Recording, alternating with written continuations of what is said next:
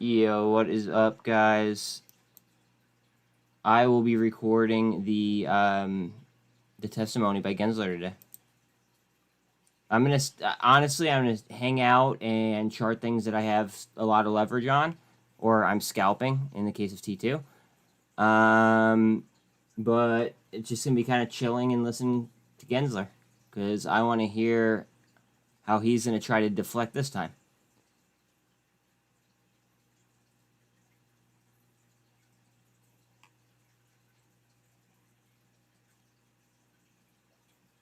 Novavax is like 57% short, by the way. Just throwing that out there.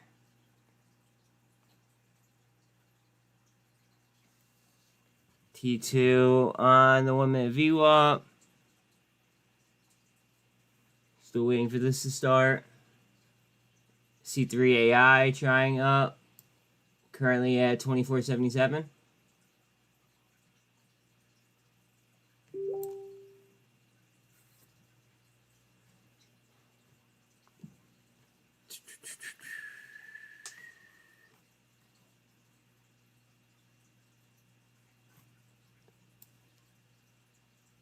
I'll pull that up as soon as it starts.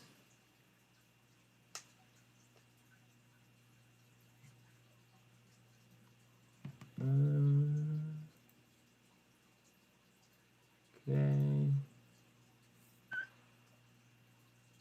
Tlry 250 up 4. Open is up 9. I knew Open was gonna do something. I was talking about it in a chat too. Oh well. CXAI looking interesting, up 4%. I did a video on MLGO this morning. That looked pretty interesting. IonQ's up 5.6.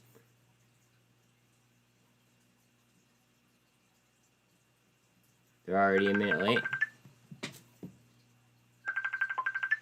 Alan, we can't talk during the middle of this hearing, brother.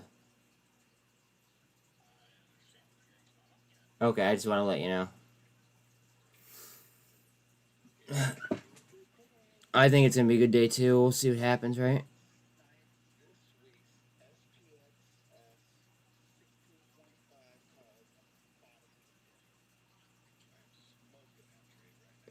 Kill it, man. Kill it. Hey, kill it. I'm going to put you on speaker until the meeting starts, all right? Yeah, you're fine. But Chad actually pointed it out, MLGO. I just put out a video on it. It may be worth a look. Okay. Just throwing that out there. Remember today there's an IPO that everybody's going to be hyping. It's a Japan real estate thing or something. Which one's that? Do you know? Give me a second. Put the on speakerphone so it is called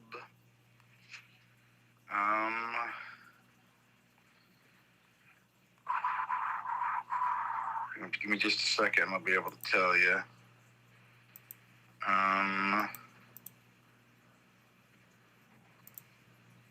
LRE is what the ticker's going to be. There is an LRE ticker right now, so I don't know how that really works. But would you let me know when it starts trading, please? And then, yeah, I mean it's trading right now, but it's not. It's supposed to. The ticker that everybody's talking about is called LRE, but according to TradingView, it's trading. So I don't know.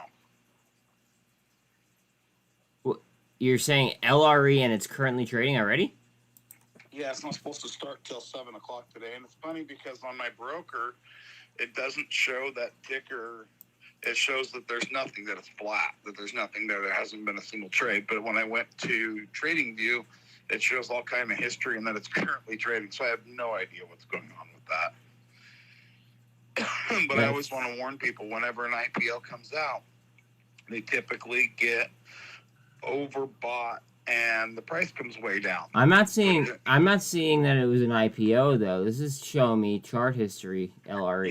Yeah, that's what I see too. But when I go to my broker, it literally shows nothing. So I don't know. That's really odd. Okay, Chad said it's not trading on my broker either. TradingView is F sometimes. So I don't know what to say about that. Besides, we'll see.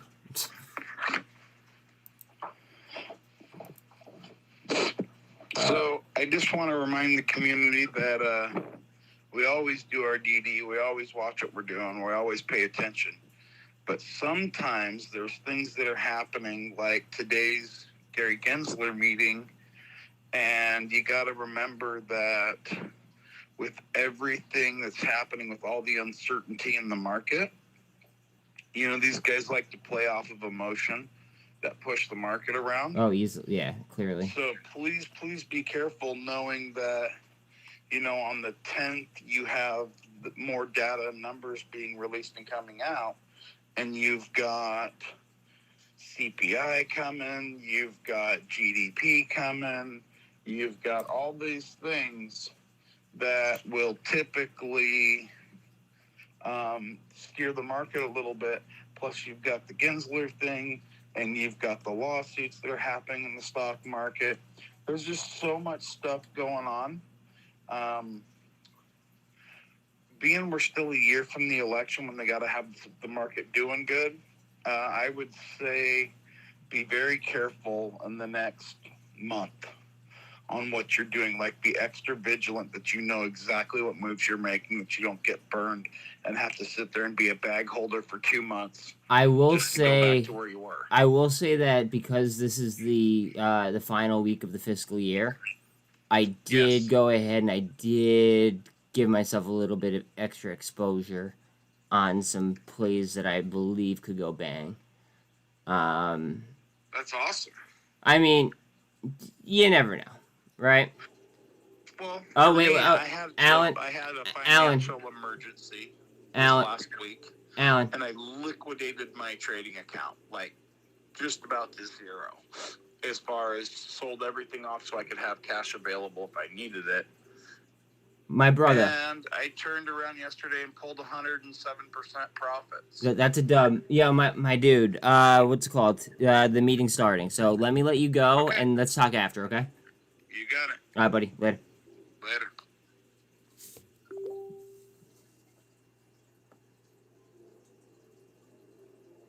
Hey, Syntax, how are you? Just kind of waiting on the meeting to start. And looking at, like, my heavy levered stuff.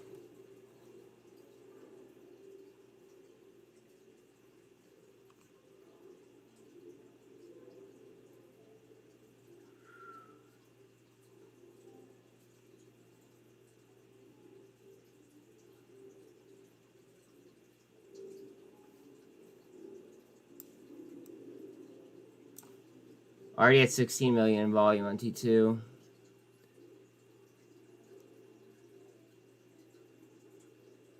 Riding view up.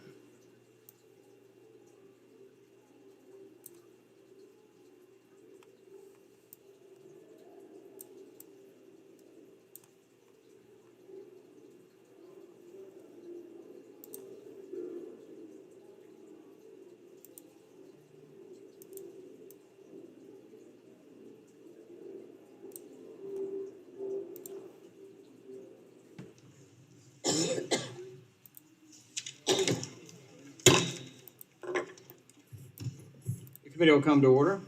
Without objection, the chair is authorized to declare a recess of the committee at any time. The hearing is titled Oversight of the Securities and Exchange Commission. Without objection, all members will have 5 legislative days within which to submit extraneous material to the chair for inclusion in the record. I now recognize myself for 4 minutes to give an opening statement. Welcome back, Chairman Gensler. Last time you were before the committee, I voiced my concerns regarding your reckless approach to rulemaking, lack of capital formation agenda, a crusade against the digital asset ecosystem, and unresponsiveness to Congress. So many things change, so many things remain the same. Those are the same issues on the docket today. This means that in the last 5 months, you've done nothing to remedy the legitimate and often bipartisan concern expressed by this committee and these committee members. That is disgraceful. So let's run through them again. Let me be clear, Chairman Gensler, our patience is wearing thin. First, the Securities and Exchange Commission's current approach to rulemaking jeopardizes the integrity of our financial markets and puts investors at risk. There's a critical need for comprehensive economic analysis of the rules you've proposed and their interaction with one another. Under your leadership, the Commission has failed to adequately assess their interplay and cumulative impact. That's shoddy work for an important agency and does not adhere to the SEC's mandatory statutory authority.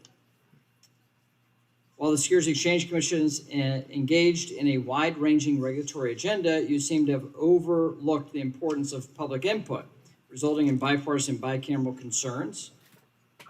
Members of both sides of the aisle have raised valid concerns regarding the MiFID relief, swing pricing, hard close, as well as your equity market structure overhaul. The Securities Exchange Commission has taken no action to address these concerns. Second, you continue to fail to prioritize capital formation. Among your expansive rulemaking agenda items, there is not a single initiative aimed at improving access to capital or enhancing market competitiveness. Third, your efforts to choke off the digital asset ecosystem, which has created real harm for consumers and our markets, is clear to all. You said the law is clear, but your actions have created more confusion and lasting damage. Chair Gensler, you've also said your goal is consumer protection. Yet your actions have pushed legitimate digital asset activities outside of regulated financial institutions where consumers are best protected. On one hand, we've seen bipartisan votes in Congress, in this committee, to provide clear rules of the road and real consumer protection. And on the other, we've seen your ad hoc regulation by enforcement approach to digital assets on a losing streak in the courts. You refuse to be transparent with Congress regarding your interactions with FTX and Sam Bankman-Fried. That's the investigation we started I think so, last Alan. Congress. Finally, your lack of responsiveness to this committee's legitimate oversight continues to be unacceptable. And I want to finish here. In February, the committee made multiple requests for documents to the Securities Exchange Commission. This is normal congressional oversight. Yet 7 months later, the committee has not received a single non-public document that was not part of a FOIA production. As I said, our patience is wearing thin. The SEC is not above the law, nor is it unique. Other financial regulators have routinely complied with congressional oversight. So let me be clear. I do not want to be the first chairman of this committee to issue a subpoena to the Securities Exchange Commission. And you should not want to be the first SEC chair to receive a congressional subpoena. Either we find a path forward where the SEC recognizes Congress as a co-equal branch of government and is responsive to our oversight duties, or my option is to issue a subpoena. It's time for you to consider the lasting consequences of your actions, and what that means to the Securities Exchange Commission's reputation long term. While your time in this role may be temporary, the repercussions for your actions may be permanent for the agency. Coming out hot. Now recognize the ranking member of the committee for 4 minutes for an opening statement. Good morning. The chairman just indicated that his patience is running thin. Mine is thinner with the opposite side of the aisle, and the extreme MAGA Republicans who have taken over the House of Representatives and who are gleefully focus on Gensler, not the Republicans. of the greatest country in the world to shut down and forcing millions of government workers, including U.S. service members protecting the economy, to work for free or not at all. Likewise, in 3 days, the Securities and Exchange Commission, which is in charge of overseeing our $110 trillion capital markets, will also be shuttered. This extreme MAGA shutdown would cripple the SEC's ability to stop fraud, help businesses raise money, or finalize rules that are critical to investors. But you won't hear the Republicans today express any concern about the SEC or the countless businesses, workers, or investors that may be harmed when Republicans unilaterally defund Wall Street's cop. Chair Gensler, I know that you and your agency are likely concerned about what will happen later this week. I too am concerned. Earlier this year, we saw Fitch downgrade the U.S. credit rating after Republicans tried to force a default. And now Moody's is also considering downgrading the U.S. rating if Republicans and Trump get the shutdown they so desperately want. I hope we can discuss today how undermining the SEC's mission by furloughing 90% of your staff will affect this country and your ability to protect our markets. That said, I want you to know that you're doing exactly the job that the American people want.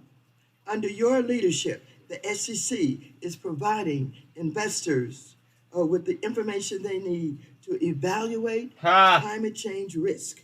You're reforming the stock market, which failed investors during the GameStop trading event. And Agreed, you're working original. to empower investors to exercise their votes over companies they own. I'm also pleased to see that you're finalizing rules that will bring transparency to private funds like private equity funds. And although Republicans will likely claim that the SEC is implementing too many rules too quickly, the fact is that you're moving thoughtfully and effectively. In fact, your SEC has issued fewer rules than the Trump, Obama, and Bush administrations at this point in their tenure, and you've provided twice as much She's time not even looking to off the comment paper. than is required by law. The SEC is very much implementing the priorities that I and my Democratic colleagues championed when we were in charge. This is and like a is Republican shaping hate up to speech, be not the anything to most do with the SEC. pro-worker, pro-investor, pro-small business SEC since FDR created the agency. Chair Gensler, I appreciate that you're here today, even as you and your staff prepare to close the agency. I hope that if nothing else comes of this hearing, the American people will understand that this extreme MAGA Republican shutdown is the biggest threat to our That's nation's not what we're here investors, for. small businesses, and We're here working for the families. SEC, not the My shutdown. patient is wearing thinner than the chairman's patient. Let's get on with it. Yeah, let's get on with it, please. Jesus. I yield back. The ranking member yields back. The chair recognizes Ms. Wagner, the chairman of the Subcommittee on Capital Markets, for 1 minute. Thank you, Chairman McHenry. Yes, let's get on with it. The SEC's mission is to protect investors, maintain fair, orderly, and efficient markets, and facilitate capital formation. Unfortunately, your leadership has undermined these core objectives, sir. None of the 50-odd proposals your SEC has proposed promotes capital formation. Instead, the focus has shifted towards imposing costly regulatory and disclosure requirements. Equally troubling and potential violations of the Administrative Procedure Act, as recent SEC proposals lack a comprehensive analysis of market dynamics and their consequences, especially for SEC rules that have been changed. Here's the way forward, sir. 1, begin with a robust engagement with market participants to shape your thinking before proposing rules. 2, conduct investor testing. 3, economic analysis, and looking at not just the individuals, but the cumulative. 4, do not ignore Congress when you send Please. bipartisan letters expressing concerns Please. about detrimental effects of the proposals. We need market integrity. I yield back.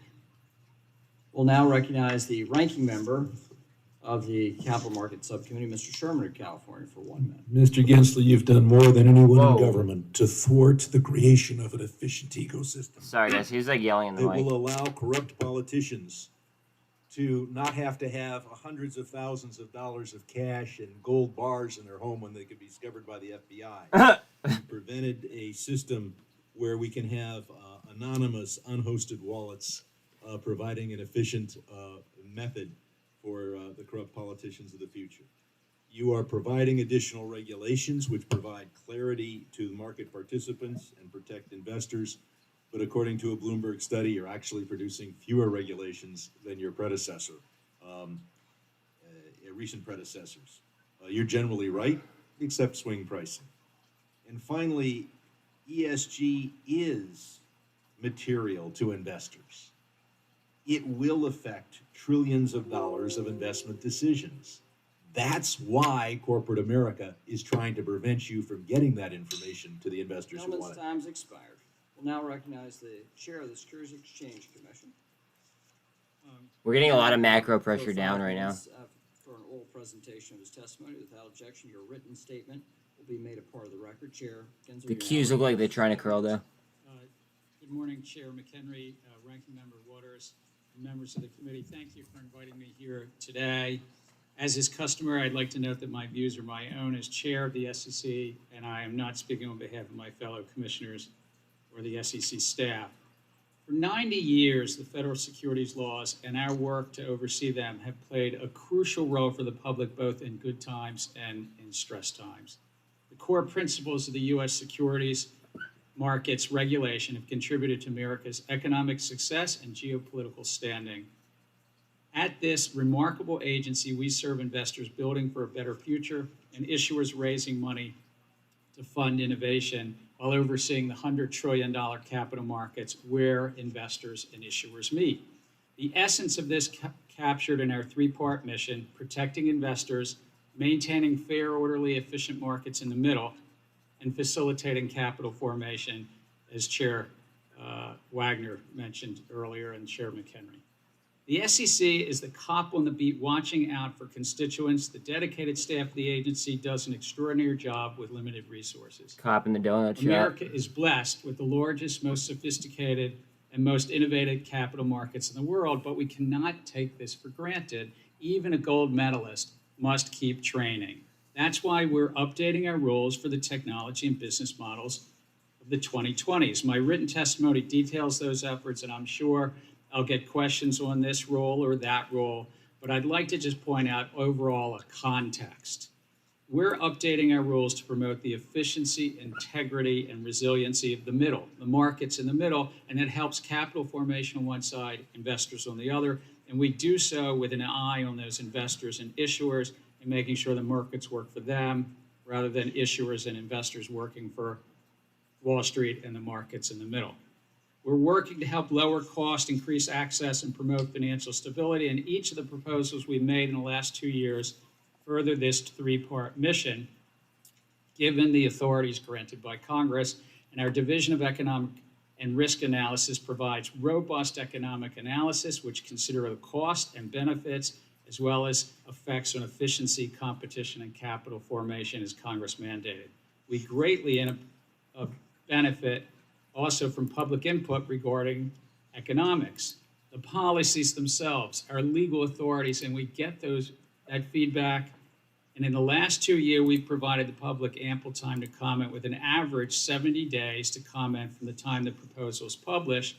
And since January of last year, 22, we've always had a minimum of 60 days from when it's on our website, sometimes as long as 100 days. When comment periods close, we often continue to get additional comments through meetings and otherwise, which staff has considered as well, including really helpful letters from members of this committee. Based on the public feedback, the staff and the commission consider possible adjustments to the proposals and whether it's appropriate to move forward with the final rule. This process normally takes 12 to 24 months. And we move to adopt rules only when the staff and the commission think they are ready to be considered. We're focused on getting it right. Yo, for real, based upon Steve. the Let's talk about economics, counterfeit the shares. authorities, promoting the mission, You're right. not against a clock. The SEC now has issued proposals for most of that unified agenda for 2 years ago. We finalized 24 rulemakings, nearly all of which have changed from the proposals based on the public feedback, What up, Jimmy? including from members Please of like this and committee. sub, by the way, guys. I'd I'm appreciate grateful that. to work alongside a remarkable staff and fellow commissioners to promote efficiency, integrity, and resiliency. With the possibility of a government shutdown, I would note, as our oversight committee, that we would be down to a small skeletal staff, about 7-8% of our staff, everybody else being furloughed. Normal oversight of the markets, given this, will not be possible in the SEC during the pendency of a shutdown. So we look forward to the day when we can get back to work, hopefully, and fulfill our mission in support of the public. Thank you. Gentleman yields back. Will now recognize myself for 5 minutes. Chair Gensler, last time we were here, I asked you about Ether. Here we go. In Let's get into 2018, you crypto. say that Bitcoin, Ether, Litecoin, and Bitcoin Cash are not securities. So I want to focus today on Bitcoin. Why do you believe Bitcoin is not a security? Thank you, Chair, and I think you're referencing remarks I made as a professor at MIT. And as I wrote in that paper at that time, it was really about something called the Howey test. And the Supreme Court, it's the law of the land, talks about if the public is anticipating a profit based on the efforts of others. And as I think I noted in that paper back in 2018, I didn't see that Bitcoin But met your that. view on Bitcoin, you've made comments on this. You believe Bitcoin is not a security. Is that true? Well, I think the staff of the SEC have also, and the prior Well, I'm chair. just asking you this question, and this is not a gotcha. I thought this was going to be an easy softball into harder questions. Do you think Bitcoin is a security? I think I've said this in the past that I think that it I'm doesn't asking you meet to the Howey answer test. my question now. This is not supposed to be hard. I know, I said it Just does answer- not meet the Howey test, which is the Okay. law of the land about being So investment it doesn't meet the contract Howey or test. security. So therefore, it's a commodity. Is that fair? I would say it's not a security, and then the test is otherwise for other Okay. laws. Well, the CFTC says they don't have the authority over Bitcoin and digital commodities. Do you think legislation is necessary to protect consumers in the world of digital assets, in particular, given that gap around just Bitcoin? I think as I've testified here in this committee room 4 years ago as a private citizen, that for the parts of the crypto ecosystem that are not securities, though under the Commodities Exchange Act, the CFTC has some anti-fraud authorities, they don't have what's called plenary authority to write rules around that. And as I've said in the past, I've been supportive of our sister agency, if I can say that, an agency that I once was honored to chair and I like quite a bit. CFTC. Doesn't have that plenary authority, and if Congress moved forward on that, that could help them. So, the spot market lacks a regulatory paradigm and established law. So, should we take action there? I'm sorry, I'm not sure I follow. The U.S. stock market you're talking about, the securities No, market? the CFTC. I'm continuing with your answer. My follow-up there was because there's not a regulatory remit that Congress has given them, clear regulatory remit, we should step in. So let me just move on. I've talked about your non-compliance with document requests made by this committee. You believe the commission must vote in order to produce non-public information to this committee. Do What you up, not? Devin? Under the How are you, bro? Exchange Act, I do believe that the commission needs So, to vote. have you scheduled a vote necessary to provide the non-public documents to this committee? We, I think, have been working with your staff and believe in oversight of this committee, we've provided somewhere over 40,000 pages Yes, of nothing, documents. as I said in my opening statement, nothing that was non-public did you provide. In fact, you produced one of the letters that we wrote to you as responsive documents. It showed the absurdity of it. So the General Counsel's Office has indicated to my staff that after a 10-week review process, these documents are ready to be transmitted. It just needs a vote. When do you intend to schedule that vote? We continue to work with you and your staff. We've had, the commission has approved that some senior staff will be taking transcribed interviews, I think, with your staff. And we. But that is not responsive to my document requests. We This should not be the hard work of a chairman to answer these questions. You have 30 major rulemakings, but you won't even provide basic documents to us. Your unresponsiveness is non-compliance, and we'll have to take action if you're not willing to comply. You have a 10-week review process, and you've not provided documents. Furthermore, you haven't even done the economic analysis of your interplay of these major rulemakings that are going to affect anybody who owns a stock, bond, or any type of security.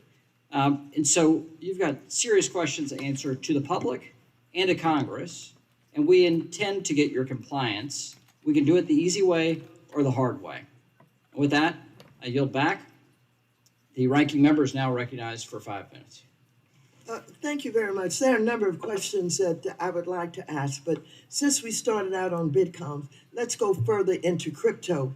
Chair Gensler, I've Please heard say you often XRP. say there is mass non-compliance by crypto firms in the marketplace today. I'm very concerned with what sounds like gross violations of the law that end in investors getting ripped off. The failures and fraud of crypto firms like Terra Luna, for example, cost investors as much as $60 billion, which was larger than the Madoff Ponzi scheme in 2008. I know that the SEC has brought enforcement actions against Sam Bankman-Fried and FTX, the failure of which Look at cost her reading that investors paperwork. $9 billion. Since we're talking about, everything today, can you please describe the actions that the SEC has taken to shut down crypto firms and recover funds for harmed investors? How much in penalties have defendants paid in cases you have settled? Are crypto firms getting the message? Thank you. I do share your concerns that this is a field that's rife with fraud and manipulation and scams, and the American public is still getting hurt by the non-compliance in this field. In terms of the SEC's approach, it's both through policy and rulemaking and, yes, in enforcement. The SEC had finalized rules with regard to special purpose broker-dealers in crypto, and we also addressed questions that came up about crypto exchanges, the custody of crypto in a custody rule that I imagine we'll chat a little bit about later today, and even best execution. But unfortunately, as you noted, we've brought numerous cases in this field to try to protect the American public and be a cop on the beat with regard to so many of these schemes.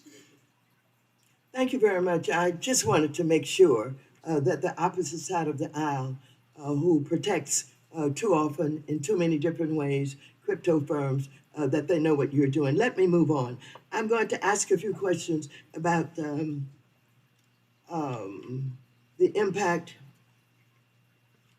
of the government shutdown on SEC's operation. Chair Gensler, approximately how many people work at the agency and what percentage will be furloughed during a government shutdown?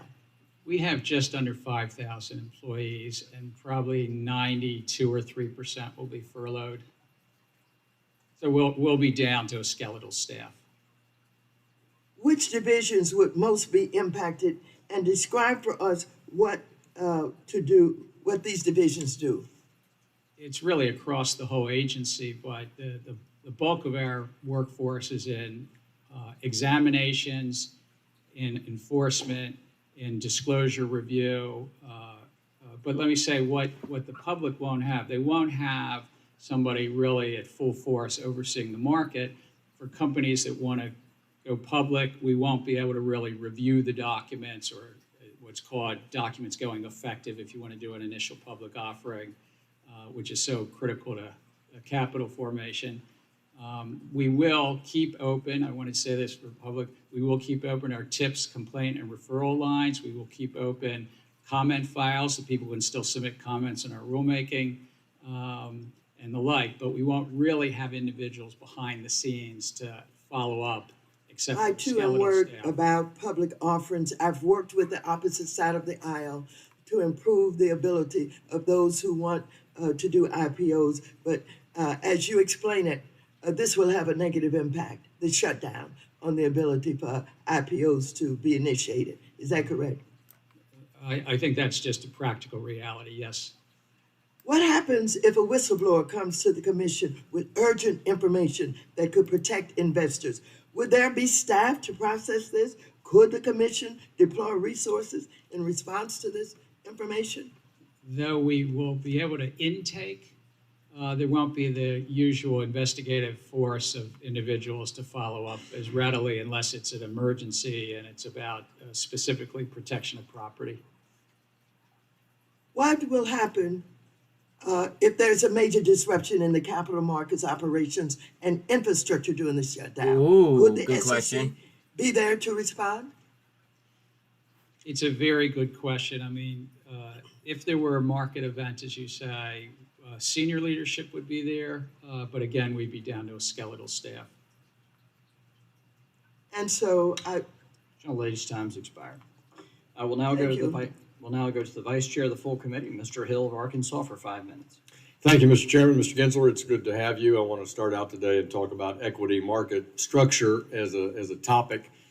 Just yesterday, Congressman Foster and I sent you a letter signed by 16 Democrats and 16 Republicans to express our concerns about the equity market structure proposals that the Commission has initiated.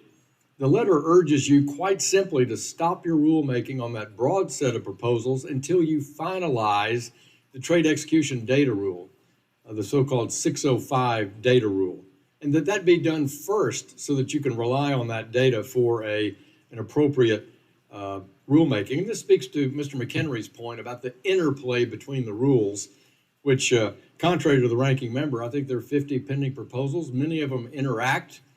They are confusing and sometimes in conflict with each other, and I think this is a classic example. And I think it's particularly true where you're failing to do a rigorous cost-benefit analysis for many of the rules. For instance, the SEC's dealer proposal, which uses the word uncertain 15 times to describe its impact on efficiency and competition for the most important financial market in the world, U.S. Treasuries. So, Mr. Chairman, I would just say this is not MAGA Republicans that are sending you a critical letter of concern. It's a very bipartisan view, 32 members of this body that think the SEC should reconsider. Would you wait for the Rule 605 data before you finish the other equity market proposals? I thank you for the letter. I did read it last night around 9:30 when it came in. And it's part of our comment file. We'll take it and think of it very seriously. But I would say in terms of the equity markets, the rules have largely not been updated since 2005. That may be, but that means that we need to do it in a comprehensive way, in an interoperative way, but make sure we have the right data. So I'll take your short answer as no that it's a comment, but I really urge you to get these equity markets proposals in order and to rely on data and not just emotion or one meme stock event to make policy. Let me change subjects. Let me talk about my favorite kitty cat, which is the CAT, Consolidated Audit Trail. For over a decade, this bad idea has been floating around the Commission since the flash crash in 2010 to collect and store private personal information on every American and every American with a brokerage account at every broker-dealer. In my view, this is a massive overkill. This is unnecessary invasion of privacy. This is a massive new tax on the brokerage account of individual American citizens. And maybe worst of all, considering the 9 years I've been here, this is another massive centralized government database that's going to be hacked, like the IRS, like the CFPB, like OPM.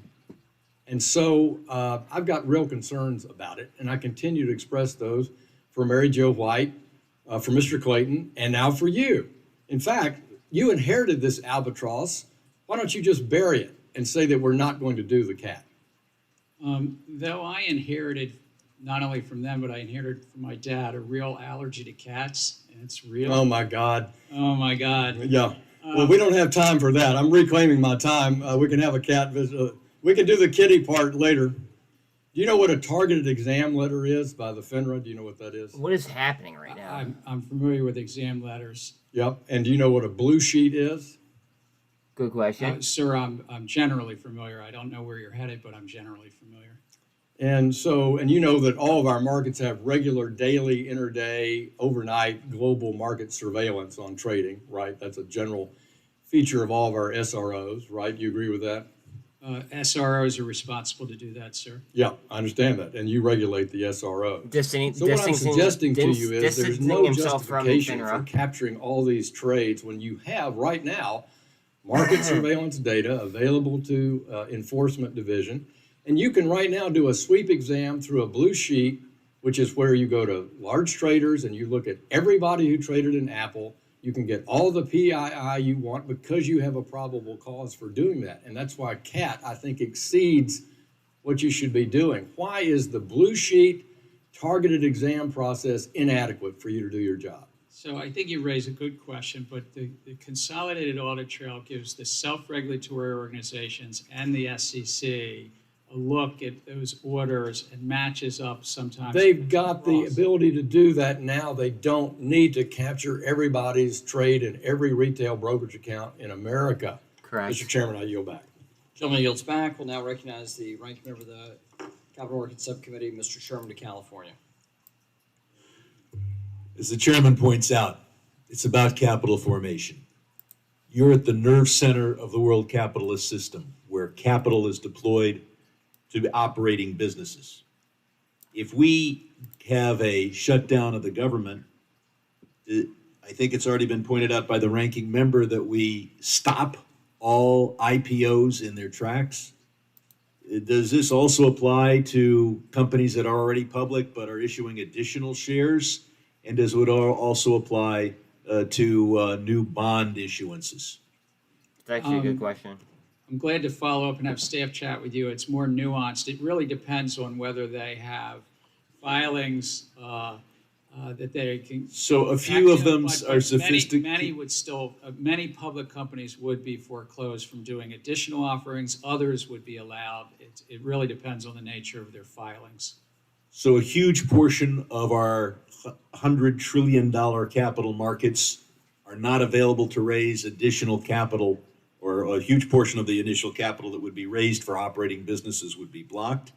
We also, as I understand, as far as providing assurance for the honesty of markets, you'll continue to collect emails as they come in, but you won't be doing any investigations or opening any additional investigatory files, correct? It's really prescribed and narrow. It relates to a 19th century law called the Inefficiency Act, but we can protect public property, but it's okay. Really So nobody's going to be narrow stealing your computers, but you're not going to be. It's going to be the Wild West on Wall Street, all while we're fighting for capital with other countries and other capital market systems.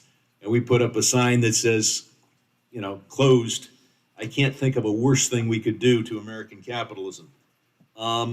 Swing pricing, I think it doesn't achieve its purpose. We should want people to invest in mutual funds and diversify and invest in America. But the swing pricing rule you've put forward has been criticized by a letter signed by the vast majority of Democrats on the Capital Markets Subcommittee, many Republicans, I think the vast majority there, the Consumer Federation of America. It seems to be an unfair rule in that giant players can participate in CITs rather than mutual funds, get the same benefits, not be subject to this rule. Investors will be told you may not get your net asset value. People who live in the Pacific time zone are disadvantaged. Any chance you'll be taking this rule back to the drawing board? We've got a lot of comments. I'm very familiar with the letter that you and Representative Wagner co-authored. It's really going at a core feature that when you have a mutual fund, if you redeem in that mutual fund, you should redeem at the right price so that the remaining shareholders don't get dilution. It works well in normal times, less well in stress times, but we're taking all of these into consideration. I understand. I'll simply point out that for many years, thousands of mutual funds, all competing for capital, could have adopted this rule. And not a single one of them thought, oh, this is what investors want. This is what will seem fair to investors. You've got the safeguarding rule. I'll simply comment that I think we need a safeguarding rule for intangible assets. I would hope that you would, if you feel that tangible assets such as real estate need a safeguarding rule, that you would write a separate rule. Is the safeguarding rule that you're writing pretty much structured around intangible assets such as crypto? Ooh. No, its genesis, it came from Congress itself. It's part of Dodd-Frank 12, 13 years ago. There was a new provision that the SEC addressed the custody of all customer assets by investment advisors. So it expanded it from just funds and securities to all assets. That was the genesis. I would hope that the rule would have separate sections and a completely different approach for real estate on the one hand and crypto on the other. Real estate is the title is public and the asset isn't moving anywhere, and intangible assets and crypto are very different. I believe my time has expired. It does have separate sections, but we'll take that under advisement, and it's so good to see Representative. Gentleman's time's expired. We'll now recognize the gentleman from Oklahoma making his valiant return after tussling with a bull. Yes, sir. Happy to have you back, Frank. Thank you, Mr. Chairman, and I very much appreciate that. And I would note to my colleagues, it has been a long time since I've sat this far down in a committee hearing. But after my interaction with the 1,000-pound bull, I'm just happy to be here. So with that, thank you. And I have the Ask unanimous opportunity. consent to restore the gentleman's time. We're happy to have you back. Thank you. And my opportunity to visit with my old friend from many encounters and many discussions. Before I begin my questions, I'd like to reiterate a few points made in the bipartisan letter that I sent regarding the SEC's 2 proposed rulemakings on security-based swaps and security loans. And I'd like to enter that letter into the record, Mr. Chairman. Without objection. These proposals, I believe, could impair market liquidity while increasing risks and costs. And to avoid unintended negative consequences, the SEC should study the data for regulatory purposes before moving forward with public dissemination. This is consistent with the Dodd-Frank Act, and I hope the Commission will give serious consideration to this approach. Now, Chairman Gensler, I'd like to focus on the proposed rule branded as the Safeguarding Advisory Client Assets. The proposed rule would impose requirements that are inconsistent with the CFTC rules, and you've spent a good bit of time working on CFTC rules in a past life, and would indirectly give the SEC, I fear, authority over the CFTC's regulated markets. And in addition to being outside of the SEC's authority, this would create the significant problems, I think, across the entire financial markets. Have you consulted with the CFTC on the impact of the proposed rule? And if so, for curiosity, what was their feedback? First, Representative Lucas, it's so good to see you. And your letter with regard to securities-based swaps not only gained my attention, but there are many people at the SEC. I would say this is Representative Lucas's letter. Will you please take a close look at it? Thank you. But on your topic and your question about safeguarding of assets, the staff has consulted with fellow regulators at the CFTC about that safeguarding rule, taken their thoughts into consideration. We're some time away. I mean, this was only proposed earlier this year, and it usually takes 12 to 24 months before we even consider adoption. But I think that there are paths forward in terms of the intersection between their Rule 1.25 and these custody rules. I just think it's imperative that the SEC refrain from applying the proposal to CFTC regulated markets. And I hope that you'll be able to commit to that, even if it means perhaps at some point withdrawing the rule entirely. Now, second question. The Commission has also recently proposed a rule regarding the use of predictive data analytics used by broker-dealers and investment advisors.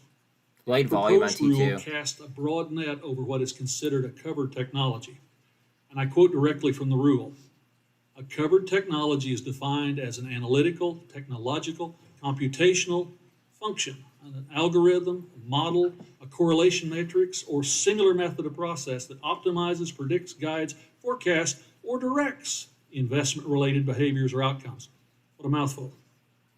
The included economic analysis explains that the rule would require a substantial resources to comply with and would prevent smaller firms from entering the market or adopting new technology at all. So, Chair Gensler, could you clarify what technologies are covered, and is the intent of the rule to make it difficult for firms to employ certain kinds of technology? C3AI actually does this with Bank of America. The intent of the rule, A, is to be technology neutral, and it's only about one really core thing, is that when investment advisors or broker-dealers interact with investors, that interaction, that if they're using, as you said, a covered technology, but predictive data analytics, that they continue to put the investor's interest ahead of their own, and they not, in reverse, put the investment advisor's interest ahead of the investing public. That's the core of this proposal. I'd simply add that given the rapid advances in machine learning and generative AI, the United States should lead the way in the development of innovative technologies that would unlock new economic opportunities. And we should be careful not to be so hostile to new technologies that we stop innovation in its tracks. With that, I'll simply say thank you, Mr. Chairman, and to Mr. Chairman, I spent 7 weeks being calm and at home. I've not been that calm and that long at home since 1986. I'm happy to be back with all of you. And with you, Mr. Chairman, yield back. Well, Frank, we're happy to have you back. And as a former chair of current chair of one and former chair of another committee, we honored the old bulls. And I missed the ranking member, too. We'll now recognize another ranking member of the full committee, Mr. Meeks in New York, for 5 minutes. Thank you, Mr. Chairman. And thank you, Chairman Gensler, for appearing before us today. Over the course of the last few months, I've had the opportunity to both ask the SEC's Director of the Division of Economic and Risk Analysis and the Director of the Division of Investment Management about the private funds rules. In particular, I've asked about revisiting the economic analysis to ensure that it adequately considered the disparate impact on emerging minority and women-owned asset management firms, minority and women-owned businesses, and historically underinvested communities. Dr. Wachter assured me that the SEC shared my concerns, and Director Ttoo testified that the economic impact analysis was expanded to look into these concerns. So my question to you is, can you confirm that the economic analysis was expanded? And if so, can you speak to the specific changes that were made in response to the findings from that expanded analysis? The rule, as other rules do, considers the effect on small businesses. And in this rule, particularly, the economic analysis looked about small businesses, including those that are women-owned and minority-owned, investment advisors running private funds. So I would like to follow up on that, but I got so many questions I want to ask you because it is, really important about to get more details of what those findings were. But I'll ask you more about that in writing and get a response, because I want to shift to a related issue that I find to be disturbing. On page 553 of the private funds rules, the Commission seems to seriously suggest that smaller investment advisors, who we know are likely to be predominantly minority and women-owned, consider reducing their assets under management to avoid registering with the SEC to help mitigate the impact of the rule to them. Mr. Chairman, Gensler, we know that minority-owned firms are 3 to 4 times more likely to fund minority enterprises and their portfolio companies. So wouldn't telling these firms to stifle their own growth perpetuate the lack of diverse representation in the industry and therefore decrease the amount of funding going to diverse entrepreneurs? As the economic analysis noted and you just read, there are often some firms, whether it's in a rule like this or other rules, that are right at a cutoff point, where they might be registered and regulated and not, that they might make different choices. But overall, this rule is actually really helpful because it promotes competition and transparency. The biggest fund managers would have to provide greater transparency to their investors, and the smaller asset managers can actually benefit from that greater transparency and competition around the side letters that they might be cutting with large asset pension funds and the like. So it's really a balancing of these economic considerations. It was pro-capital formation, it was pro-investor because it promotes transparency in the middle of the market, that asset managers would have transparency about their fees, their performance, and these so-called side letters that they enter into. Well, I just have problems with it because it seems to me, again, you're telling these asset managers to not grow, to not to continue to build where they can do more because of the people that they serve. So it's an issue for me, but of which I'll follow up on. Under your leadership, the SEC has been, incredibly active, and then I'll leave it to others to discuss the pace and the breadth of the commission's rulemaking. But what I wonder is whether or not the SEC considers how their proposed rules will interact with existing and draft rules during the rulemaking process, particularly when it comes to economic impact of the finalized and pending rules. And do you think there would be any value to doing a whole holistic analysis? We do. In each economic analysis, which often runs between 100 and 250 pages, each of those considers other rules that may have been adopted and adjusts the baseline in each of those analyses. We'll now recognize the gentleman from Texas, Mr. Sessions, for 5 minutes. Mr. Chairman, thank you very much, and I appreciate the gentleman, my friend, Mr. Meeks, for his conversation with Chairman. Chairman, welcome once again to the committee. Good to see you, sir. Thank you very much. Mr. Chairman, I think that there's a lot of happy talk and smiling that takes place from you and your agency as they come up here and they try and talk about two principles of listening to stakeholders and industry participation, and yet I think you're hearing across this committee a wish that we could have a better relationship with you and your entire organization. And we have prodded them, sent letters, done everything nice that you can do, and yet we show up here and we find a way to provide feedback. We'd like to sincerely turn that around. As you know, you and I spoke a couple of years ago about an issue that still is unresolved because the SEC would not even let this firm know what their problem was. And you told me it will take at least 214 days because that's how long it takes us before we're able to turn issues around when your Fort Worth office already knew the answer.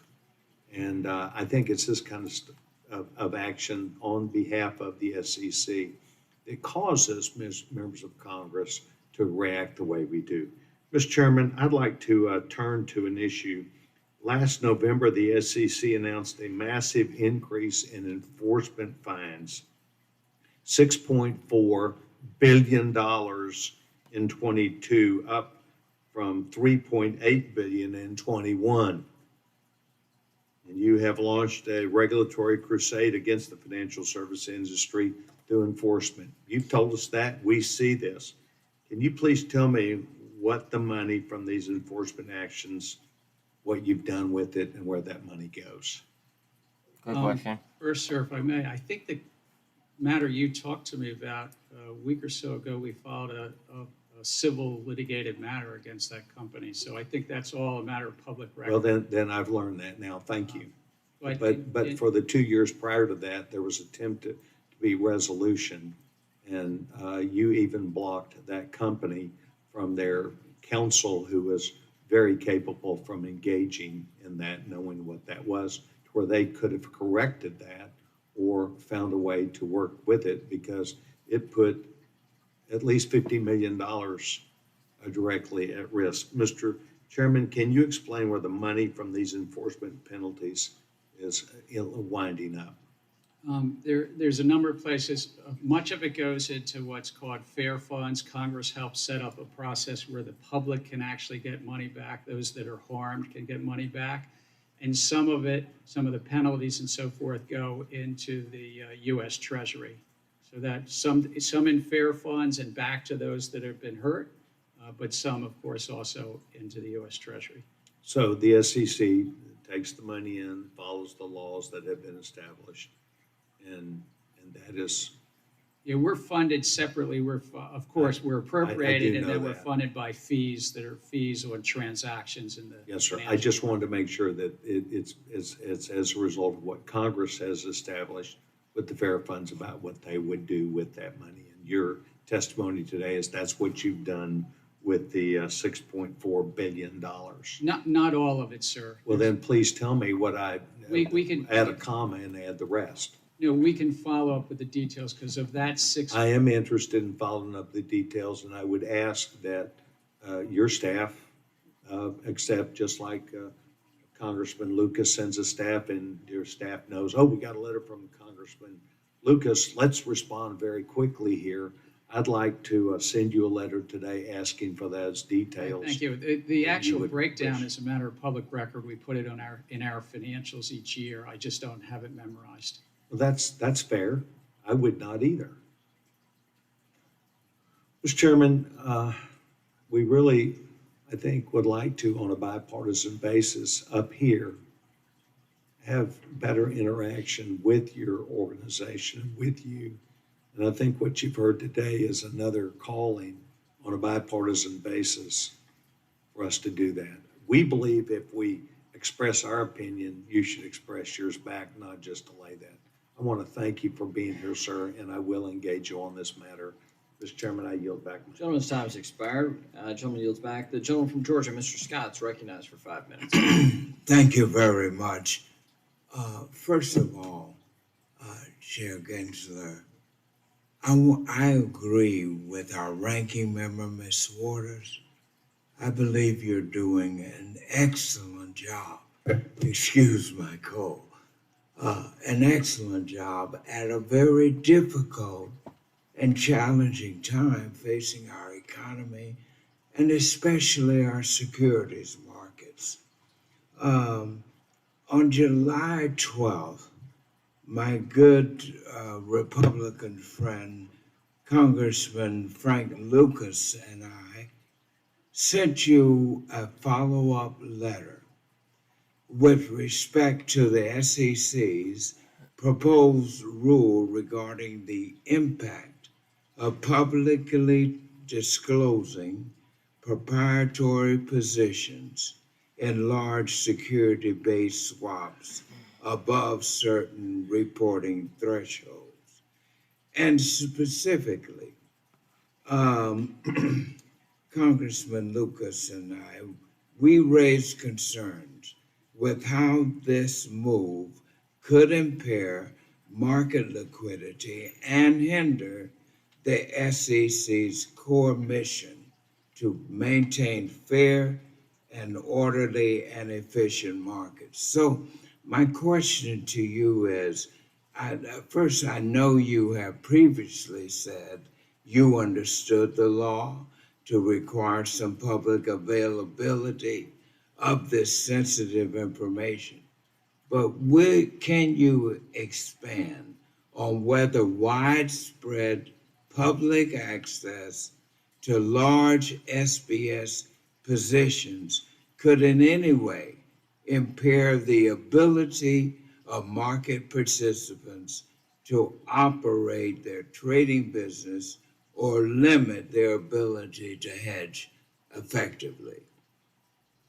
We continue to consider at the staff level, at the commission level, not just your comment letter with Representative Lucas, but others about this. But securities-based swaps can be used to basically replicate the positions that are taken in the stock and bond markets, but particularly in the stock markets. And you might recall about 2 years ago, there was a family office called Archegos that did that, and did that in quite some size. So that's one of the reasons, not the only reason, but one of the reasons. Just we look at this and we say, Congress gave us this authority. This is one of the remaining authorities we had not addressed from Dodd-Frank. And so we took it up, we put a proposal out about the possible requirements to report to the commission, and then in some cases report publicly these large either credit default swaps or total return swaps that of course credit default swaps were at the center of the 2008 crisis, and total return swaps were at the center of this one example, this Archegos example. Yep. Yeah, now let me ask you this question. Do you see any risk in allowing the public to take advantage of this information? For example, by facilitating front-running and copycat trading, which could drive up the costs for all market participants. I believe we've gotten that comment from a number of commenters. It's taken up in our economic analysis. They already do that. Taken up in our economic analysis, but it's an important issue of all public transparency.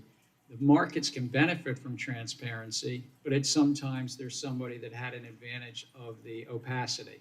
So when I was on Wall Street, we used to have a saying a little bit that the firm I was at, the darkness was our friend. And it was about sometimes opacity helps make more money as a dealer, but it's not necessarily the case that the markets themselves, economists tend towards the transparency helps the proper pricing in the markets and also helps capital formation. Well, I'm delighted with your presentation. I understand with the little economic and finance that I handle at times, particularly with the stock market. Keep up the good job. Don't get discouraged. We'll get out of this mess in our financial markets. Gentleman's time. Thank you. We'll now recognize the gentleman from Florida, Mr. Posey, for 5 minutes. Thank you, Mr. Chairman. Good to see you, Mr. Chairman. Good to see you, sir. In spite of the SEC Inspector General and GAO recommendations, SEC continues to assert that as an independent agency, the Commission is not required to do the same kind of regulatory analysis and cost-benefit analysis as other agencies. Why is the agency so defiant about the suggestion to be accountable as other agencies are? Well, actually, sir, we follow the mandate of Congress. In 1996, Congress put in our statute that we had to do economic analysis. And so we follow that. And then after a number of court cases in the early 20 years ago or so, we updated our guidance to ensure that we followed Congress's mandate. So we do economic analysis, again, sometimes measuring in a couple hundred pages. In every one of our releases, we get feedback from the public, and then we adjust, we modify. So the Inspector General's wrong? You don't need to do any further analysis? Well, in fact, we do need to do analysis because Congress mandated it. It's called, we have to analyze the efficiency, the competition, and the effects on capital formation. And in doing so, we lay out an economic baseline, and then we have to look at alternatives to the proposal, reasonable alternatives, and we look at cost and benefits. And so we do all of that. And any rules are in conformance with the Administrative Procedures Act? Yes, we do that in compliance with the Administrative Procedures Act, but also Congress added these other provisions in 1996. And as I say, after a number of court interpretations of that in 2005 and so forth, we updated how we did this. And we followed guidance that's been in place since 2012. So I think I'm the fourth chair that, we're following the similar guidance for 11 years now. So does the Commission assess and analyze cumulative economic impacts of the rules that it makes and the interrelationship with other agencies? We analyze in each one a baseline, as I mentioned. So if, for instance, there was an interaction and we finalize a rule, then we necessarily update the baseline for the next consideration for the world as it exists at that point in time. All right. In your climate disclosure rule, are you requiring that firms pursuing ESG-directed investments also disclose the risks they face from favorable regulations not materializing or climate subsidies drying up or slowing down? The proposal is really to capture the risks that investors want to understand. The proposal was about both the opportunities and the risks, but I think you did use this word. It's about materiality. We're not a climate regulator. We're really really disclosure-based regulator, and thousands of investors, more than thousands, but representing tens of trillions of dollars of assets today are making investment decisions. And I'll share a statistic with you. Of the Russell 1000, the top 1,000 companies in the US, 81% currently make climate risk disclosures. 57% disclose their greenhouse gas, Scope 1 and Scope 2. So what we're trying to do is just try to bring some comparability to that, in a sense, for investors, but also to avoid some greenwashing, frankly. We might get Bring some a macro comparability move to up. that which is already happening. Based on your strategic planning, which of your proposed rules is most vulnerable to the major questions doctrine set down in West Virginia versus EPA? We really do everything we can to stay within the laws as Congress had passed it and how courts interpret them. We're familiar with the case, the Supreme Court case. It's the law of the land that you mentioned. And we take a very close look at that to ensure that when we finalize rules, it's within the laws and how the courts interpret it. Are you trying to resolve any of those major questions at this time? Well, I would broaden it out, sir. It's like any time the Supreme Court speaks to our broadly the administrative state's authorities, we take a look at that, and we take a look at every comment we receive from the public to stay within our authorities. Gentleman's time's expired. Thank you. We'll now recognize the gentleman from Missouri, Mr. Cleaver, for 5 minutes. Thank you, Mr. Chairman. Thank you, Chairman Gensler, for being here today. I'm one of those people who believes that Pixie had a reverse split. Climate change PIXY. and the scientists. I agree with the scientists, I guess. Most of the warming that we are experiencing actually One took for place over 24. the last 40 years. And the last 9 years are the warmest temperatures that we've had since modern keeping of the weather temperatures. And I'm from Kansas City, Missouri. The Missouri is the second longest water system in North America. It waterheads up in Montana, snakes its way all the way through Missouri, and then meets up with the Mississippi in St. Louis. It goes through 7 states, and the only reason I'm mentioning that is that we are experiencing all kinds of events along the Missouri River system. We had droughts, floodings are becoming more volatile, and weather events are becoming more extreme in impacting the Missouri River. And this becomes economical in the sense that the low water levels, which are reaching sometimes record lows, disrupts business. We do a lot of barge trafficking on the Missouri and the Mississippi, and that is being disrupted. And so the crisis puts into question our viability and long-term dependability. So I was pleased that in March last year that the SEC released the proposed rules to require public companies to make a variety of quantitative and qualitative disclosures regarding climate-related risk. Is there any company, any kind of economic interest in the United States that you think would be immune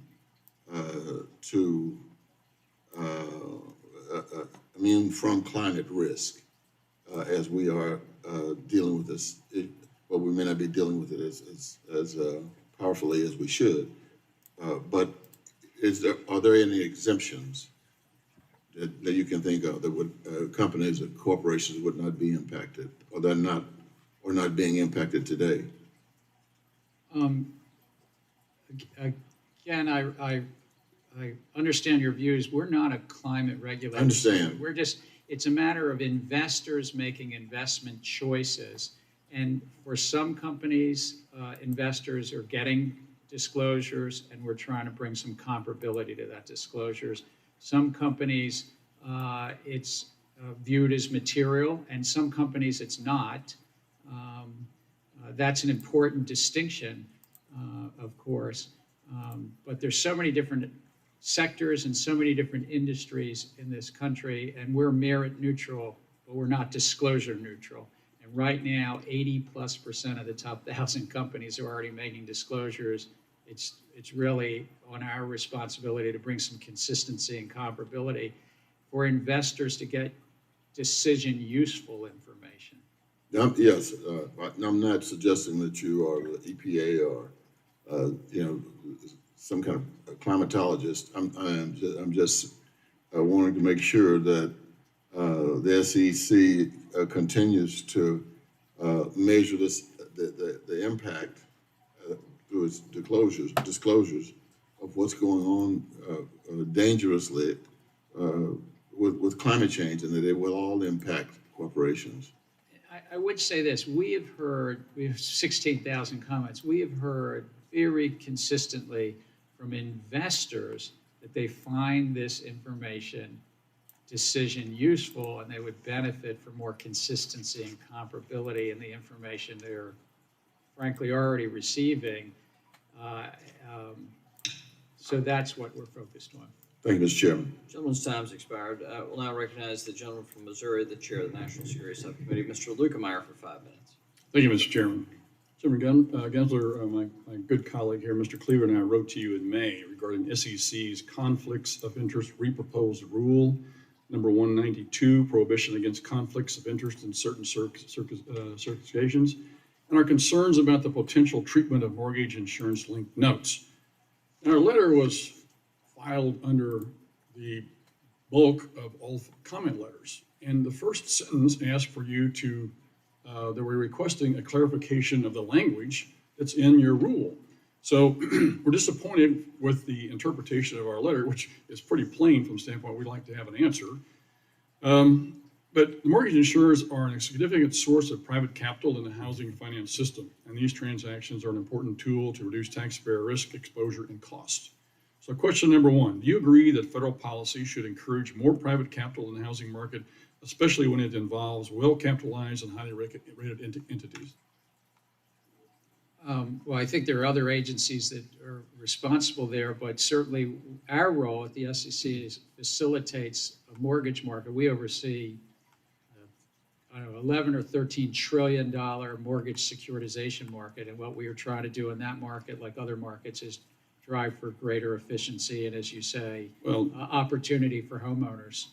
Well, the question is, can you be a partner with the private sector?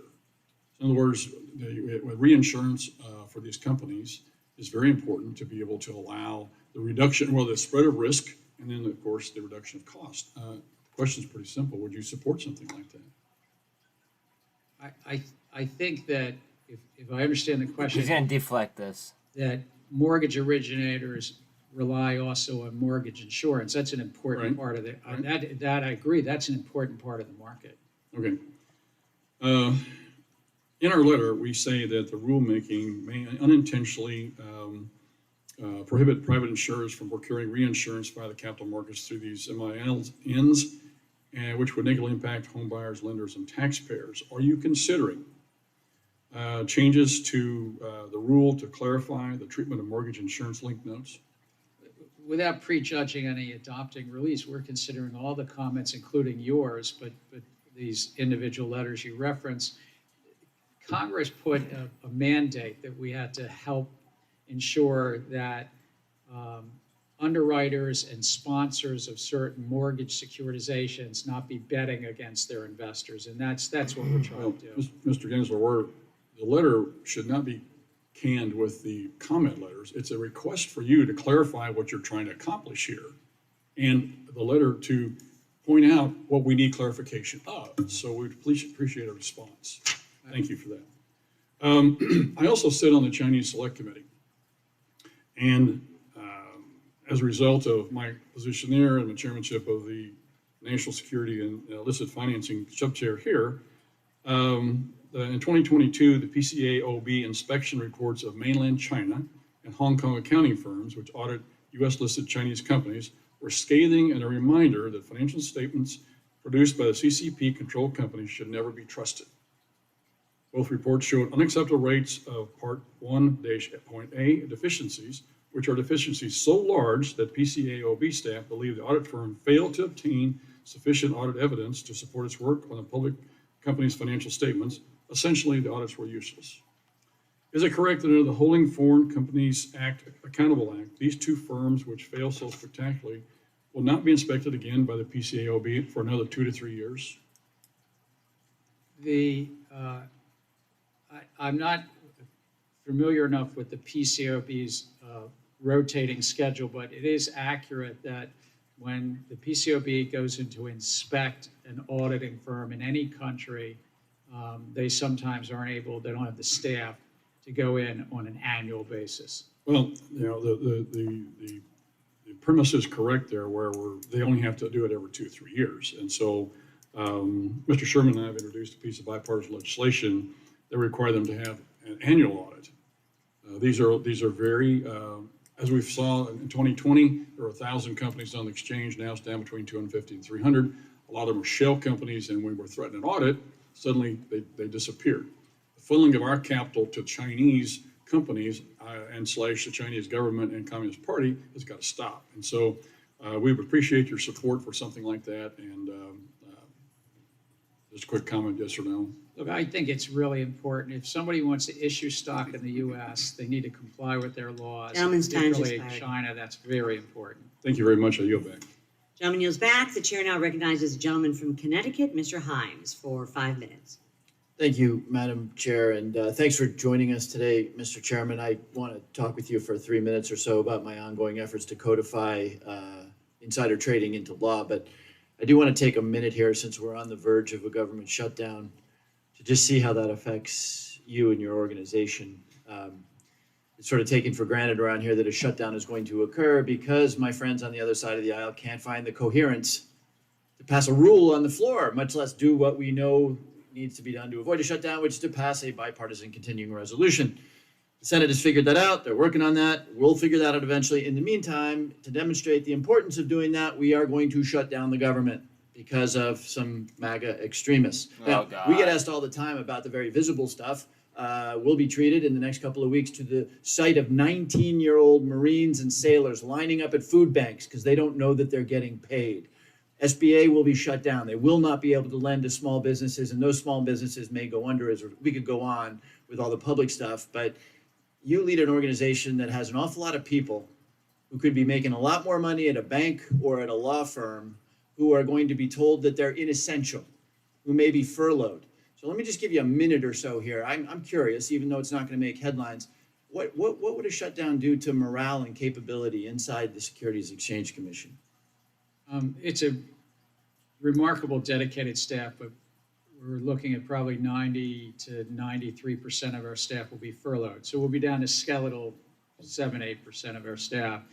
In terms of what it would do for morale, I think that history shows, because we had one of these in 18 and 35 days at that point in time, that it's hard on people. It's hard because they're not getting a paycheck.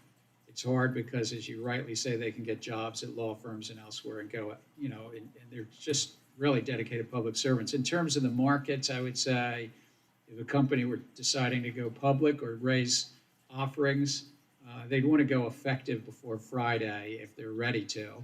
If not, they might be in a sort of subliminal state where they can't access the markets because we can't effectively review those. Let me redirect you for a second to, okay, companies raising capital, but your SEC is a whipping boy, you know that. But the truth is, the organization is full of people who are out there prosecuting fraud, who are stopping insider trading. Are we going to see, if there is a meaningful shutdown, fraud go unprosecuted, insider trading? You won't have the capacity to address these things, which hurt the American public, correct? Yeah. while somebody can still file a tip, complaint, and referral, somebody can file a whistleblower. There won't be the people on the other side to really review it and investigate it.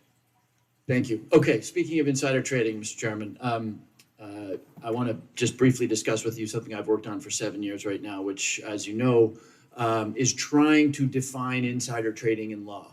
It's not defined in law today, as you know, and as a result, we have court-made law, Newman, Solomon, Martoma, overturning each other, creating a great deal of uncertainty, prosecutions being overturned, convictions being overturned, a great deal of uncertainty. I'm a believer in this idea that if we're going to send somebody for jail, we should be very clear about why we are doing that. So I'd love to get a minute or so from you, Mr. Chairman. Where are we? Would we benefit from a codified statute on insider trading law? Would that remove some of the uncertainty and remove some of the chance that the courts will overturn your traditional activities? I think that we've had the benefit at the agency of robust, as you said, largely court-made law from the 1980s on, and you referenced some cases even in the last 6, 7 years.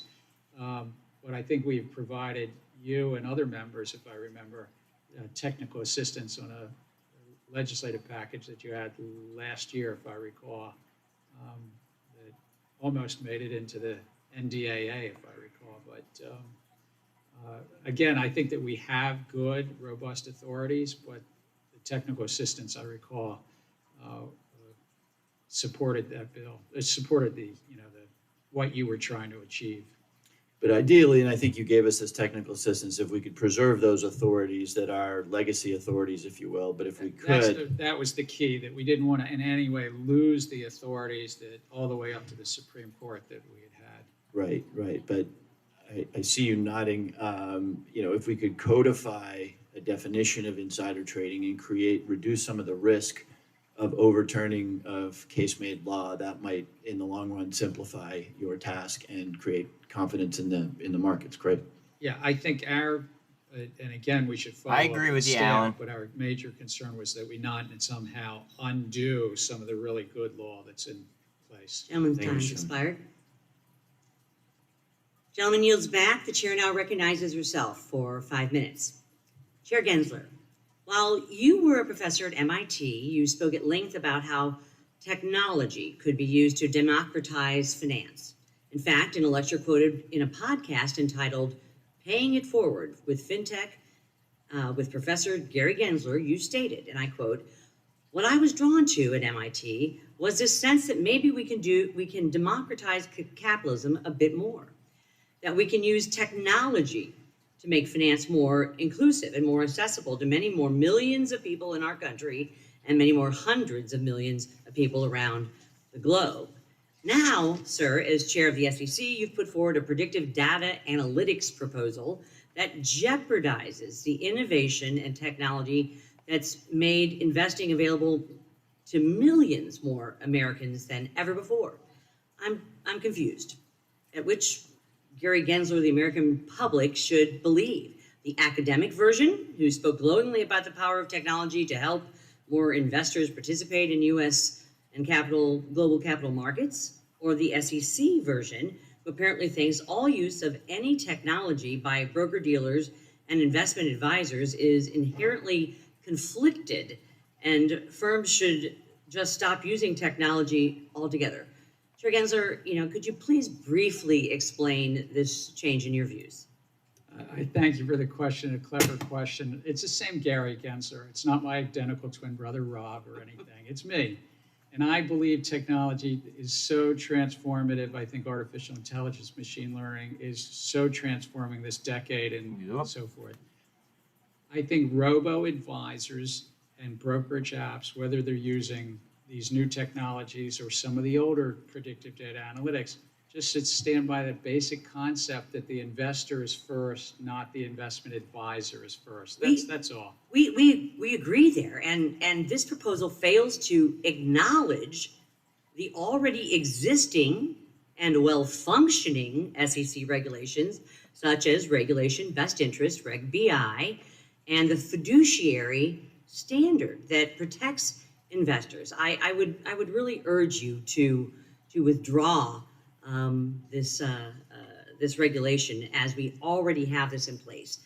And during your last appearance in front of this committee, I asked you, sir, if you were planning to rewrite Regulation Best Interest, Reg BI, and you said that it was not currently on your agenda. However, the Commission's proposal on conflicts of interest associated with the use of predictive data analytics effectively rewrites Reg BI by holding broker-dealers and investment advisors to a higher standard of conduct and conflict neutralization than Reg BI. Were you intentionally withholding your plans to supersede Reg BI, sir, with a new proposal when you testified in April? I feel the same as I did in April. I think this doesn't change regulation best interest or the fiduciary interpretation. This does build on them and an important area around using predictive data analytics. It's if a function, an optimization function, it's a little bit of a math thing, but if the math is basically putting the investment advisor's interest ahead of the investors, if it's making a recommendation or it's giving a nudge, a behavioral nudge to steer somebody somewhere, therein lies a conflict. That's what it's we're trying too broad. I mean, we don't even know what technology would be applied here. And at the core, Reg BI has a fiduciary standard, the best interest, that is already there. You are now superseding that, and it's not just duplicative, it throws out potentially the fiduciary rule in Reg BI. So I again would encourage you, and I think we have bipartisan support to withdraw this rule just as soon as possible. And let me just ask you this question, since I have a limited time. How many staff, because this was a question I sent you that we haven't received response, how many staff with the Division of Trading and Markets and Division Investment Management and the Division of Economic and Risk Analysis were actively involved in drafting the predictive data analytics proposal? I don't have a number, but I would say that generally speaking. Do they have advanced degrees in computer science, data science, or engineering, sir? A number of them have advanced degrees in economics and computer science, but I don't know how many of them do. Well, I've sent you a list of questions. I'd love to have those answers. My time's expired. The chair now recognizes the gentleman from Illinois, Mr. Foster, for 5 minutes. Thank you, Madam Chair. And I want to thank our witness for staying up until 9:30 p.m. to accept and analyze the just-in-time delivery of our bipartisan letter with 16 Republicans and 16 Dems on it that French Hill and I prepared. I want to make sure that you understand what the meaning of that letter is. It is not that you should stop working on the market reforms in parallel with 605 upgrades. Our intention is that you actually get the 605 done so that you have upgraded reporting of quality of order execution and so on, and have that in place so you can have a look at the data, then finalize the market reforms and watch, hopefully, the quality of order execution improve. And so just the meaning of the letter is to sequence those in that way, but not to cease all work on the planning and so on of the market structure reforms. So just please read that, the end of the first paragraph carefully. One of the reasons it was late is we did a certain amount of wordsmithing to get that right. So, and I also want to comment a little bit on you were on. It was on your shift when we had the flash crash, right? You were running the CFTC during the flash crash, and I remember when we had a hearing maybe 4 days afterward. The CFTC had, the night of the flash crash, 30 people with the entire trading history with that on their laptops figuring out what the heck happened. And 4 days later, the SEC, which did not have a consolidated audit trail-like structure in place, was still collecting the data to figure out what the heck happened. And so I think that is why we should not lose sight of making the consolidated audit trail, a success and really do it. And I think that's a separable discussion from the beneficial owner and cybersecurity issues there. And in particular, last time, one of the ways that I raised with you last time we were in front of our committee here, I asked you about the possibility of actually using the consolidated audit trail to simplify much of the reporting requirements under Rule 605, so that instead of making a requirement of every one of the bazillions of of companies that would have to do it, that you'd simply use the fact that the Consolidated Audit Trail has the information necessary to make a public report of quality of order execution for the different brokerages. That you could simply have, either Fngr or some competent private subcontractor like a S3 or similar, just have them write a piece of software that is run that provides this report based on the Consolidated Audit Trail. This would actually relieve the regulatory burden on a lot of the market participants and get something that was guaranteed to be, an apples to apples, well-defined comparison of the order, the quality of order execution. Have you had time since we spoke on this to have put thought into that idea and see if that's a useful way to simplify and speed up the 605 reporting? One, I want to compliment you on your excellent memory of 13 years ago, and that when I was it was seared in pain. What's that? It was seared in pain. Seared in pain. Like but it was the very next morning that the CFTC had all that information, and the SEC did not. In terms of you're raising an idea as to whether the Consolidated Audit Trail could be used for data about the quality of order execution.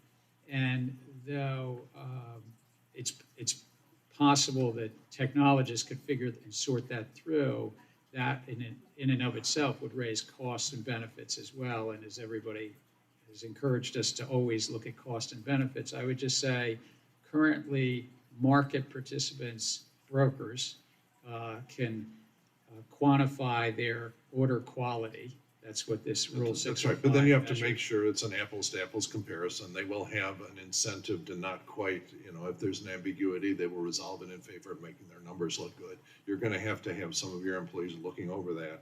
Whereas if you just say, okay, find a competent entity, like S3 seems to have a pretty good market share of doing that already, or Fngr, to just write one piece of software, make it public, run that piece of software on the Consolidated Audit Trail so that everyone understands exactly what numbers are being reported. The one thing is the Consolidated Audit Trail does not capture and compare, the orders, like you bought something on a Tuesday, or you put an order in and here's the actual quality. So it would be bolting more requirements, I think, onto the Consolidated Audit Trail, but we can follow up and just talk further. I think it actually could. Gentleman's time's expired. I like Chair the now cat recognizes system. the gentleman from Kentucky, That's me, Mr. though. Barr, for 5 minutes. Chairman Gensler, have you ever spoken to Senator Menendez about the Security and Exchange Commission's Director of Enforcement, Gurbir Grewal? No. On May 20th, 2021, your public calendar notes a call with Senator Menendez. What was discussed during that call, if you can remember?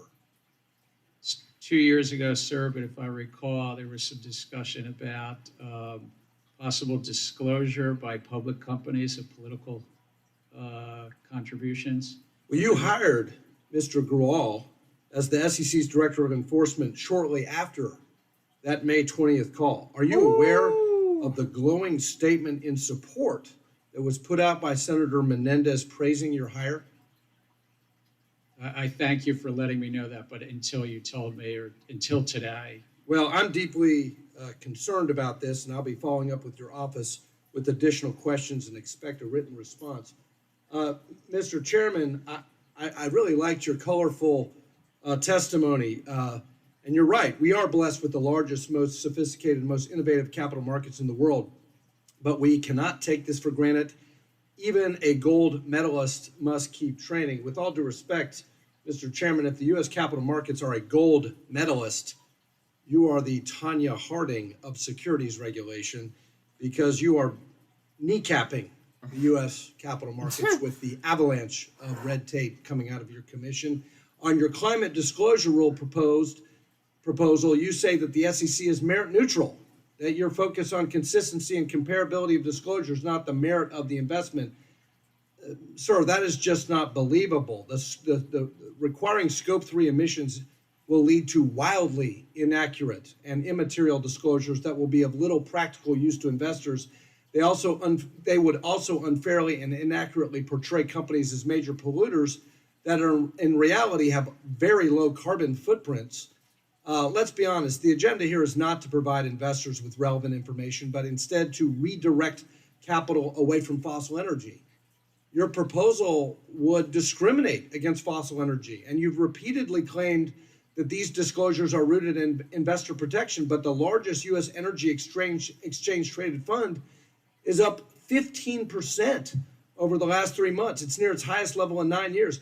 How is it protecting investors to deter investment in profitable companies? This is not doing that, with all respect. All it is about trying to bring some comparability to disclosures being made. We're not a climate agency. I know. I've heard you say this. We're really not. But let's be honest. We know what's going on. We know what's going on. You're trying to scarlet letter fossil energy. We're not. I know you sir. say you're not, but we got the joke. Everybody knows what you're doing. You're trying to redirect capital away. You're trying to discriminate against fossil energy, notwithstanding your protests. Most American investors find all of the Scope 3 emissions nonsense and immaterial. Wow, he's It's dropping immaterial. bombs. I know institutional investors talk about this, but this is about an agenda to discriminate against fossil energy, which is profitable. That's not protecting investors. That's hurting investors. It's steering them into less diversified, lower performing funds. Let me move on to the perfect storm of regulations. Let me just move on real quick. Have you consulted with Vice Chair Barr about the Basel III endgame and the interplay between what you're doing on capital markets regulation and what's happening in commercial real estate? I'm very concerned about this because Basel III will increase the cost of credit, diminish lending capacity, and undermine the role that banks play in lending and financial intermediation in commercial real estate. Have you talked to the Fed about how this interacts with conflicts of interest and securitization rule, Rule 15C211, private funds, custody rule, and others? Because I'm really worried that Basel III endgame and all of your regulatory proposals would lead to a death by 1,000 cuts for commercial real estate when we're looking at maturities of $1.5 trillion in commercial real estate over the next 3 years. And it's not just about, refinancing from 3% to now 8%. It's now the fact that Basel III and then all of the non-bank activity is going to be sidelined as a result of the interplay between Basel III and your regulations. We have ongoing conversation with the Federal Reserve about a number of our rules, but they have the lead on Basel III. That's not something we consult with them on. All right. Well, Gentlemen, I think I'd ask you to submit the answer for the record. The interplay is important. Yield back. The chair now recognizes the gentlewoman from Ohio, Ms. Beatty, for 5 minutes. Thank you, Madam Chair, and thank you, Chairman Gensler, for being here today. I am going to get to a question that I'd like to ask you on the proposal regarding predictive data analysis, but in light of the colorful questioning and use of language with discrimination and kneecapping, I want to ask you about the shutdown because I think my Republican colleagues are kneecapping the American people. Oh, God, and here those we go. who serve this country and those that we took an oath to protect. And certainly, at least the last 5 government shutdowns have happened under Republican governorship. So you represent this large organization, and if there was a government shutdown, would that grind the SEC to a halt? Yes or no, in your opinion? We'd be skeletal staff. And does that mean if there was a shutdown with your approximately 4,600 employees, you would be left with maybe only 400 employees who were not furloughed? That's correct. And those remainder would be furloughed without pay? Yes, that's correct. Even those that are working would be without pay. Right. And these are hardworking American people with families and children that would considerably, in my word, be kneecapped by my Republican colleagues who have so much concern about what we're doing. And so would that have some effect on the registration statements for new users and offers of securities and surveilling the functionings and operations of capital market? I think you could say largely the initial public offering market would be shut down with the government. And would you say investors would be vulnerable to fraud and businesses will be deprived of their opportunity to access capital markets? I would say that while we'll have a skeletal staff, it will be hard for us to oversee the markets. And that's what you're charged with doing. Like, we're responsible for keeping the government open and protecting the American people. Okay, You get back probably to would agree SEC with that. stuff. I'm not going to ask please. you to answer that. So now let me get on to my question after I feel a little renewed to letting the American people know that while we're here, we can ask all kinds of questions. But if we want to talk about economic analysis, if we want to talk about threats of subpoenas for not being direct, let's talk about what's happening to the American people in real time. But with that said, I'm going to give you opportunity to talk about this proposal that we've heard a lot about. I understand that the proposal is currently very broad in scope, covering the range of investor interactions, including communications through covered firms' public websites.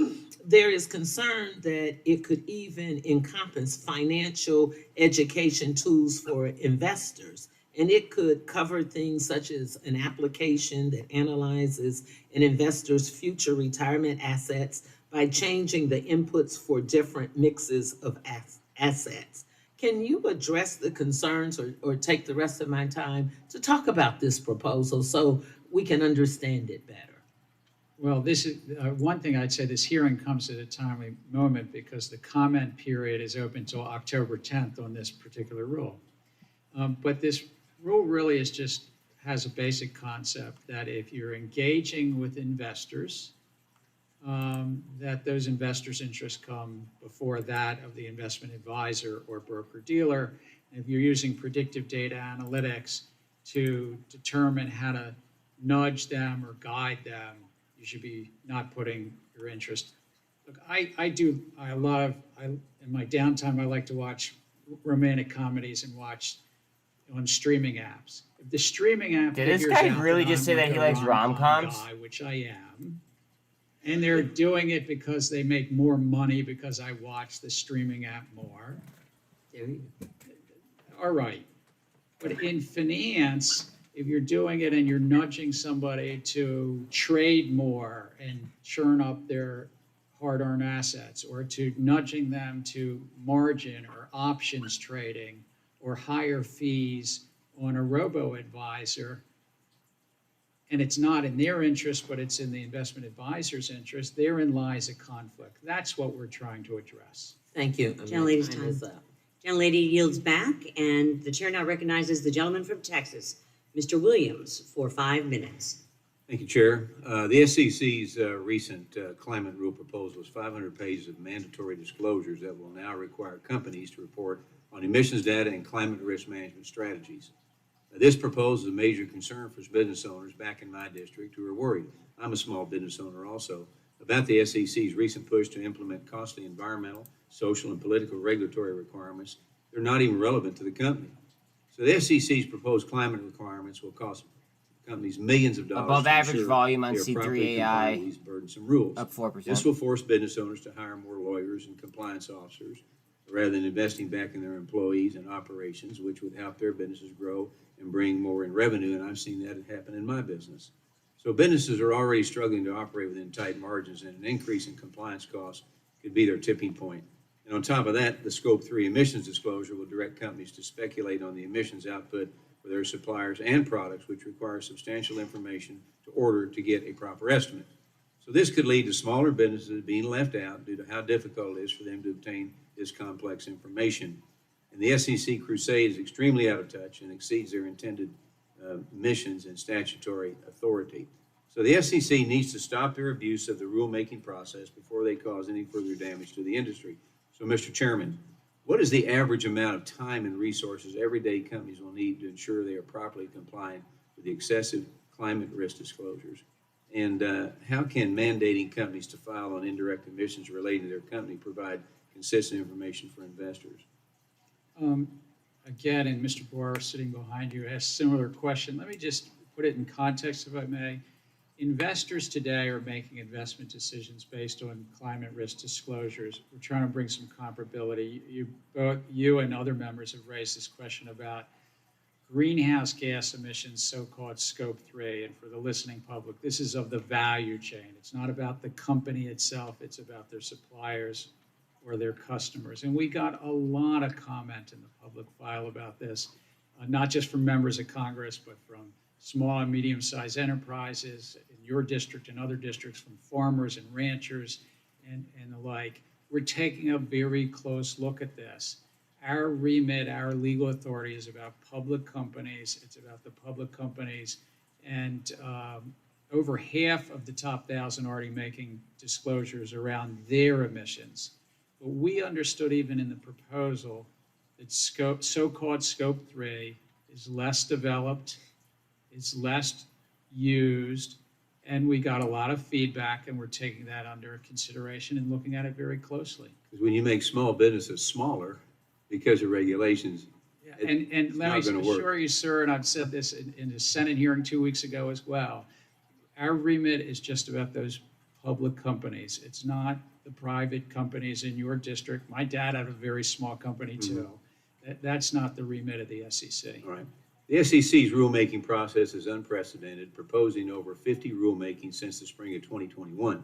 The SEC has failed to understand the impact of these rules and how they will each affect the industry, as well as the aggregate amount or impact. It is crucial that the SEC conduct cost-benefit analysis and solicit industry feedback of these proposals and what it will cost for the participants that the Commission oversees. I was proud to sign on to a letter led by Chairman McHenry to you, highlighting our concerns with rulemaking agenda and substantial volume.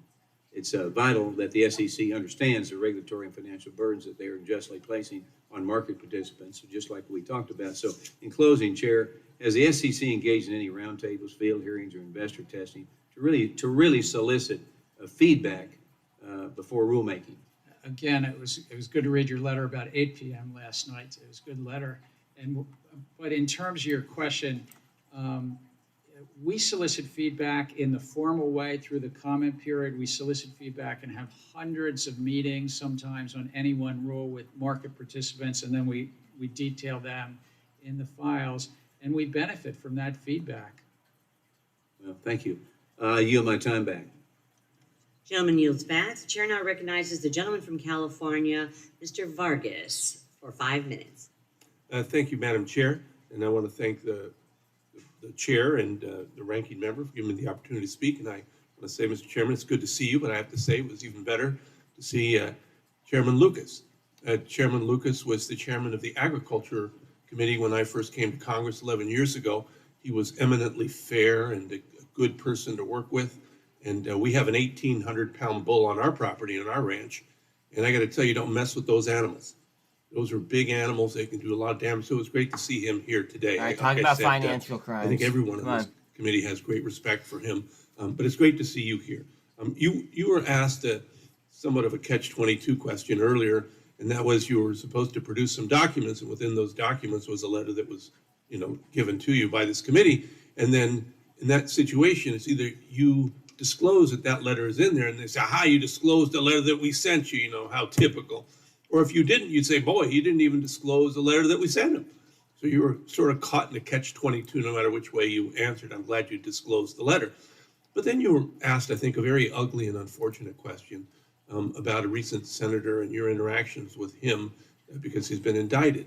I think there was an insinuation there that maybe that something you did was inappropriate or improper. Could you comment on that, please?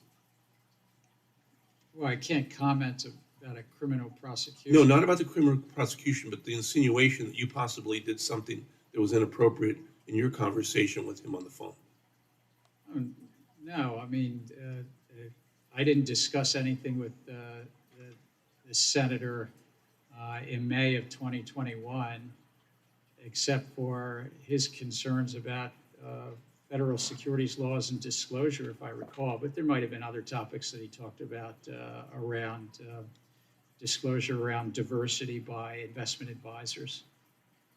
Yeah, I just wanted to give you an opportunity to say that because, again, I think that was a bit of an unfair question. And so, In a role like mine, I engage with senators and members of the House of Representatives, and we benefit from those engagements. yeah, no, I agree. But again, thank you for being here and thank you for answering that question. Now, I take a very different view of climate-related risks, of course, on this side, and I think it is one of the biggest issues that we face as a world and certainly as a country. And the reasonable standard, again, was created by Thurgood Marshall, and that is the reasonable person, the materiality. What would a reasonable person want to know? And it seems to me, with all the headlines that we have and all the information that we have about climate-related risk, if I could go through a whole bunch of headlines here, which I won't, but it seems to be that this is a gigantic issue, and people want to know. And in fact, people do want to know, and companies have been disclosing this for a while. So I think you're on the right track. But you're not a climate change organization, are you? You're not the cop on the beat for that. No, we're a securities regulator and disclosure-based regulator, and that's what we're trying to do here is just, as I've often said, investors are making decisions today about public companies based on their climate risk disclosures, and it's trying to ensure that it's truthful, it's accurate, it's decision useful. And in fact, this is what people want to know today, isn't it? I mean, any investor today that reads the newspaper, especially if they're invested in insurance or a company like that, they say, well, why isn't my company, insuring in California or along the, the areas in Florida that get swamped all the time with these huge hurricanes? Well, it's because of climate change. And now, interestingly, we used to have climate deniers say that, no, we have the scientist that says that climate change isn't real. Now, basically, all the climate scientists, all the scientists agree. Now, you got some knuckleheads that are column writers that say, this isn't true, but it's not a scientist. Serious scientists don't dispute it anymore. And it's real, and it's a big deal, and I'm glad you guys are looking into it because investors want to know about this, especially long-term investors. I would say from the SEC's perspective, it's about whether investors are making investment decisions and find it material, as you mentioned, the Supreme Court law of the land, that a substantial likelihood that a reasonable investor finds it significant in the total mix of information. And that's what we know to be the case today. If 80+% of the top 1,000 companies are making some climate risk disclosures, they're not all making Scope 3. We had lively discussions about that. But in terms of climate risk, a lot of companies are making disclosures already. Well, thank you again for being here. My time is up, so my last 7 seconds, I thank the chair again. Thank you, Mr. Chair. Someone yields back. Someone from Minnesota, the whip. Mr. Emmer is now recognized for 5 minutes. Thank you, Mr. Chair. Chair Gensler, I have a series of questions that require a yes or no answer, and in the interest of my limited time, I'd appreciate it if you would comply with that. Mr. Gensler, is it fair to say generally that large institutions in any given industry benefit more from regulatory uncertainty than everyday market participants or smaller institutions who don't have the scale or the capital to fund expensive compliance teams? Yes. Large institutions could benefit from uncertainty. Reclaiming my time. The answer is yes, sir. Mr. Gensler, you had an 18-year career at Goldman Sachs where you were partner and co-head of finance, correct? Correct. Yes, sir. Thank you. And is it correct to say that you made most of your personal wealth directly through your employment at this bank, Goldman Sachs? I've done well since then, too, sir. I'll take that as a yes as well. You described the SEC under your leadership as the cop on the beat watching out for our constituents, correct? I think that's a mandate that Congress has and I think given you've us. said that, reclaiming my time. The answer is yes, sir. If you could just comply with what I've asked, I'd appreciate it. But given your 18-year career at one of the biggest banks in the world and the personal financial fortune you amassed there, do you think it's possible for you to serve as an impartial regulator and not favor large financial intermediaries? Absolutely, sir. Wow. Mr. Gensler, do you believe the vast majority of digital assets meet the investment contract test and are therefore securities operating illegally outside of the U.S. regulatory umbrella? As I've said, many of these assets are basically the public is anticipating Sir, is that a profits yes? based on the efforts of others. Is the answer that This yes? guy's a G. again, without prejudging anyone, I do think that the significant Reclaiming my majority time. are I'll take it as a investment yes. contracts. And to be clear, sir, this perspective has nothing to do with a concern you noted in a speech last year where you said, quote, over the past year, several bank executives have shared their concerns with me about the sheer number of depositors who have moved money from their bank accounts into crypto-related exchanges and wallets, end quote. Right? The concern that those bank executives raised was that I'm reclaiming my time, customers were sir. getting No, hurt. I've asked you to answer the questions as short as I can so I can use the time I have, and it's clear that you would like to avoid answering the questions. in Oh my God. opinion. An Obama-appointed judge in the Southern District of New York, a bank-friendly jurisdiction where you bring most of your cases, recently found that decentralized financial technology, quote, not only removes the so-called middlemen from these transactions, but it also allows users to interact through a variety of methods in an easy and efficient manner, end quote. The court also said underwriters, like the ones at banks where you work, sir, are, quote, precisely the types of individual roles that decentralized exchanges were designed to eliminate, end quote. Mr. Gensler, can you assure this committee that your style of regulation by harassment towards digital asset innovation is to the benefit of every American and not driven by your desires to protect industry incumbents? He's in This deflect. is a field that's rife with fraud and manipulation, and I'm looking out for the American investors He's who've deflecting. been hurt by the crypto. I'll reclaim my fraudsters and time. Mr. scammers. Gensler, despite your years of rhetoric, like today, I'm convinced you are not an impartial regulator. Instead, it's clear that you are working to consolidate your own power, even though it means crushing opportunities for everyday Americans and, frankly, the financial future of this country. Even the federal courts are highlighting the damage you, sir, are doing to our constituents, and they're telling you that you don't have the legal authority to accomplish your goal of squashing competition in the financial markets. Congress has been telling you that Right, too. Chad? Now, Mr. Gensler, I believe our great financial system is the definition of freedom in this country. And congressional policies must provide room for the traditional financial system to evolve alongside the disruptive digital asset ecosystem. That said, it cannot be understated that a common theme throughout your career, sir, is your relentless loyalty to the largest financial institutions at the clear expense of innovation, competition, and everyday Americans. I yield back. I suspect some Shots large fired. financial institutions would Somebody not yields agree back. with that. There's no question now, sir. Whoa. I yield back my time. Gentleman yields Whoa! back. Gentleman from New Jersey, Mr. Gottheimer, is recognized for 5 minutes. Right at Thank you, Mr. noon. Chairman. Wow. Chairman Gensler, Shana Tova. It's good to see you. Shana Tova, may this year bring you health and happiness. You too, sir.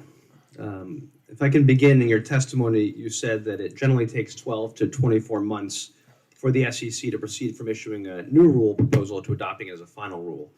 That may seem like a long time, but I assure you, as it's not a very long time for some of the smaller stakeholders that I speak to, but who are spending so much of their time and resources and running their business and trying to compete. And of course, you know, I'm getting concerned, and I wanted to get your thoughts on this as well. Are you worried at all that all these rules are putting smaller and medium-sized businesses at a disadvantage and inadvertently benefiting the larger ones that can better handle the deluge of all the proposals? So is there an unintended consequence of actually limiting the flow of capital to smaller and medium-sized businesses and favoring the larger ones? And we've talked about this in your office as well. I think that we benefit hearing from those small businesses. We often then look to adjust the rules based on those comments, and also if the rule is adopted, the implementation and compliance dates. And sometimes we stage that, whether it's over 12 to 24 months and the like, after a rule is adopted. Part of my concern is, and I appreciate our ongoing discussion on this front. By my count, you've issued 50 separate rules, and there are another 14 new rules on your most recent unified agenda that are scheduled to propose in the coming months. And I'm just trying to figure out the volume, what this means for the smaller stakeholders, and they just don't have the back end, the regulatory back end to be able to engage with the SEC and don't know how to engage with the SEC in some ways. How do you think about that? How are you trying to shape the agency to really allow for them to also have a fair shot at comment period? Well, in part by putting out the agenda itself 2.5 years ago. We've now proposed the bulk of that. And then working through, we take meetings even after comment periods, all the way up to sometimes a few weeks before we adopt. And so to keep engaging with us, and certainly if there's not a shutdown, we're here, we're ready to take those meetings. Yeah, just sometimes just so you should know, just some feedback that they often feel they don't know how to come into the agency, how to utilize the agency, that it can be intimidating, especially if you're a smaller player, you just don't know really how to do it, and they don't have these big regulatory teams. I would say that sometimes those are the best meetings. They're not necessarily the meetings that show up on the calendar as much, but they really are very helpful to hear from those smaller asset managers, those smaller broker-dealers or public companies. I'd like to shift gears to digital assets. In July, I was proud this committee passed comprehensive digital asset legislation, bipartisan, including my amendment directing the SEC and CFTC to do a joint rulemaking, creating a process for delisting an asset. Since 2019, I've said that clear rules of the road for digital asset firms are critical to protect consumers and promote innovation here in the United States. You've claimed that you have all the authority you need, I know before us, but a rulemaking process hasn't started yet. Can you explain to us why, please? Well, because there's already laws and rules in the books. There's rules and laws in the book that apply to crypto security tokens like they apply to others. And look how the XRP lawsuit went. There's nothing incompatible because you're storing something of value on a blockchain ledger. We talked earlier about being technology neutral. Whether you're storing that at DTCC, the public clearinghouse, or you're storing it on an accounting ledger called blockchain, it's still a transfer of value, and the public is maybe, depending on the token, anticipating a profit based on the efforts of others. As it relates to the so-called crypto exchanges, they're doing what we wouldn't even allow anywhere else. They're commingling, co-bundling, trading against the public, and sometimes front-running the public. That's on what their the platform.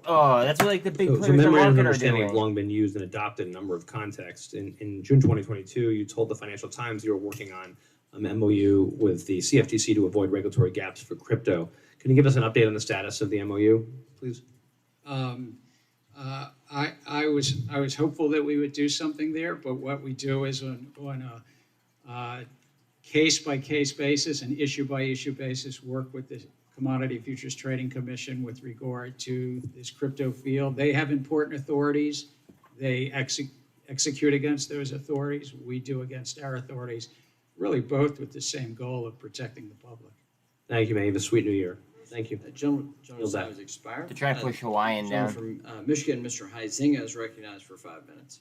Thank you, Mr. Chairman, and good to be back. I was out of order here because I was in a bipartisan meeting with the Speaker talking about a debt commission, and I hope that that is going to be part of the path forward that we are dealing with government funding and our long-term debt. But I want to move quickly, but I want to follow up on some of Chairman McHenry's line of questions and remarks. And I'm not going to belabor the whole situation where we've had public documents that you've given us on our request that's been out there for over 7 months. No real information except for that which was FOIA'd by the public. Our request simply seeks to obtain information to better understand the black box of the SEC's activities on climate-related measures and its rulemaking authority. And you had said in your own remarks, quote, based on authorities granted by Congress. Well, I dispute the assertion that you've been granted that authority in this particular case, and we are a co-equal branch of government, and this is routine congressional oversight. So let's talk a little bit about the commission vote for the climate request. When Chair McHenry asked, have you scheduled a vote for the commission? I did not hear an answer on that. Or when will a vote be scheduled? I did not hear an answer on that.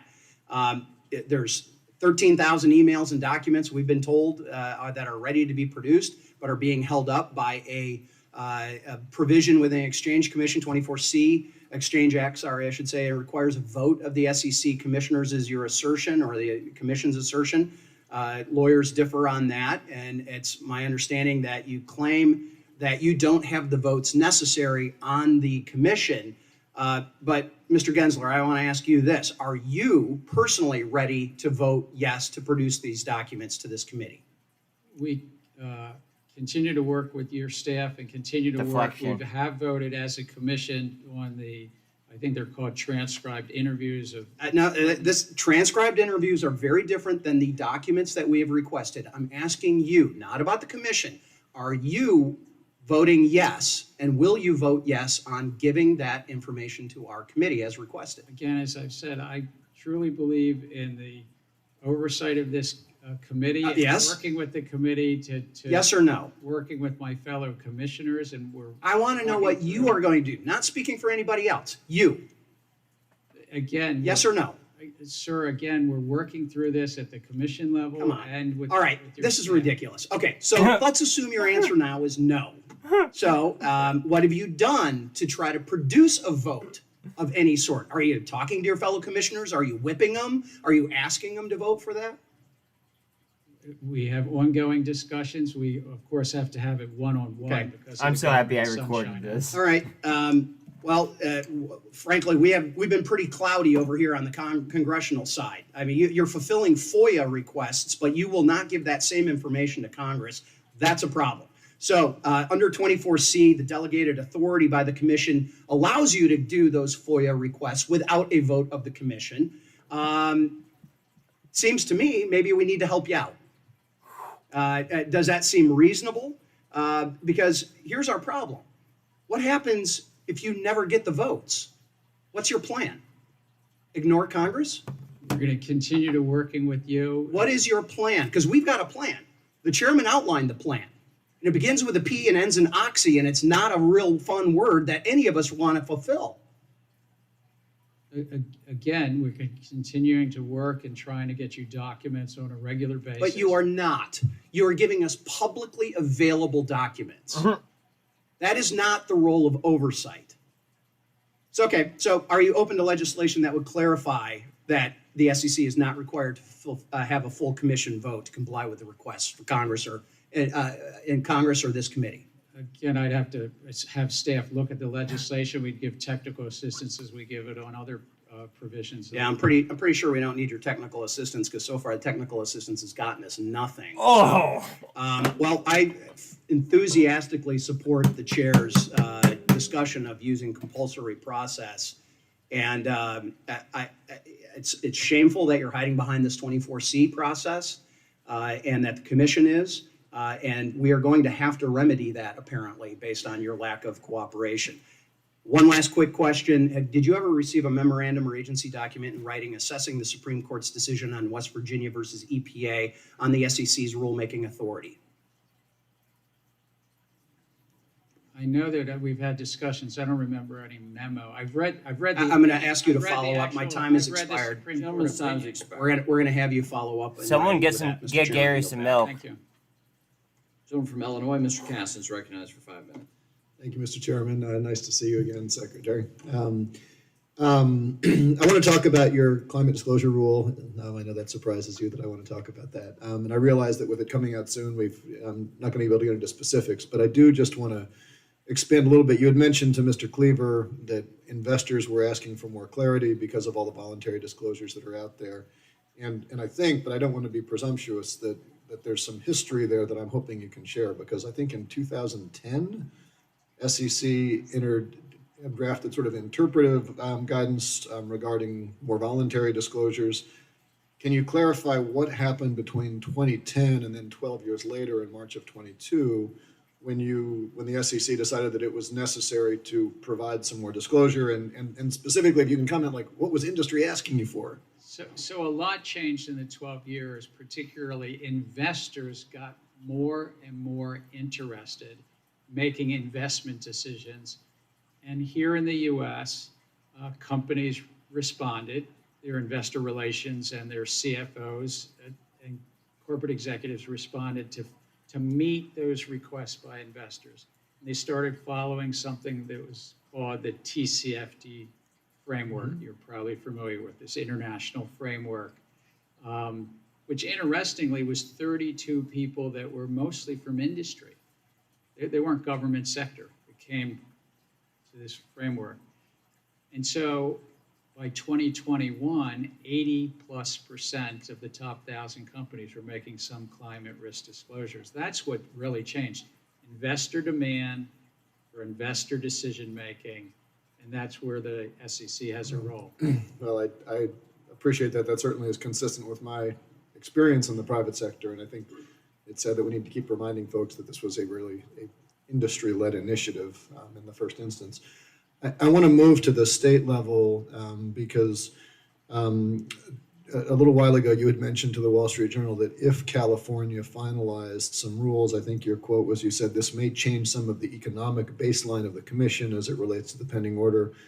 And of course, last month, the California legislature did pass a package of climate disclosure bills, which I understand only relates to companies beyond a certain size that do business in California. But given your earlier comments, can you speak to how, if at all, that is factoring into how you're thinking about the disclosure and whether you're still on pace for an October release, as you'd earlier indicated? So in terms of, we look at the economics very seriously, and that law that was passed in California is not yet signed, but if it were signed into law, as I understand it, that would require companies of a certain size to report on their climate risk, I think over $500 million in revenues, and those over $1 billion in revenues to report greenhouse gas emissions. And for the listening public. And on a scope 1, scope 2, and scope 3 basis, it's worth pointing out. All three of these scopes. But for the listening public, it's estimated that somewhere between 1,400 and 1,500 public companies might need to report under that law. We have not confirmed that number. That's just an estimate that's in the press. And so that may change the baseline. If those companies were reporting to California, then it would be in essence less costly them because they've already been producing that information. It's also important that the investing public, again, because they're making decisions based on those public reports, that they're accurate, that they're truthful, because the investing public benefits making sure that the accuracy of the disclosures. And you had indicated that you were targeting an October release date for the final rule. Are you still on that pace? Can you speak that? And does California's actions in any way change that? Let me just put this a little in context. Twice a year, working with the Office of Management and Budget, we put out what's called a unified agenda, and we put dates on all of the proposals really in 2 different dates of the year. So I wouldn't, with all respect, put too much emphasis on that. It's really with 16,000 comments. We've gone through, it's 15, 16 months since we made the proposal. It tends to take, again, 12 to 24 months. But we're not doing this against a clock. When the staff's ready, when the commission's ready. Well, thank you. Got more questions, but I'm out of time, so I yield back. Thank you again for being here. Gentleman yields back. We'll now go to the gentleman from Georgia, Mr. Loudermilk, for 5 minutes. Well, thank you, Mr. Chairman.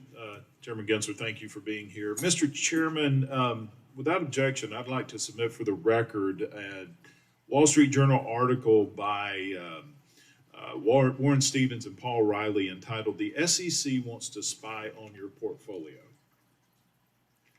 Without objection. Thank you, Mr. Chairman. Chairman Gensler, as the op-ed points out, prior to the consolidated audit trail, the government needed legal cause to force financial institutions to report their customers' personally identifiable information.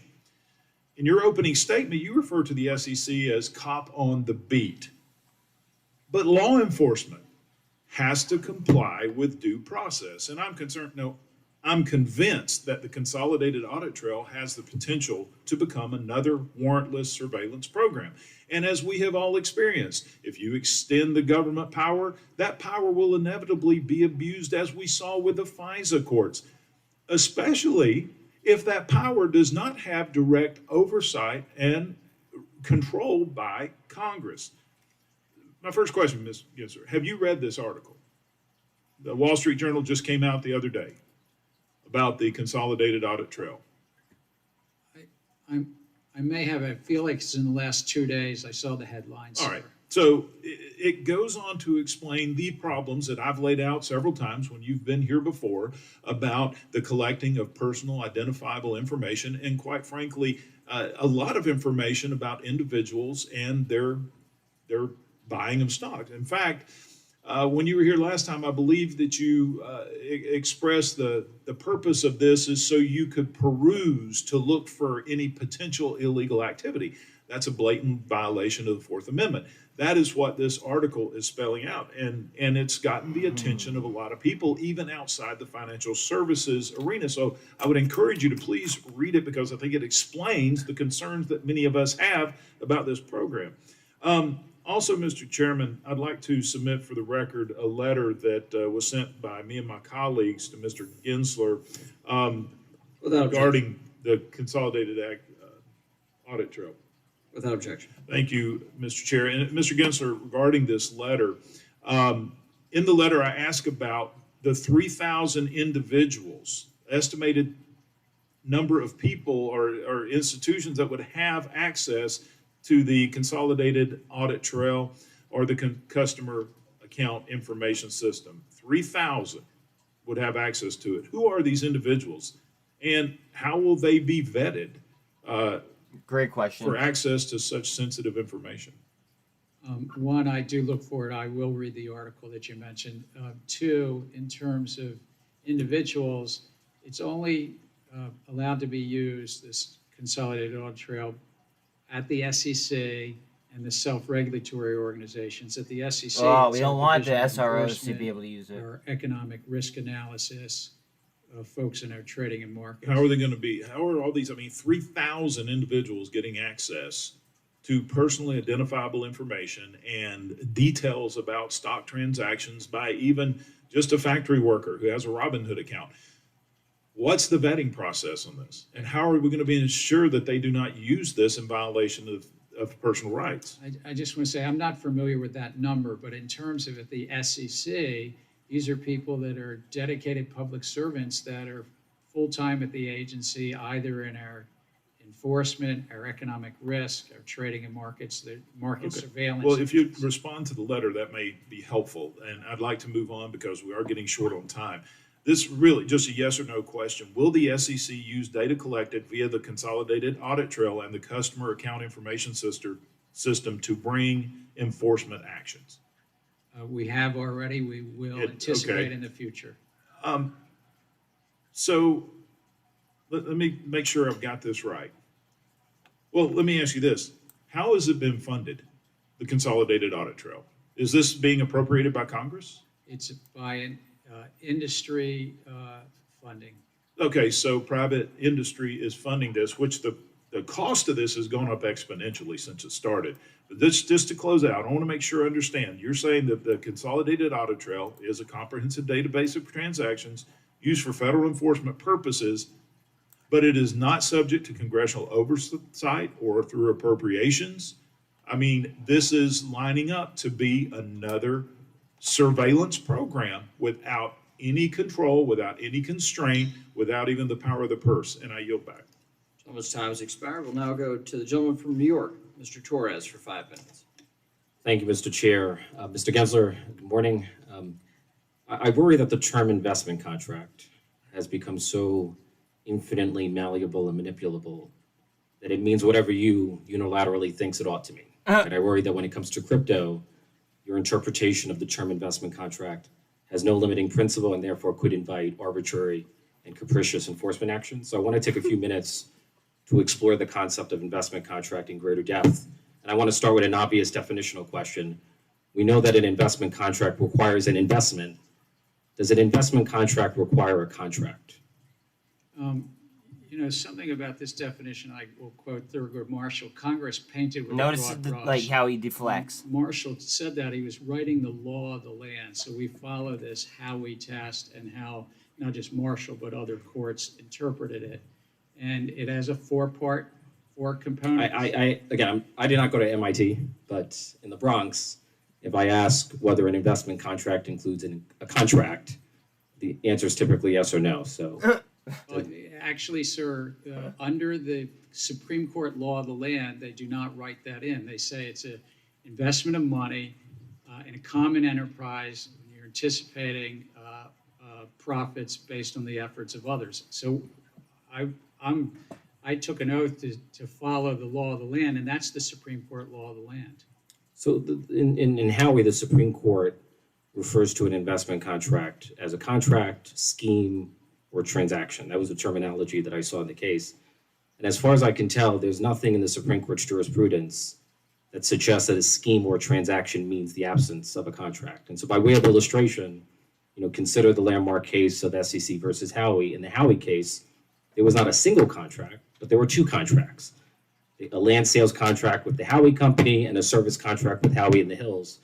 And the court found that the combination of those two contracts, the total scheme, the total transaction, the total economic reality, was constitutive of an investment contract. And so a scheme or a transaction does not mean the absence of any contract at all. It means, as it did in Howey, a multiplicity of contracts. In August, there were 6 law professors from law schools as preeminent as Yale who came to the following conclusion, quote, "No decision of the Supreme Court has ever found that a scheme that does not involve a contract could qualify as an investment contract." And so do you disagree with that statement? And if so, could you please cite a decision of the Supreme Court that has found an investment contract in the absence of an actual contract? The SEC has been in front of multiple courts, and investment contract has been. What's the name of the case, Mr. Gensler? I'm The Supreme Court case that has found an investment contract in the absence of an actual contract. Do you have the name? Can you cite a case?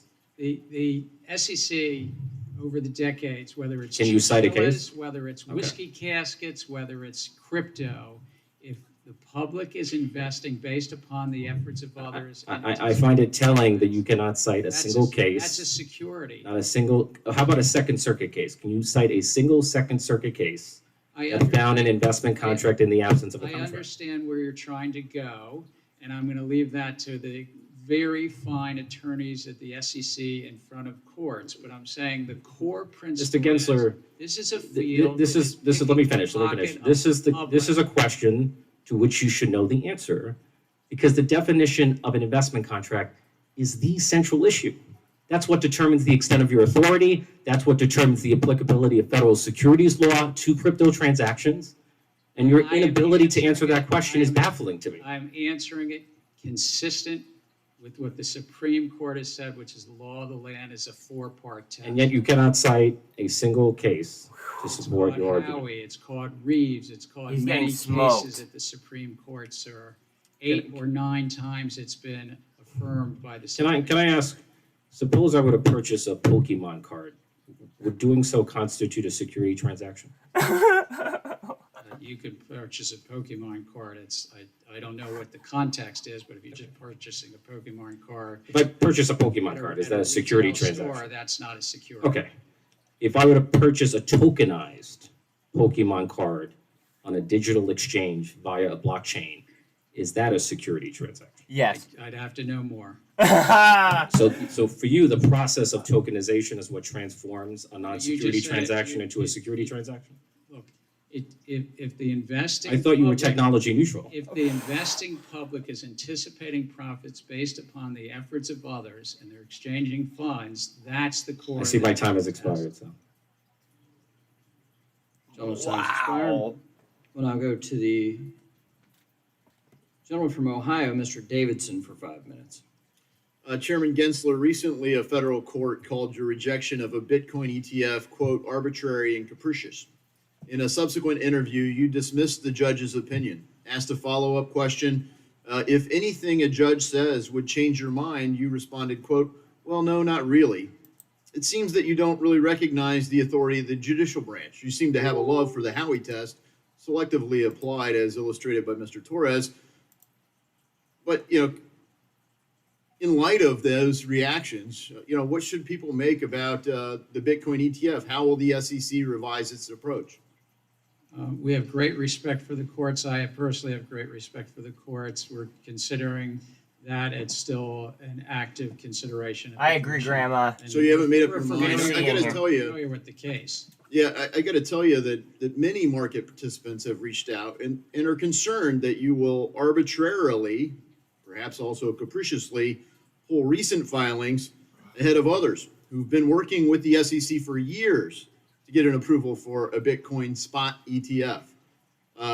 will this resemble some sort of free pass for one favored company while others remain locked out? And I ask that because it seems that's happened before at the SEC. Sir, I'm not sure if I'm following. I mean, we're still considering that court case and the application, as you say, to Bitcoin exchange traded products. Are you going to preserve people's place in line, or are you going to pull ahead a favored transaction or another on the consideration of a Bitcoin spot ETF? Are you going to preserve the place in the queue? Because timing matters. People have worked on this for years, and then you get a recent filing by somebody big in the market, and it seems like, oh, yeah, let me take your calls. How can I help? Meanwhile, you've given the stiff arm, as I've said, Hotel California style regulations where you can check in with the SEC, but you can never leave. Never leave with clarity. And how about the legislative branch? Do you recognize the authority of Congress or the laws that we pass? Yes, we comply with the laws that Congress passes every day. Well, I've heard you say that about the courts and now Congress, which is encouraging, but I am inclined to judge your deeds more than your words. And, I'll pick up where one of my colleagues, Mr. Huizinga, left off with the Supreme Court decision in West Virginia versus the EPA. Are you familiar with that case? Yes, sir, I'm familiar. It's an important case. Glad to hear you say that. And it would be binding, correct? It's the law of the land, sir. That's right. And it introduces a major questions doctrine. And you told Mr. Barr that you received tons of feedback on your proposed ESG disclosure rules, feedback that should make clear that the proposal for ESG disclosure is a major question. And it should make clear that you don't have the legal authority to do that. So I'd ask you to knock it off, cease and desist, and work with this body to pass a law if you want to regulate something. Frankly, your time as chairman has highlighted two problems, a Gary Gensler problem and a structural flaw in the SEC. And as I told you in April, I proposed a solution called the SEC Stabilization Act. You're making the case for this bill easier every day you're acting as the chairman by doing rulemaking after rulemaking without any regard to the impact of these rules, or maybe that's the feature for you, I don't know. But it's having a massive impact on our markets. I mean, we have markets that truly are the envy of the world, and why would you disrupt them, with processes that are driving capital out of our markets? Not because to avoid our laws, but to find some place where they can get clarity, where they can work with a regulator and get a decision in a path forward. So instead of selectively applied, you are you're not providing clarity with a rule that's evenly applied. You're intentionally shortened comment periods to limit feedback. And the courts have even called this arbitrary and capricious. You're pushing a woke political and social agenda, and I think abusing your role in the authority of the SEC as cover. So, I think fundamentally, the SEC Stabilization Act would remove the role of chairman. It would preserve the current commissioners, but it would add a sixth commissioner. So there would be no more than 3 from any one political party. And so that would provide a path that would make the SEC do what you're avoiding. Frankly, you're front-running Congress, you're front-running the courts, you're front-running even the own administration, and no one has held you to account for that. I mean, I wish the Biden administration would say you're fired, but the list of folks they need to do that for is long. Congress hopefully will with the SEC Stabilization Act. I yield. Gentleman's time's expired. We'll now recognize the gentleman from Nevada, Mr. Horsford, for 5 minutes. Thank you, Chairman, and to the ranking member for the hearing, to Chair Gensler for being here. While investor protection remains paramount for my colleagues and myself, it should not be lost on anyone here that the largest risk our investing public is exposed to at this moment is the risk of a government shutdown. We hear time and again in this committee that our capital markets are the deepest and most efficient in the world, and yet a large part of why they were able to reach their presently enjoyed imminent status is because investors around the globe have confidence that the SEC has the power necessary to maintain fair and orderly markets. Without proper funding in place, the SEC cannot carry out that critical investor protection mandate, and I fear that as funding disruptions become increasingly more common, we risk losing the world's confidence. And so I'll continue working earnestly with my colleagues to avoid a counterproductive MAGA Republican inflicted here we government go. shutdown. But I ask all of my colleagues to consider the far-reaching consequences of this short-sighted path. Mr. Chairman Gensler, when we last spoke, I raised concerns regarding the open-end fund liquidity rule, and I appreciated your willingness to consider that the vast majority of my constituents do the bulk of their investing through their retirement plans. These hardworking Nevadans should not be at risk of losing out on today's price simply because they live on the West Coast. Chairman Gensler, as the SEC continues to evaluate its economic analysis for the open-end fund liquidity proposal, what have you been able to ascertain about the disparate impact for investors based on geographic location? It's been raised by yourself, but it's been raised by members of the public. Have you resolved it in the rule? And I only have 3 minutes. I appreciate it. I'm not trying to prejudge where we will end up. The overall rule had 3 key parts. You're focused on one, which is what was called the close or hard close. But there are 2 other really important parts. Liquidity, just what is the liquidity behind So will the geographic location be factored in your final rule, yes or no?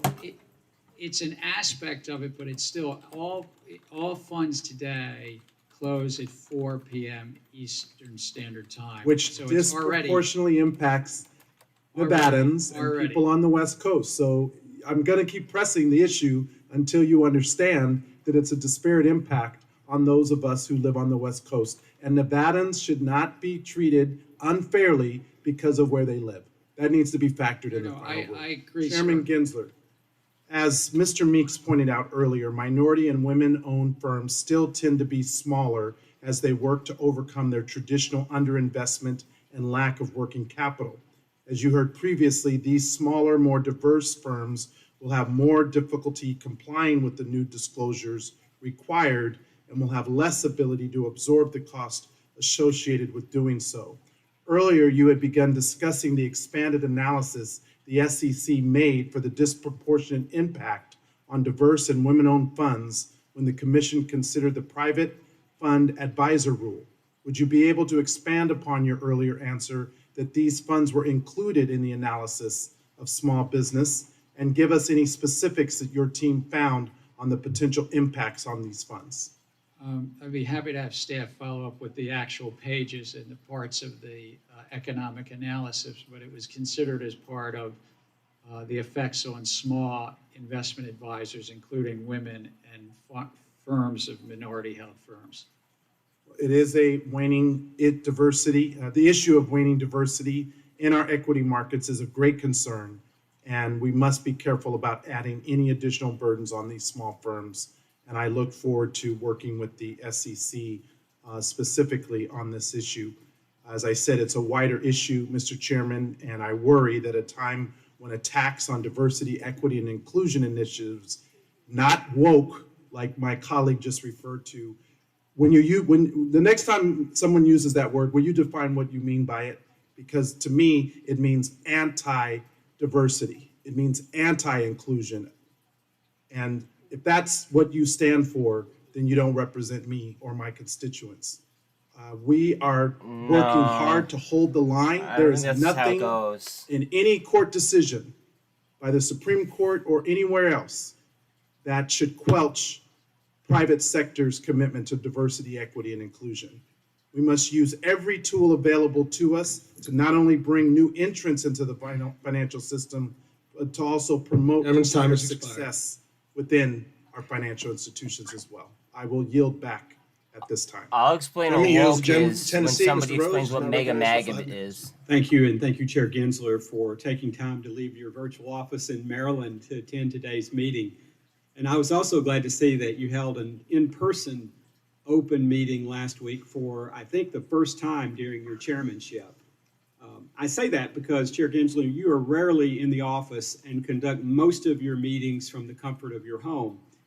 And what I wonder is, how can we be sure of who you are meeting with on a daily basis? If perhaps someone from Better Markets comes over for dinner to discuss Europeanizing our U.S. capital markets, would that be logged and made publicly available on your calendar? I haven't had any of those dinners, but hypothetically, if I had that dinner, it would be logged. I hope so, and I'm glad to hear that. Chair Gensler, in your written testimony, you state that, quote, "We also have finalized 24 rulemakings, nearly all of which have changed based on public NVAX is feedback," close, close I quote. think. Approximately how many hours per week do you personally spend reading public comments submitted to the unprecedented number of proposed rulemakings issued by the SEC? I work a lot of hours during the week. My kids are grown and out of the house. My girlfriend lives in a different city. So I don't know how it breaks out. I usually get summaries of the comments, but then staff gives me individual. If it's a member of Congress, I read all of the members of Congress comments personally. But then I get examples in each of the rulemakings, a handful on each of the issues.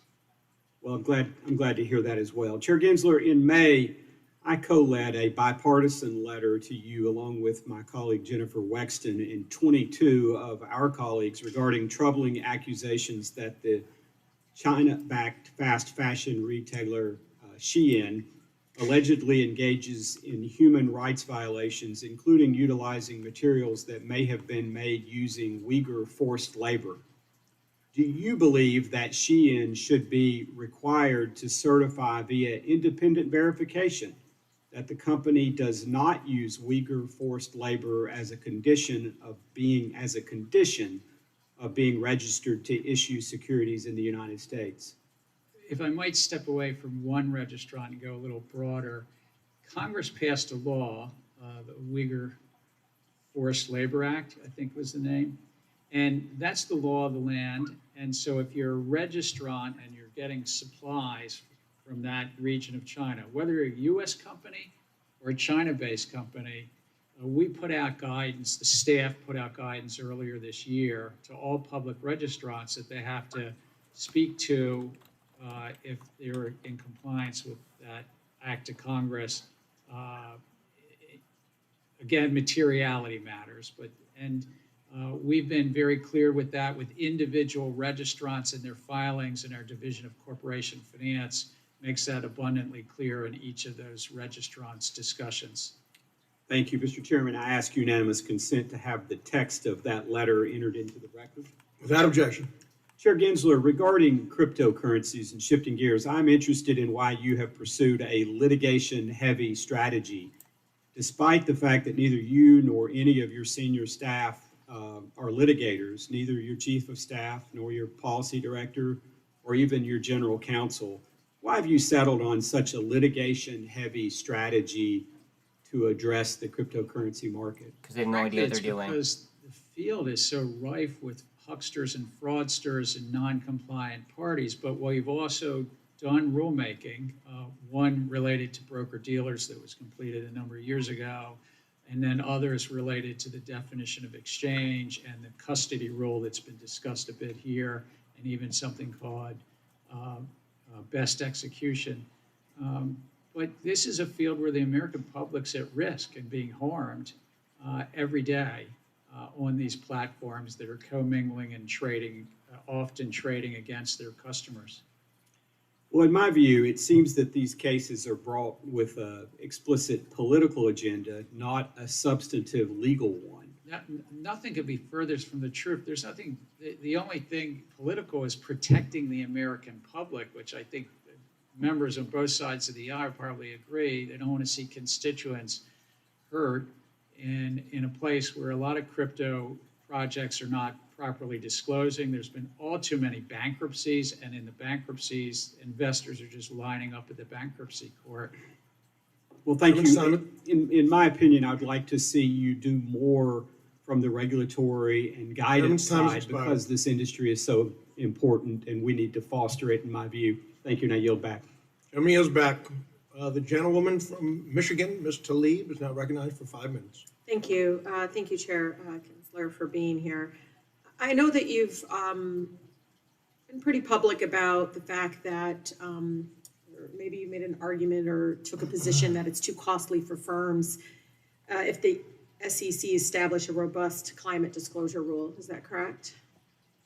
There are many comments in our comment file that have raised that, and that's what I'm talking about, because we, under the Administrative Procedure Act, have to take all those comments and do an economic analysis that takes into consideration the So cost. in those comments, I mean, one of the things is suggested, I mean, this is despite, I think, about 1,000 companies have already voluntarily reported emissions from their customers and suppliers. We call it Scope 3 emissions, as you know, where most of the firm's greenhouse emissions can originate. So on top of that, we also are now seeing thousands of additional U.S. companies will soon be required to report Scope 3 emissions to comply with the EU standards. And then California, I think, just passed a bill that would require roughly 5,000 public and private companies to report Scope 3 emissions, correct? Yes, I believe both Europe, and if the governor signs the law in California, that will be the case. And it will change the economics because it, in essence, changes the baseline. So do you think you're going to look at that? And because those three, you know, just looking at those moves by California, of course, and the EU, Scope 3 emission disclosures, would it undermine, I think, the argument that such reporting would be overly burdensome to be required by SEC? While it may change the economics over the course of the years, California's rule wouldn't be in place till 2027, I believe. It's still, we, the SEC, have to stay within our remit and the laws as Congress has passed, and it's about investor decisions and what they're being disclosed. Sure. So if I may, Chair, I would like to submit for the record a letter signed by 25 of my colleagues, House and Senate, urging you, Chair Gensler, to finalize a robust climate disclosure rule that includes Scope 3 emissions. Without objection. You know, it's pretty simple why we need a robust disclosure rule, Chair. I mean, it's simple maybe for me. I know this is what you do every day, but I think the impact on the ground for my families is pretty clear. I mean, currently U.S. companies can and do obscure their exposure to climate risks, as you probably already know, and threaten the investments that retirees. Here's a correction on C3. Let's see So if we for get a nice example, like impulse you look at wave. Brookfield Renewable, an affiliate of a giant asset manager, and Brookfield describes itself as, this is quote, one of the world's largest publicly traded pure play renewable power platforms. Sounds like a choice that would avoid climate-related financial risks, right? Wrong. A recent report found that Brookfield Renewable is invested in a fund that holds fossil fuel infrastructure assets, including Alberta oil sands pipelines, which the firm does not disclose in its SEC filings. This is just one example among many, Chair, of financial greenwashing, which regularly involves omission of Scope 3 emissions. So again, I really think such practices jeopardize the hard-earned life savings of many of my residents and workers across our country, retirees that invested paycheck after paycheck, year after year, to secure their financial future. So just We need a please macro know, move up. I want to be on record that I really would urge you to move forward on having a robust disclosure firm. But with that, Mr. Chair, I would like to yield the rest of my time to Member Foster. Thank you. I just have one quick question. I take it that you're familiar with this graphic from Bloomberg that shows you lagging significantly behind your three predecessors in terms of the number of rules you finalized. What up, Jimbo? In the first 2 years of your tenure. I agree with you. I did read that in Bloomberg Law 2 weeks ago. Okay, now when your Republican predecessor, Harvey Pitt, finalized 34 rules in his first 2 years and 4 months, I guess, was that preceded by the sort of detailed cost benefit of all the possible interplays between all of these rules that our Republican colleagues are asking for? It included cost benefit, but we benefit from. But the interplay between the 34 rules, which now is apparently I thank you. As best I understand, they did it rule by rule individually. Individually, yeah. And so when Mary Shapiro did 28, or under Trump, Jay Clayton did 25 rules in the first 2 years, was there any, comprehensive analysis of the interplay that's now being demanded? Again, we're following. Gentleman's time has expired. Thank you. Gentleman yields. Gentleman from South Carolina, Mr. Timmons, is now recognized for 5 minutes. Thank you, Mr. Chairman. Chair Gensler, thank you for being here today. Good to see you again. Yes, sir. the SEC's onslaught of rulemaking, I think, is severely impeding U.S. markets in the name of protecting investors from themselves. Your regulatory approach is an insult to the intelligent Americans and their ability to make risk-based decisions when investing. Yes. Quite frankly, we've never seen market participation at the levels we see today. The current ecosystem represents a thriving financial sector where people, no matter their income levels, have access to investment opportunities previously unseen in human history. And this is why I struggle to rationalize why the SEC continues down this warpath of rushed and quickly written proposed rules.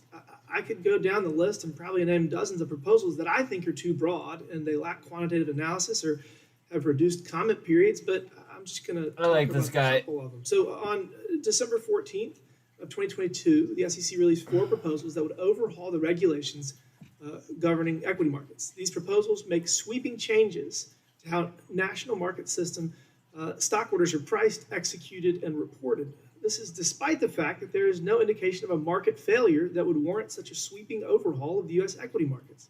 Traditionally, regulatory agencies introduce new regulations in response to market failures or when directed by Congress. Regulators tailor solutions to address the specific problems identified. However, with these proposals, there's no clear need for change in the market, nor has Congress mandated such sweeping reforms. The SEC cites the October 2021 SEC staff report on meme stocks as a rationale for the proposed rulemaking. However, the report does not recommend any equity market structure reforms. To this point, you have repeated this buzz phrase, the playing field isn't level. But you haven't explained what that means or cited how it harms investors. Investors have the best user experience and the lowest costs in history. The industry says you're just picking favorites between exchanges versus wholesalers and that retail investors may not actually benefit from these proposals. So that was my long intro. How concerned should we be about the potential for increased costs to investors, especially in scenarios where retail brokers may need to reinstate commissions due to changes like the suggested increase in price improvement? The proposals were put out to address individual problems, but they really are about driving greater competition and efficiency. Right now, our equity markets on any given day, depends on the stock, between 30 and 50% is not in the lit markets, it's being traded in what's called the dark markets. And so we're trying to bring more competition in that. One of the rules actually has a tremendous amount of support in the comment file for many market participants is about lowering the minimum increment. You can trade at a penny down to a half a penny, for instance, and things like that. So we're looking at these comments and we're looking through to update our rules. So currently, tens of thousands of Americans can trade for free and at their fingertips. Do you think that your proposal will result in the reintroduction of commissions? Zero commission does not mean it's necessarily for free. There's a lot of things that are going on behind. When you send a market order, that's a very sweet order because most investors doing 100 shares are not going to invest another 100 shares or another 10,000 shares behind it. It's going to result in increased fees for the people that currently have no fees. But actually, what our economic analysis shows that in each of these roles it would benefit. We believe that the benefits are significant. Sorry, so you're saying that if this rule goes into effect, that the people that are currently trading for free will not have to pay commissions? Because I think they will have to, because that's how the market's going to inevitably function. You're not going to be able to continue providing free trades if this rule goes into effect. Actually, again, there's separate rules, but the one I was talking about is in terms of lowering the minimum increment. There's a lot of support for the other rules as well to say that brokers have to give their clients best execution seems pretty straightforward to many of us.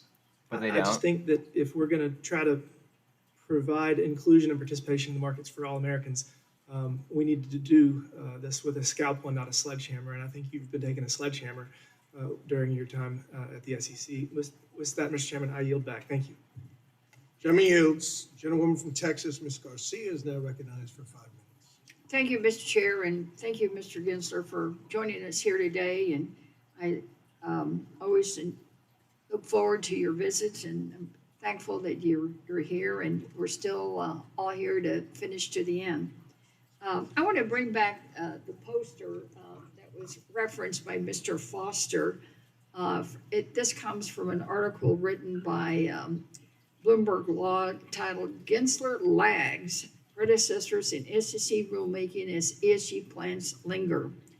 In fact, they say that you have the slowest pace in decades.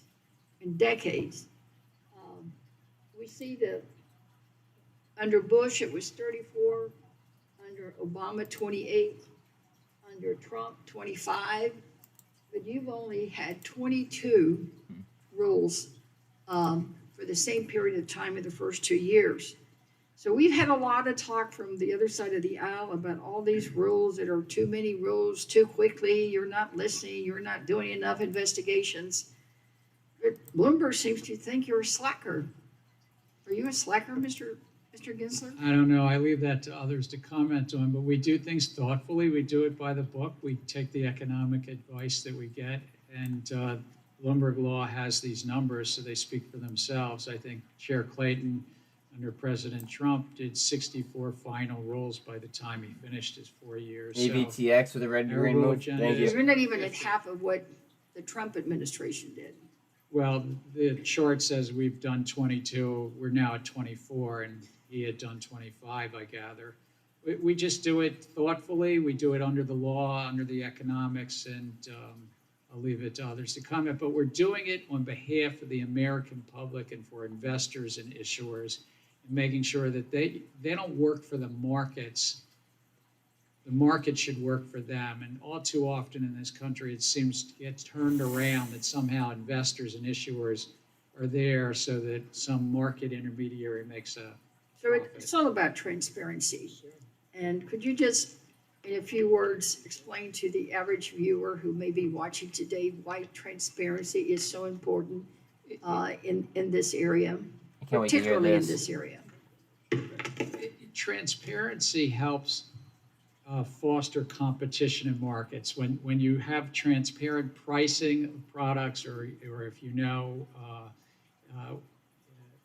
that a performance of an investment advisor is more transparent, it tends to lower the cost in the middle, and that again helps you, the average working or retired American, to invest, but it also helps the people with good ideas. If you lower the cost in the middle, and that tends to come from transparency, just as like when you're buying an automobile, it's good to know the transparency of what a few different auto dealers are charging for that same automobile.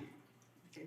Well, the other issue that you and I have discussed many times is how important financial literacy and education is in this sector.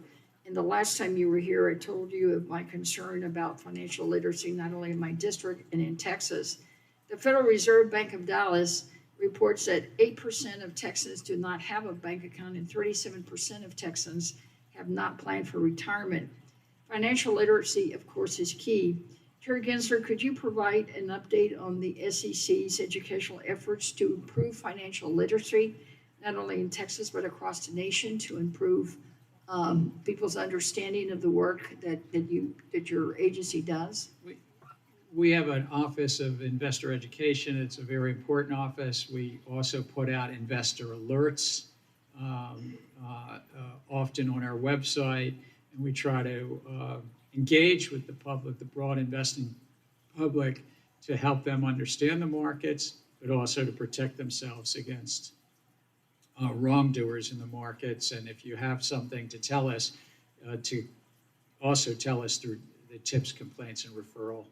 Right. I also have a follow-up question on the financial inclusion regarding literacy, not literacy, but language barriers. What are we doing to address any language barriers in behalf of members of our communities and our constituents in terms of investors?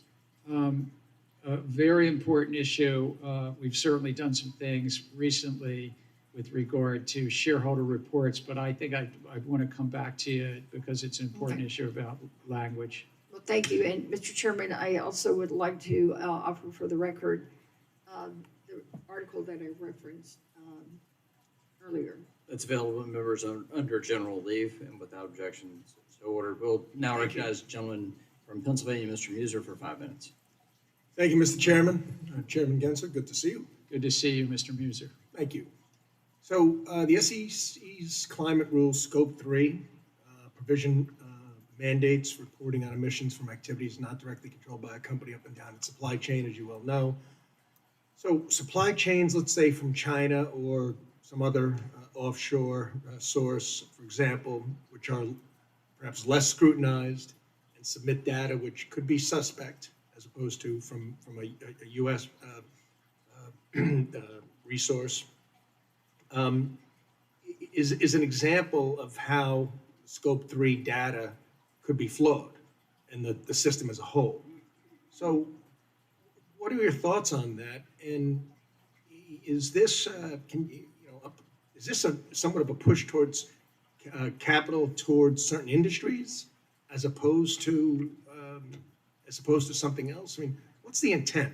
And the other thing I'd like to ask you is, are you fully aware of how it's rattling many companies, right? I mean, this rule will go into effect perhaps until next year. Companies are preparing for it, and as are private companies.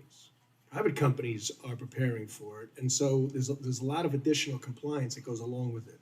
So maybe you could comment on that. 2 very good questions. First, on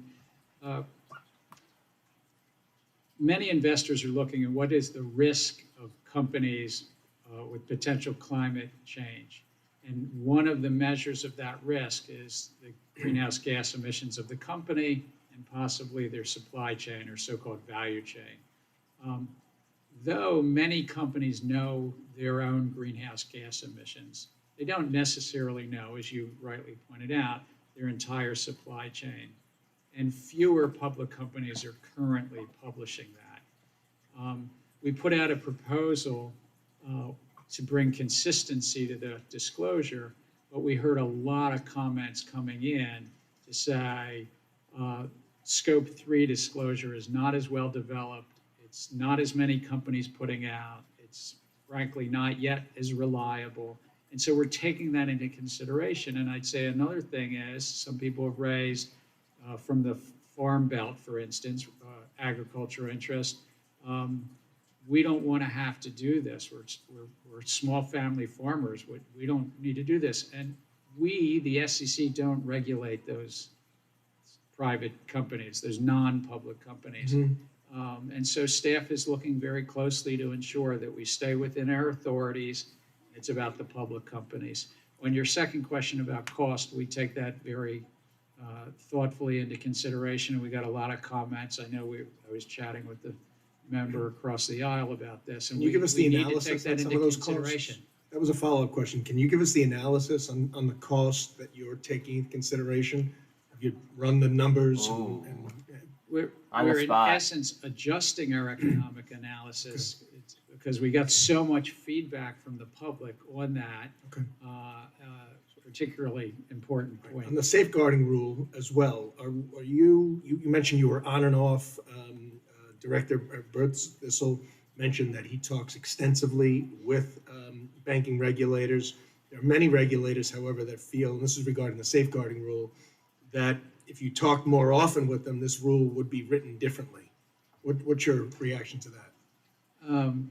We have good ongoing discussions with our colleagues at the bank regulators. We continue to engage on this role and on other roles, and of course on market oversight.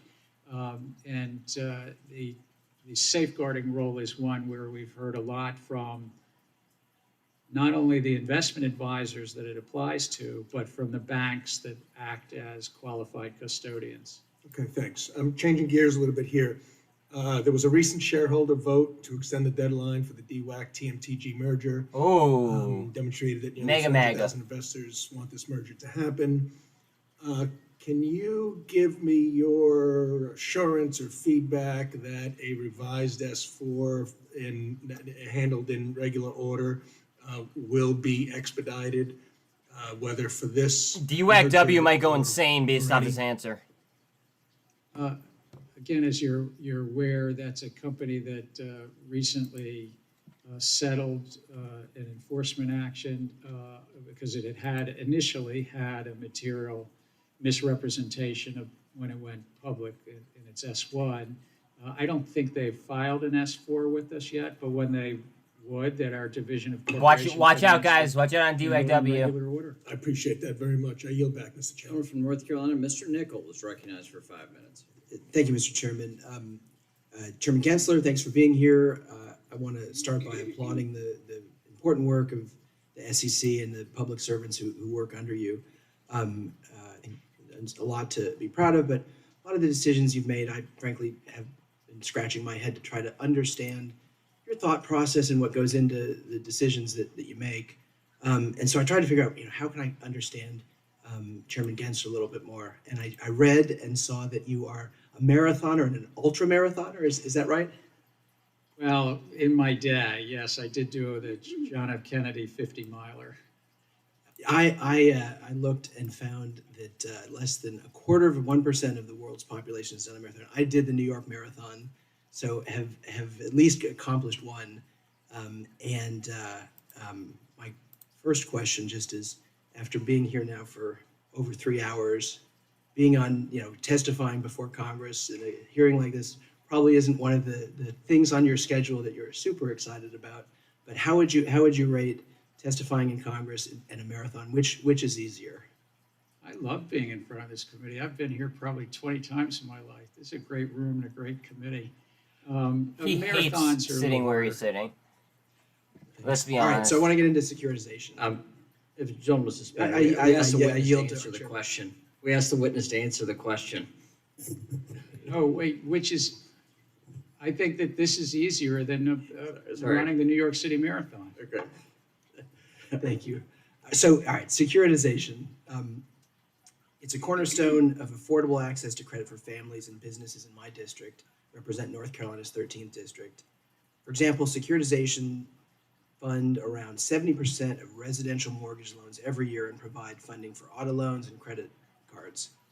I'm concerned that your rule proposal on conflicts of interest will impair the ability of securitization markets to function by outlawing activities that have no connection with securitization transaction and reducing participation in those markets.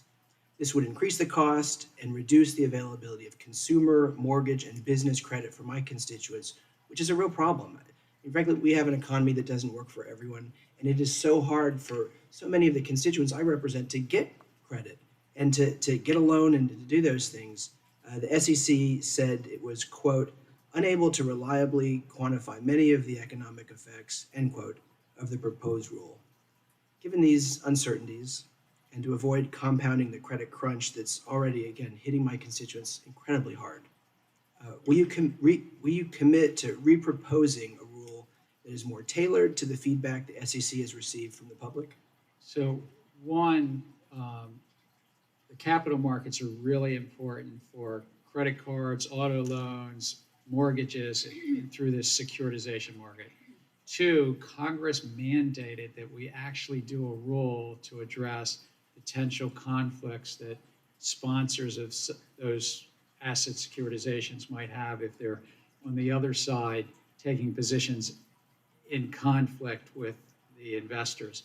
That's what we're doing. We got a robust, good comment file on that. We're looking at that closely. I can't prejudge it, but I think that the comments that we received, we can hopefully sort through.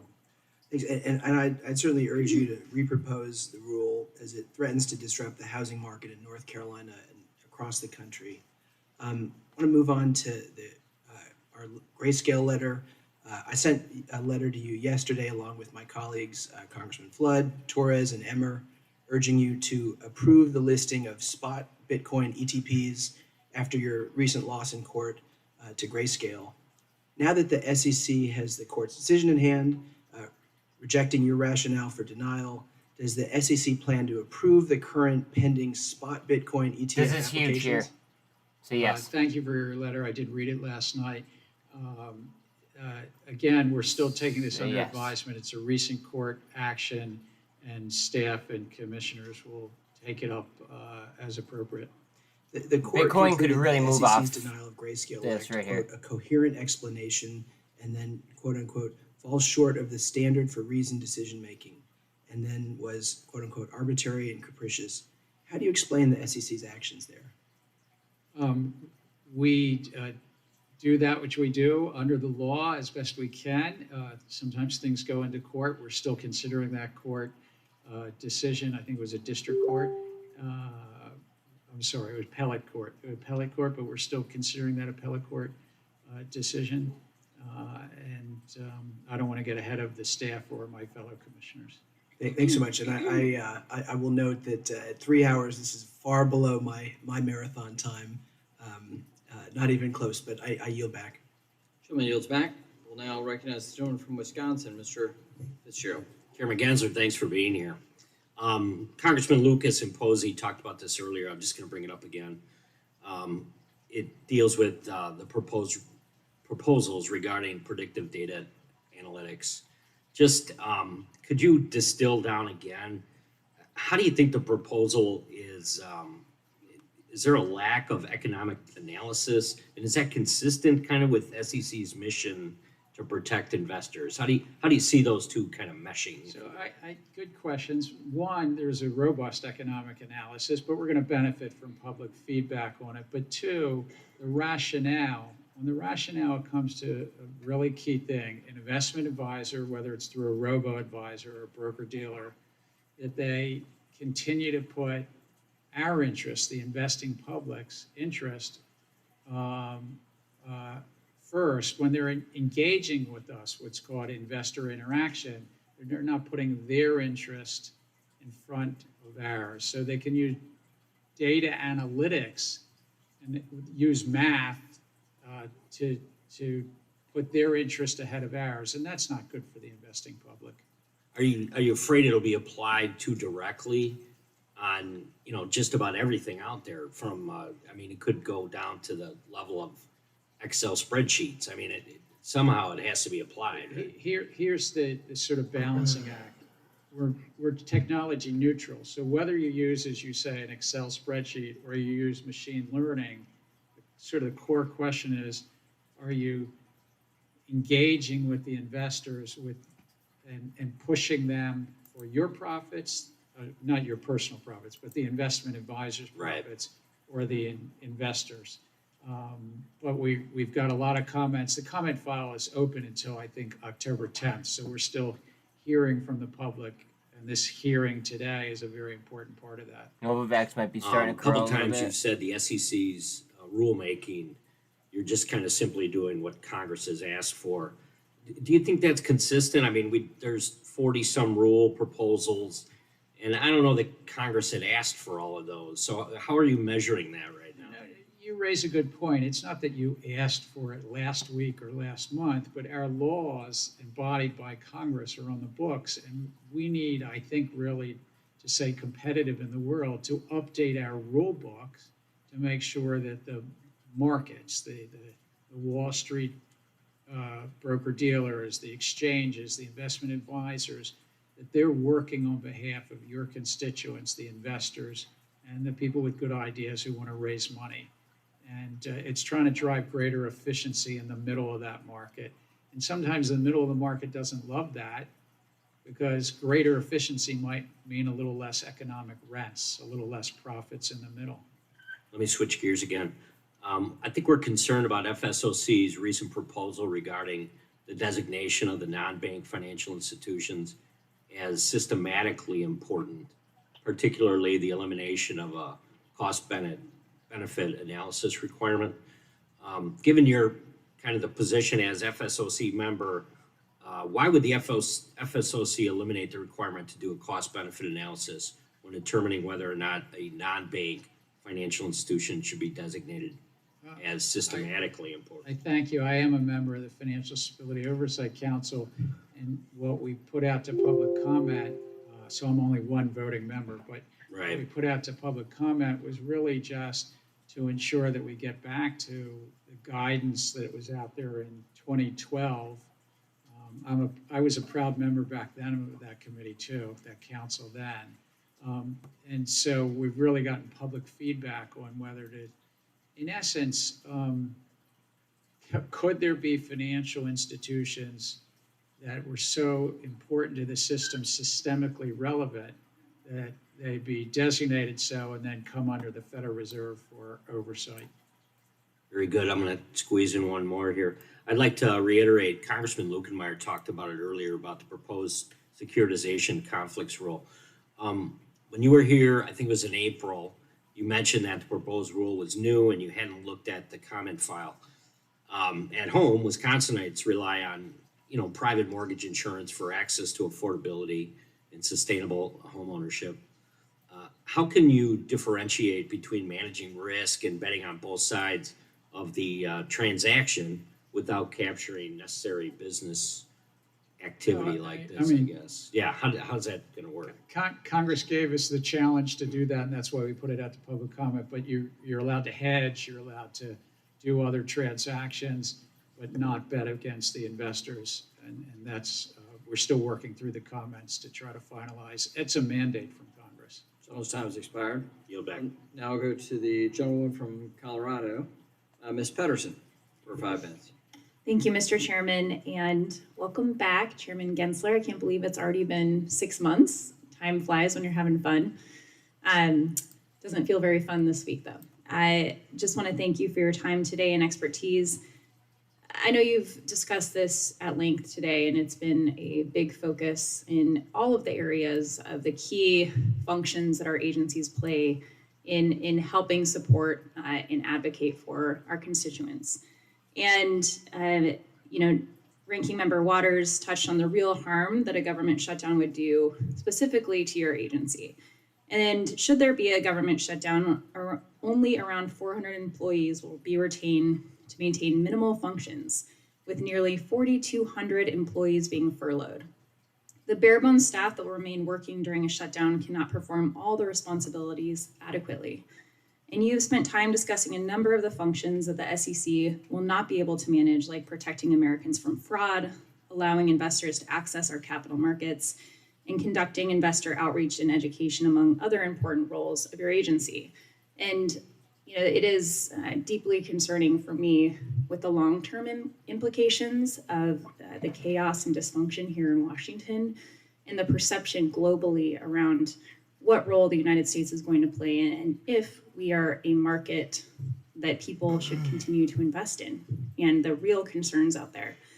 And so, in your opinion, how do you think that the government shutdown will impact America's capital markets and the global standard that the global gold standard that we have always had? In the short term, there's a risk that we, the government's important market regulator, don't have the resources to oversee the markets, whether it's a day, whether it's a month, whatever it is. In the longer term, it's just the confidence in our capital markets and our confidence in our system of fiscal,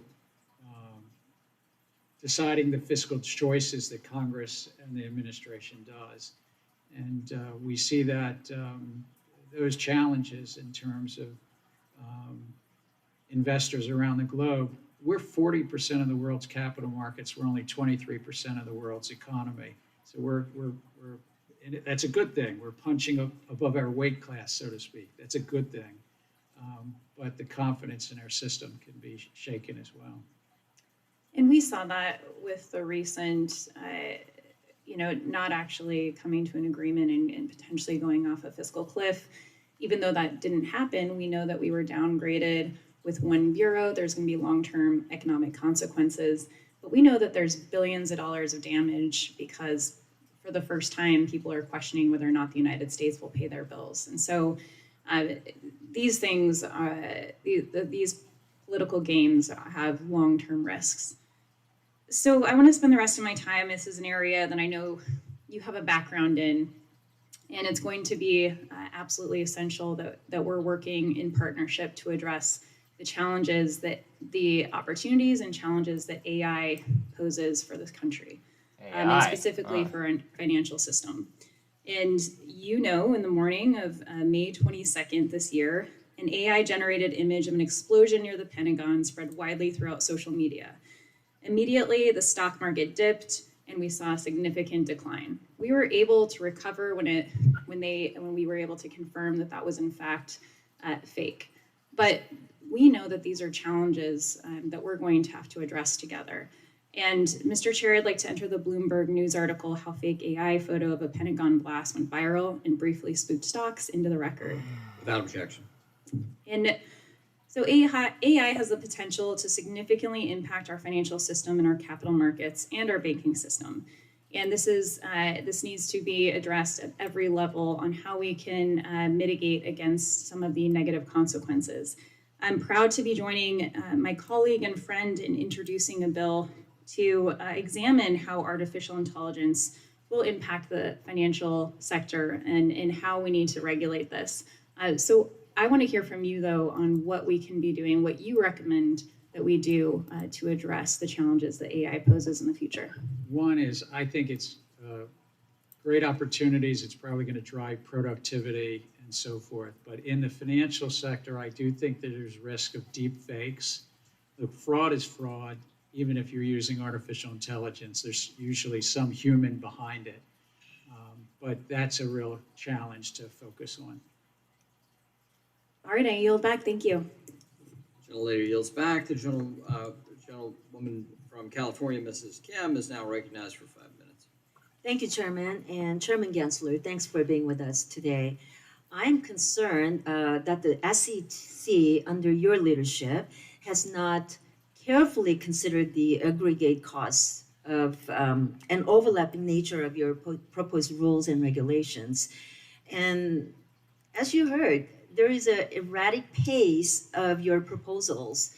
And I want to, paraphrase your own words. These erratic pace of your proposals undermines the finest capital markets in the world.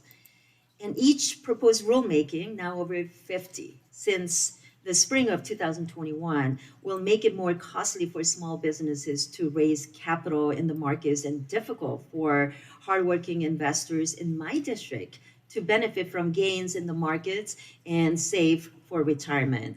And I remember when you came before our committee early this year, you said that the SEC's hardcore proposal would level the playing field for my constituents. But I completely disagree with that notion. And I urge you to please revisit the swing pricing and hardcore proposal. I know some of my colleagues across the aisle also raised this issue. So please tell me, how would the hard close proposal level the playing field for my constituents in Southern California when you're proposing a hard close at 4 p.m. in Eastern Time? It is 1 p.m. Pacific Time. So could you answer that? So again, what we're trying to address is to ensure that when somebody redeems from a mutual fund, they don't leave everybody else in that mutual fund with losses or what's called dilution.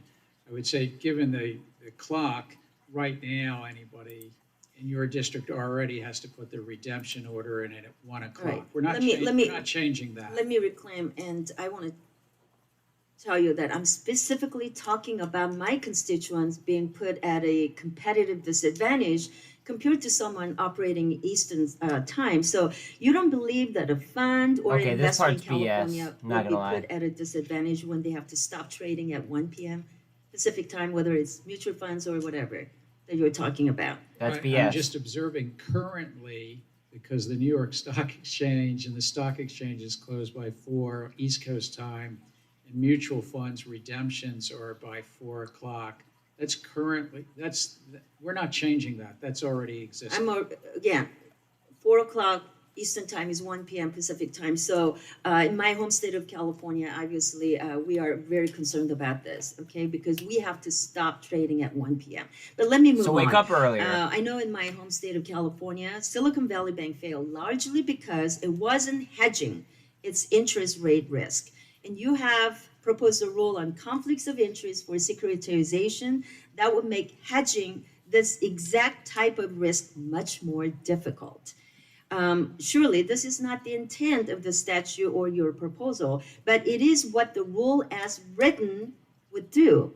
And I heard your response, your engagement with, Congressman Fitzgerald, that hedging is mandated, but that is not what I'm hearing. So I would like to ask you if you can commit to working with me to ensure that the final rule clarifies that risk mitigating hedging is allowed, because the current rule is unclear on that point. Again, I think it was Congress that has the risk mitigation hedging, but not trading against the investors. And so that's really the job of, we put it out to public comment. But you've raised an issue of just broad, general interest rate hedging. Well, I'm talking about that hedging issue, which is very important. And with all due respect, I believe the lawyers outside of your office disagree. And I think the last thing we want is a chilling effect on hedging. And let me remind you, SVB is a glaring example of how to get things wrong. And I hope we can work together to ensure that the final rule leaves the important risk mitigation tools intact. I just want to talk about some the 34 items on your proposed rules list for 2022. This is triple of that previous year. And in fact, over the past 2 decades, 2021 was the only time the Commission proposed on more rules. So which obviously was mandated by Dodd-Frank Act. The October Inspector General report said that the staff believe that your more aggressive agenda potentially limits the time available for staff resources and analysis and increases the litigation risk. So can I just throw in the question, what sort of things increase litigation risk? Would you be able to respond to that? Gentleman can answer for the record. Gentleman can answer in written form for the record. Thank you. Ms. Presley of Massachusetts is recognized for 5 minutes. Thank you, Chair Gensler, for joining us today. There are unrelenting people, institutions, forces at work that seek to dismantle gains that have been made in diversity and equity and inclusion, from corner offices, state legislatures, the Supreme Court, and my colleagues across the aisle. In fact, when they got the gavel, the very first thing that they did, one of their very first actions, was to dissolve the DEI committee under FSC that was stood up by Ranking Member Waters, chair at the time. And that committee was headed by Joyce Beatty. So the other side isn't taking any days off, so I'm not taking any days off either. And that's why I want to talk to you about diversity on corporate boards and understanding the importance of disclosure and transparency when it comes to gender, racial diversity, and other data, along with the ways in which that can impact financial performance. We all know that corporate boards are powerful. They play a critical role in determining the mission of a company, its values, its vision, its strategy, everything from who the company will hire to which stakeholders it listens to. Now, for decades, white men have made up the majority of corporate board members, and they still do. Across S&P 500 companies, nearly a third of board directors are women, despite women making up 50% of the country. Only 22% are people of color, despite people of color making up 41% of the country. These gender and racial disparities should not be ignored. The best person should get the The job. Securities and Exchange Commission plays a critical role in overseeing corporate governance, and that includes work related to diversity and transparency. Chair Gensler, research shows that diverse boards better reflect our country, and I want to underscore this, lead to improved financial results for companies. I could sit here and debate fairness and morality and right side of history all day, but as my good friends at Black Women on Boards so often say, this is not a matter of black or white. It is a matter of green. So this is about improved outcomes. Yeah. So what is the SEC doing to increase disclosures on corporate board diversity and inclusion? You just said it was about green. Why are you making it about color? Early in my time at the SEC, we had in front of us a filing from the stock exchange called NASDAQ. It's a self-regulatory organization that actually has a listing requirement of NASDAQ address these issues. Under the Exchange Act, under the laws, we approved that. That's still a matter of court challenge in the Fifth Circuit, if I recall. And I know that that's out there, but I think that Let me is an reclaim my important time piece. because I'm running out of it here. That's right. The NASDAQ proposal was approved by SCIC, calls for 2 diverse board members based on gender, race, and LGBTQ status. So this information is important. You agree, yes or no? Well, we approved it under the Exchange Act, under the guidance there. I have to be very careful about. Okay, well, at the end of the day, this disclosure of this data is necessary because we know that which gets measured gets done. So we need that transparency. And I also think that the SEC needs to go much further and require greater disclosure of diversity, such as disability status, and greater disclosure of the company, including senior management and the workforce. So will the SEC commit to looking into expanding diversity and inclusion disclosures? Staff has continued to work not only on this, but more broadly also on human capital Yes or no, Chairman disclosures. Gensler, my time is running out. Can you make that commitment? This shouldn't be a hard commitment.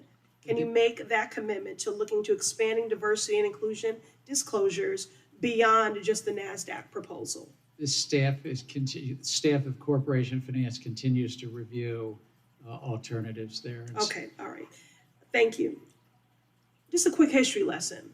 The first Black woman on a corporate board was Patricia Robert Harris, and she was only appointed in 1971, roughly 50 years ago.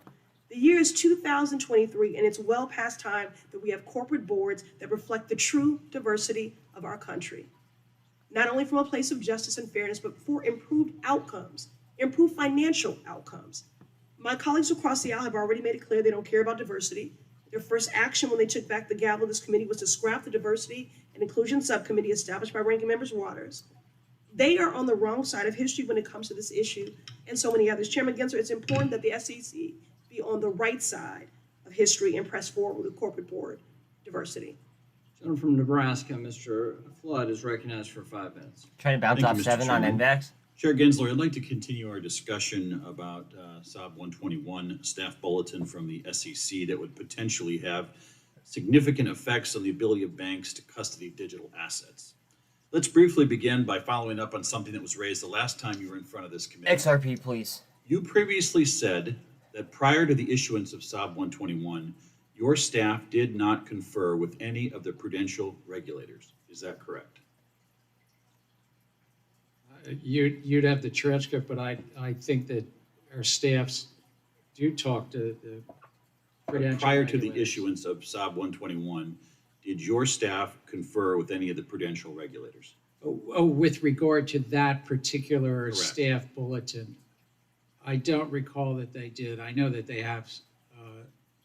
So let's let the record reflect that the SEC staff did not think to confer with prudential regulators before issuing the staff accounting bulletin. In response to my question for the record from April on this topic, you stated, quote, SOB 121 provides non-binding staff guidance on the application of existing accounting and disclosure requirements under U.S. GAAP. See how volume dried up on Ttoo? Prior to the issuance of SOB 121, Mr. Watch Chair, for the reversal. did FOSB issue anything related to the custody of digital assets? And if so, what was issued? I'd have to get back to you, but if you're asking about the Financial Accounting Standards Board, I don't know that they had done something on custody, but we could get back to you. Since you cited the generally accepted accounting principles in your response, I decided I'd take a look at this myself. Prior to SOB 121's issuance, FOSB had not published anything related to the custody of digital assets.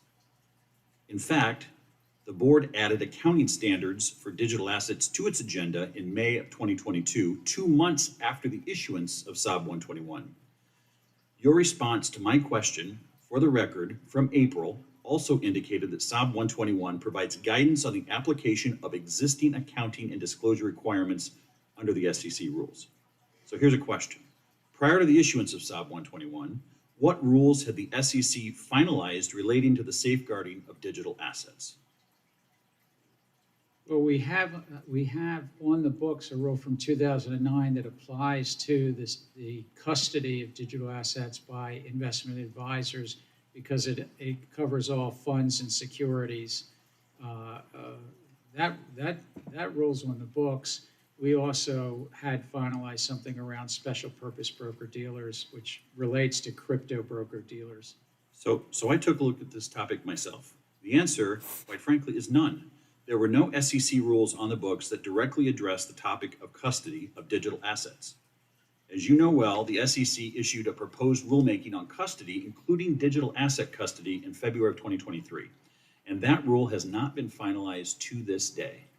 So to recap, the SEC failed to confer with prudential regulators despite the fact that anything changing rules around the custody of assets for banks, regardless of whether the bank is publicly traded, would be of obvious consequence to them. Then, when justifying the bulletin, the SEC cited the gap in SEC rulings. However, at the time when the bulletin was issued, there was no action by FOSB, no rulemaking from the SEC on this topic. In April, you said you wanted the SEC to, quote, stay in our lane, end quote, with regard to SOB 121's potential effects on a bank's balance sheet. It's fair to say that the fact pattern we have is that the SEC is not just going out of its lane, but it failed to comprehend the existence of any conflict with prudential rules. Additionally, the SEC's justification for issuing the bulletin is based on accounting guidelines that did not exist when the bulletin was issued and rulemaking that was not even started until nearly a year after the bulletin was issued. It's pretty obvious that one of two things happened, and both are bad. On one hand, it's possible that the SEC was well aware that there was no strong justification for issuing the bulletin and chose to do it anyway. That would show a pretty straightforward case of regulating by guidance and unsubstantiated theory. On the other hand, the SEC made some obvious basic mistakes in the issuance of this bulletin. In light of these mistakes, it's worth mentioning the SEC Inspector General's report on management and performance challenges. Among other things, the report indicated that very high attrition has required the SEC to rely on detailees with little or no experience to contribute to the core regulatory tasks such as rulemaking. The case of SOB 121 raises the question of whether the SEC is compromised. Thank you, Mr. Chairman. I yield back. Gentleman yields back. We'll now recognize the gentleman from Massachusetts, Mr. Lynch, for 5 minutes. Welcome, Mr. Chairman. I don't know if you need time to respond to that. I would just say, Mr. Flood, if I can, because the other member allowed me to, the SAB 121 guidance is based on GAAP. GAAP already exists. It doesn't need a new FASB statement. And the custody rule at the SEC from 2009 already covers funds and securities to the extent it might be crypto securities. It was already covered. It wouldn't have covered something like Bitcoin, the chair and I have talked about. That's not a security, but it would have covered crypto securities. Thank you. Again, welcome, and thank you for your willingness to enforce the law where it applies. Appreciate that, especially in the crypto space. After many decisions in favor of the SEC's position, the SEC saw its first split decision, I would say, in the major crypto case in court. Yes. With, the July 13th ruling involving Ripple's XRP. Yes. Keep talking, XRP. A partial victory, I guess, for Ripple, the Southern District of New York held that XRP was not a security when sold on a public exchange, but it is when sold to institutional investors, which I found surprising and counterintuitive given the vulnerability of individual investors versus institutional investors, and also the asymmetry that invites into the legal analysis involving crypto. But the wider picture is that I worry that we're heading towards a pattern of court battles to determine if each individual token is either a security or not. And I just wanted to know what your thoughts were on that decision. I know it's far from over.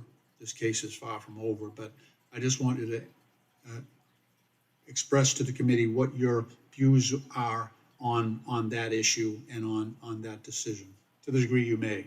I appreciate the opportunity, Congressman, but as we, as a commission, actually have filings in front of that court on this matter right now. He's I not think, gonna comment. Those filings speak for themselves, and I just don't want to in any way speak to something and say, even choosing a word differently than the commission voted to make filings in that following.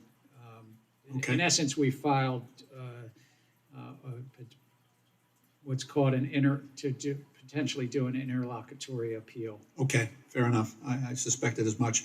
One of the major proposals in the recent digital assets market structure legislation involves allowing a crypto firm to provisionally register and to be held harmless for a post-registration period. By now, we're all well aware of the damage caused by FTX when its CEO, Sam Bankman-Fried, defrauded millions of customers. More recently, the SEC took action against Binance for potentially, I think, similar behavior from looks of things.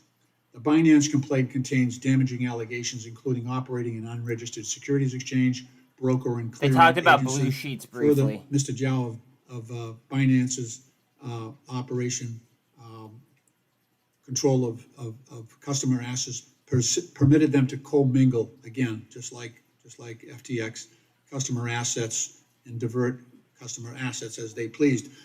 There are some concerns about this bill that we did, the digital asset market structure bill, that it opens up a vulnerability for consumers to be harmed.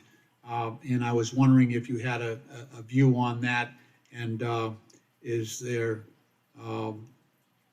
any concern that we should have with the way the bill is currently structured? So if I can speak about the field itself, rather than speaking about the bill, but it's a common practice in the crypto field right now to commingle that which we don't allow commingling. Q's RSI is 26. And commingling what you might think of as an exchange, like the New York Stock Exchange, with brokers. You can think of your own individual brokers, and maybe a hedge fund, or even a high-frequency trading shop, and even a clearinghouse, and maybe even some bank-like functions. And it's a recipe that has not led to good results in the crypto field, and a lot of investors being harmed. So if Congress did anything, it would be separating out those conflicts. Thank you. Here's the corrective pattern on Novak. South Carolina is recognized for 5. ABC. Mr. Norman is recognized. Now we for need an 5. impulse up. Thank you, Mr. Chairman. Mr. Gensler, are you aware of Prometheum? Sorry, I Are didn't you hear. aware of Prometheum Company? Oh, a company. I have heard of that company. Yes, sir. Well, they testified before us back on June 13th. The CEO and founder of Prometheum testified before us that, and he assured us that only 20% of the company is owned by China. Does that concern you at all? And I assume you know they're a broker-dealer, special purpose broker-dealer for digital asset securities. Any registrant in our markets has to comply with our laws, and whether they're partially owned or wholly owned by China. But I'm saying in your position, does that concern you? 20% owned by China, and the information that could be easily transferred to China, which is an enemy of this country? Oh, sorry. What's really important, regardless of whether it's China or any other country, that our capital markets, it's a privilege to be in our capital markets, and that those companies comply with our laws, whether it's the company you mentioned or any other company controlled or partially owned by Chinese entities. They comply with the laws, but still the threat is there that information is being shared on investors. We sent a letter to you back September 25th, Senator Turberville and I. You know how long it took us to get this reply?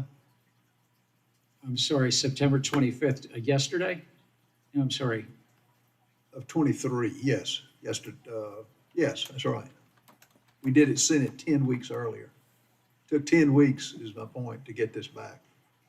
What we ask you to do is look into that into the China connection, which is a serious concern, should be of yours and your role. Basically, and I'm not going to read it, this is just a non-response. I mean, it's just words. And if what's concerning to me is if somebody in your role is just shuffling paper, it's a danger to this country.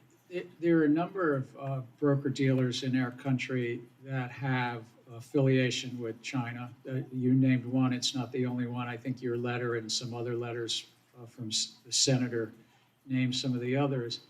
And those broker-dealers have to comply with our laws. They actually have to, under our laws, have their books and records here so they can be inspected and looked at by Fngr, which you mentioned. It's China go by the rules. I mean, does communist China go by the rules?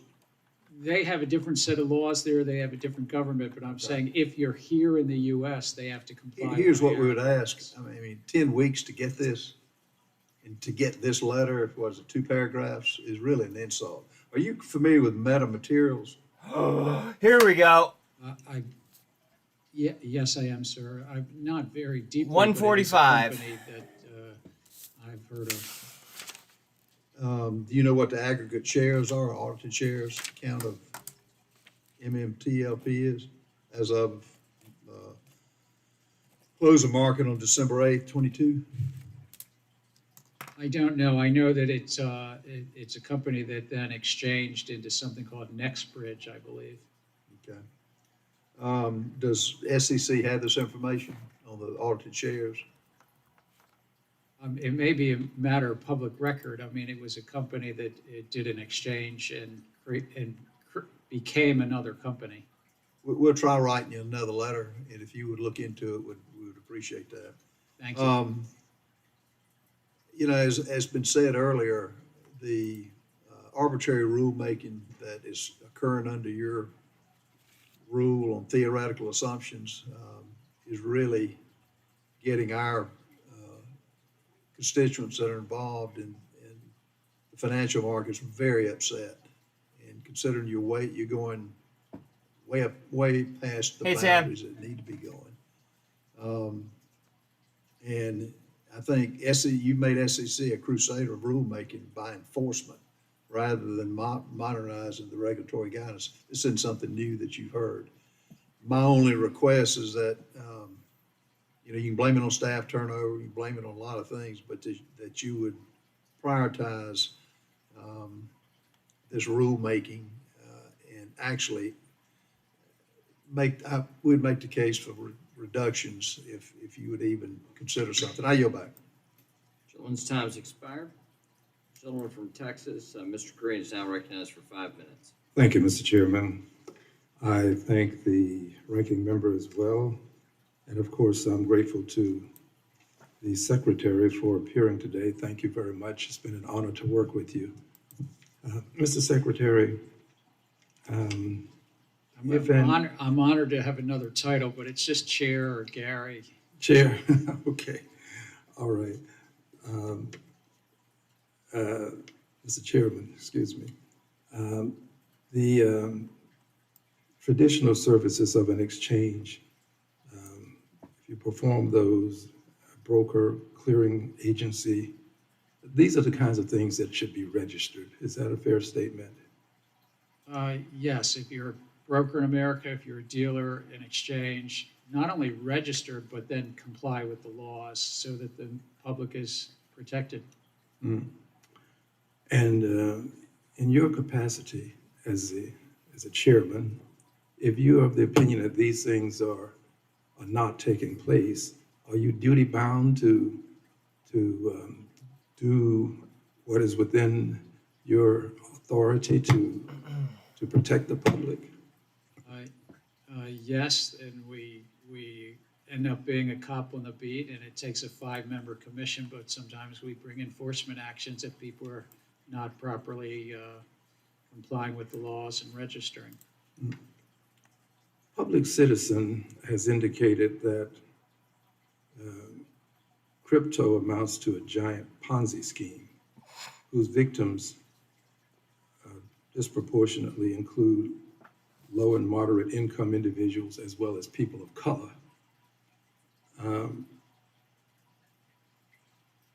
I'm concerned about that. I appreciate your being the cop on the beat. I want to protect people from what may be a Ponzi scheme. There are different opinions about this, but what are some of the consequences of having a poorly regulated digital currency? Well, the crypto token field has, there's been billions of dollars of losses. And in fact, there's some studies that suggest that lower income communities and communities of color have lost more, and that it's not been to their advantage at all to be investing in these assets on average. Really, it's a matter of the American public can decide what investment risks they want to take, but they should have the full and truthful disclosure about those investments if they're under the securities laws. And then the trading platforms themselves should comply with the laws and not be entering into a bunch of conflicted services where they sometimes are trading against their customers on those exchanges. Mm-hmm. Do you consider the dollar, the American dollar, an effective, efficient digital currency? Well, the American dollar, which is, the sort of the leading currency around the globe, most of it is digital. I mean, we buy a cup of coffee at Starbucks, or we get paid, or we pay our rent digitally. Occasionally, we still use paper or cash. And do you believe that properly regulated, we can have digital currencies that won't amount to a Ponzi scheme? Well, I think the U.S. dollar is quite strong, and I think the U.S. dollar, because we use it digitally already, is a form of a digital dollar. But it's crypto not. tokens are really quite something different, sir. No, They're not a currency. They don't, I mean, this is going back into economic history, but they don't fulfill the three functions of a currency, of a store of value, a unit of account, a medium of exchange. Not. What about might- XRP? Maybe in another day, but not in 2023, frankly. And our failure to act, or your failure, because you're really the person who's in the hot seat, as it were. Our failure to act can cause a lot of harm to a lot of people, as we have seen with one circumstance. And I thank you for what you're doing to prevent that harm. I really do. Thank you. Thank you. You're back. Gentleman from Wisconsin, Mr. Stiles, recognized for 5 minutes. Thank you very much, Mr. Chairman. Thank you, Chairman Gensler, for being here with us today. Well, just move off this the bottom, summer, guys. I asked Director Girding about the SEC staff, about whether or not the SEC staff conducted legal analysis of shareholder proposals.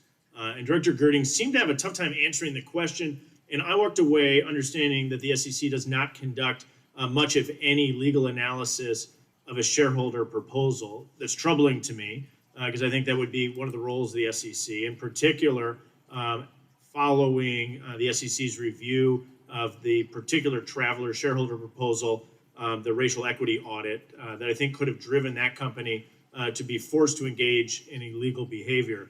And so asking you if you give me a clear answer, does the SEC conduct legal analysis of shareholder proposals? In preparation for the hearing, I watched your testimony between Director Girding and you. I think it is part, and I don't do this on a day-to-day basis, but I think when staff looks at, sometimes companies come in and ask the staff's opinion on things. Staff does look at, one of the components they look at is the legal. So not every time. So when you say sometime, I think it's just important for us to understand whether or not we should make that explicit. I think it should be explicit. So sometimes the SEC looks at whether or not shareholder proposal is legal, and sometimes they do not review whether or not shareholder proposal is legal.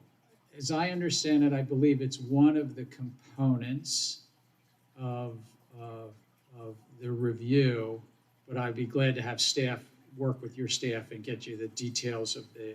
I'd like you to, I mean, the fact that you reviewed it in advance of this committee hearing, which I appreciate the amount of time and effort you put into preparing for a hearing, but you don't have an answer specifically whether or not the SEC conducts a legal review, not even a legal opinion, but just a legal review on each shareholder proposal, to me, would be a baseline review for the SEC. I'm here saying I believe that it's part of the review, but I don't know if it's on every shareholder proposal because it depends on the nature of the shareholder proposal, of course. Okay. I'd like you to come back with that information about the process in which you review shareholder proposals in light of probably two key things. One is we brought in the two largest proxy advisors, ISS and Glass Lewis, and they specifically said on the record that they do not conduct a review for legality. They instead rely upon the SEC's analysis for legality. On the record in this committee room, your director and now you kind of go back and forth as to how you conduct that legal review. I think it's really important for us as policymakers to understand whether or not anyone, the SEC or proxy advisors, which may not be under, we can get to how they're registered with the SEC, but who's conducting the legal review because it has a significant impact on companies. And if we build upon that and we look at the staff legal bulletin 14L, we've seen a dramatic increase in the number of shareholder proposals. We're seeing more focused on social and political concerns. And I go back and look at the underlying language of that legal staff bulletin saying that they would consider whether or not a proposal concerns a matter of widespread public debate.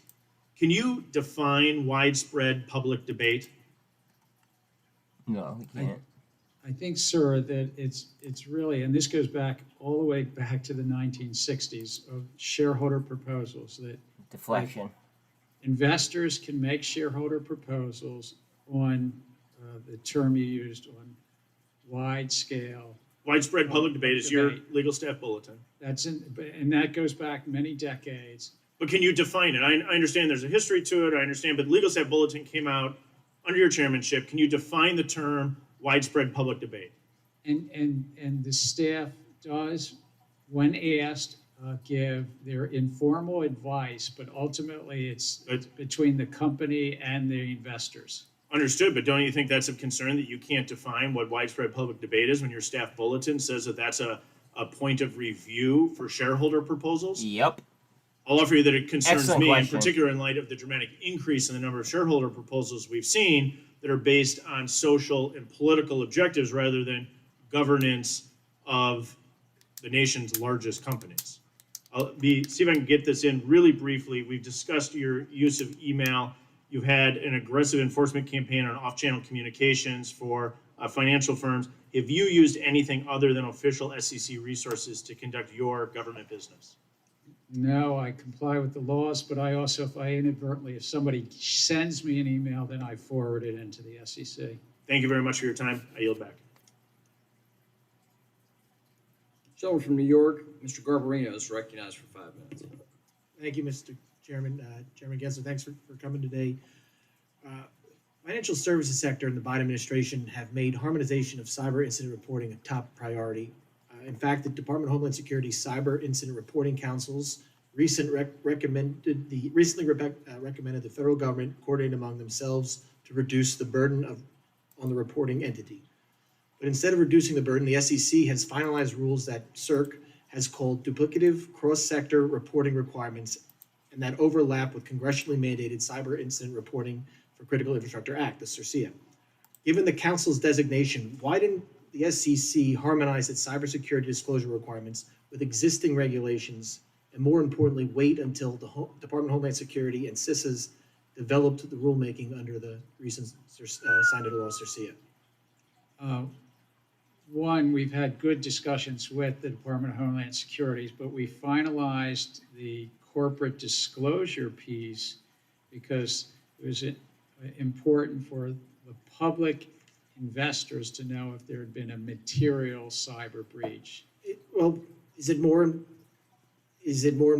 investor information more important than Homeland Security? This was, well, and I asked that question because the reason we want to harmonize, and the reason we as a Congress have said harmonize, and the reason the Biden administration has said harmonize these incident reporting rules is because we've heard from the private sector that their cyber employees are spending 40 to 50% of their time, and we've spoken I think about we're this going to get a before, lot of news on at the end of the complying fiscal with year. cyber regulations, not just yours, but with all sorts of different cyber regulations. So and we talked about this last time you were here, specifically the rule that was just finalized in July, and you said at that time you've been having good discussions with DHS, but again, this rule came out, and and DHS said, I quote, that this current rule is duplicative cross-sector reporting. It's a duplicative cross-sector reporting requirement. So even though you've had good conversations, I guess they didn't lead anywhere because you still came out with the rule. Actually, they did, because it's only reporting to the public if it's a material cyber event. It's 4 business days, which actually is longer than this CERSHA 72 hours. And thirdly, it has important considerations in there that if the Department of Justice thinks for national security or public safety, it should be delayed. We need to queues out. It is longer. 4 days is longer, but within a material breach, there's different requirements there. So I have to ask, because there's also a concern that you have companies that are reporting a possible material cybersecurity breach that might not have been able to fix that breach. And if they're publicly reporting it, it could, 1, put that company at further risk, or 2, put other companies who are using the same system and the same backdoor can be found in their system. We just saw over the summer a company, there was an attack on a company. They announced this attack before the patch was released, and you saw other companies and 3 federal agencies get hacked under the same vulnerability. So I'm concerned that having this public Watch out on Novavax coming up towards the 200. Is fixed before Watch the Hawaiian. patch is fixed. Might come off the bottom here. Is going to cause more harm than good. And I'm not saying don't regulate cybersecurity. I think it's very important. I just think when our goal is harmonization, when the Biden administration's goal is harmonization, when everybody is saying harmonization, having these rules come out that are just going to be duplicative and cause more harm on the companies that are supposed to be protecting information is not a great idea. I'm running out of time, so I do want to move on to something else. Between 2019 and 2022, the annual cost of operating a consolidated audit trail, or CAT, increased by 900%. In March, CAT unveiled a 2023 budget exceeding $223 million, which is 10% of the SEC's entire budget. The SEC recently approved a funding model that would pass nearly all these costs on to market participants. What is the SEC doing to control the costs of CAT? I understand SROs control and operate them, or own and operate, but it's under your umbrella. I need to know what you're doing to control those costs, and if you would support moving CAT onto the SEC's budget. He's going to say no because they don't have enough Mr. money. Chair, what you're going to tell If us. the gentleman would respond in written form to the gentleman's question. And I appreciate the gentleman's Thank you. leadership in cybersecurity issues, WIGWAM protocols, and the work he's put in WIGWAM, over yes. the years on those policies. He's worked in other committees. So And WIMWA is very important. we'll now recognize the gentleman from New York, Mr. Lawler, for 5 minutes. Thank you, Mr. Chairman. Chair Gensler, you have embarked on a rapid and extensive campaign to reform every facet of our markets. It is evident that your rules will significantly change our markets. For example, your equity market structure rules will impact all retail investors, encompassing over 228 million retail accounts. The swing pricing rule will have implications for every mutual fund involving over 100 million American investors. The climate rule imposes new costs on every public company. The predictive analytics rule will encompass virtually every type of technology. The private funds rule fundamentally reshapes the regulation of private institutions in a potentially unlawful manner. The pace and scope of your rules is unprecedented. Have you taken the time to do a comprehensive economic analysis examining the cumulative impacts of all of these rulemakings on the markets and broader economy? Representative Lawler, actually, our pace is about the same as 1250 prior back on administrations. And Hawaiian. for That's a not law respectfully, we can disagree with that, and that's not what I asked you. I asked you a very specific question. Have you taken the time to do a comprehensive economic analysis, examine the cumulative impact of all of these rulemakings on the markets and the broader economy? Yes or no? On each of the rules, we do a robust economic analysis, and then if another rule is finalized, we incorporate that. We take into consideration that interaction in the possible further rulemaking and adjust the economic baselines. So you are saying, for the record, that you have taken the time to do comprehensive economic analysis, examine the cumulative impact of all of these rulemakings on the market and the broader economy, yes or no? For the record, what we do is we take into consideration as and if a rule is finalized, the interaction with other rules. Right. Because it changes what's called the economic baseline. Yes. So have you done the cumulative impact? Have you studied that? Have you done an economic analysis on all of it? We do them rule by rule individually, Yep. and also the interaction as it relates to other rules. If we were to finalize a rule, then we take that in consideration. So can you explain your engagement with market participants before putting out significant rule proposals? Are you holding public roundtables? We meet with the public extensively before the equity market rules. We had numerous meetings from when I came on in the summer of 2021 all the way through December of 22.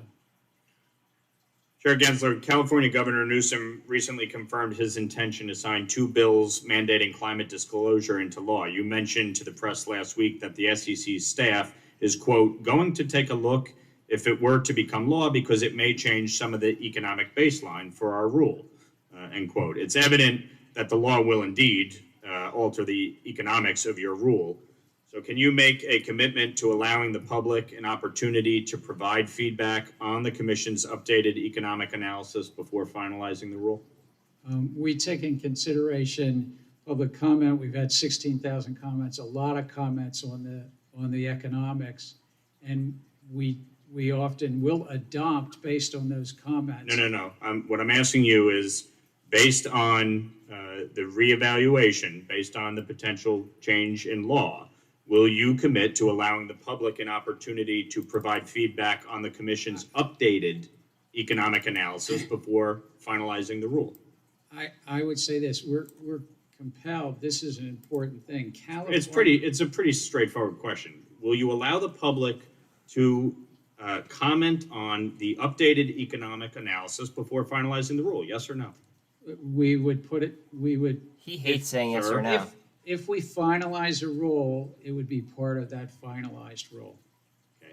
I know you like to obfuscate, but I'm honestly I asking think, you a sir, very straightforward sir, question. I understand. Can you commit? Where you're headed. Can No, you commit? No, the answer So you is won't no. commit. Thank you. At least you answered the question. Thank you. I want to touch on another factor here. The SEC recently proposed amendments to expand and update regulation systems compliance and integrity. The proposal would expand the scope of SCI entities to include certain registered broker-dealers for the first time. Feedback from market participants on this proposal suggests that the actual costs for this proposal are in the billions of dollars as a result of the SEC attempting to micromanage the technology setup of individual firms, yet these enormous compliance costs are conveniently absent from the SEC's cost-benefit analysis. He deflects Why everything. did the Commission fail to acknowledge and then these waste the costs person's time? in its economic analysis? Gentleman's time has expired. If the chair will respond in written form. Thank you. So by doing that, he's wasting the Well, now I'll go to the gentleman Senate from person's Iowa, time, Mr. senator's Nunn, time. for 5 minutes. Thank you, Mr. Chair. Chairman Gensler, thank you and welcome back to this committee. I know each time we get to have a lot of questions on this. Last time we spoke, I addressed swing pricing and hard close proposals with you.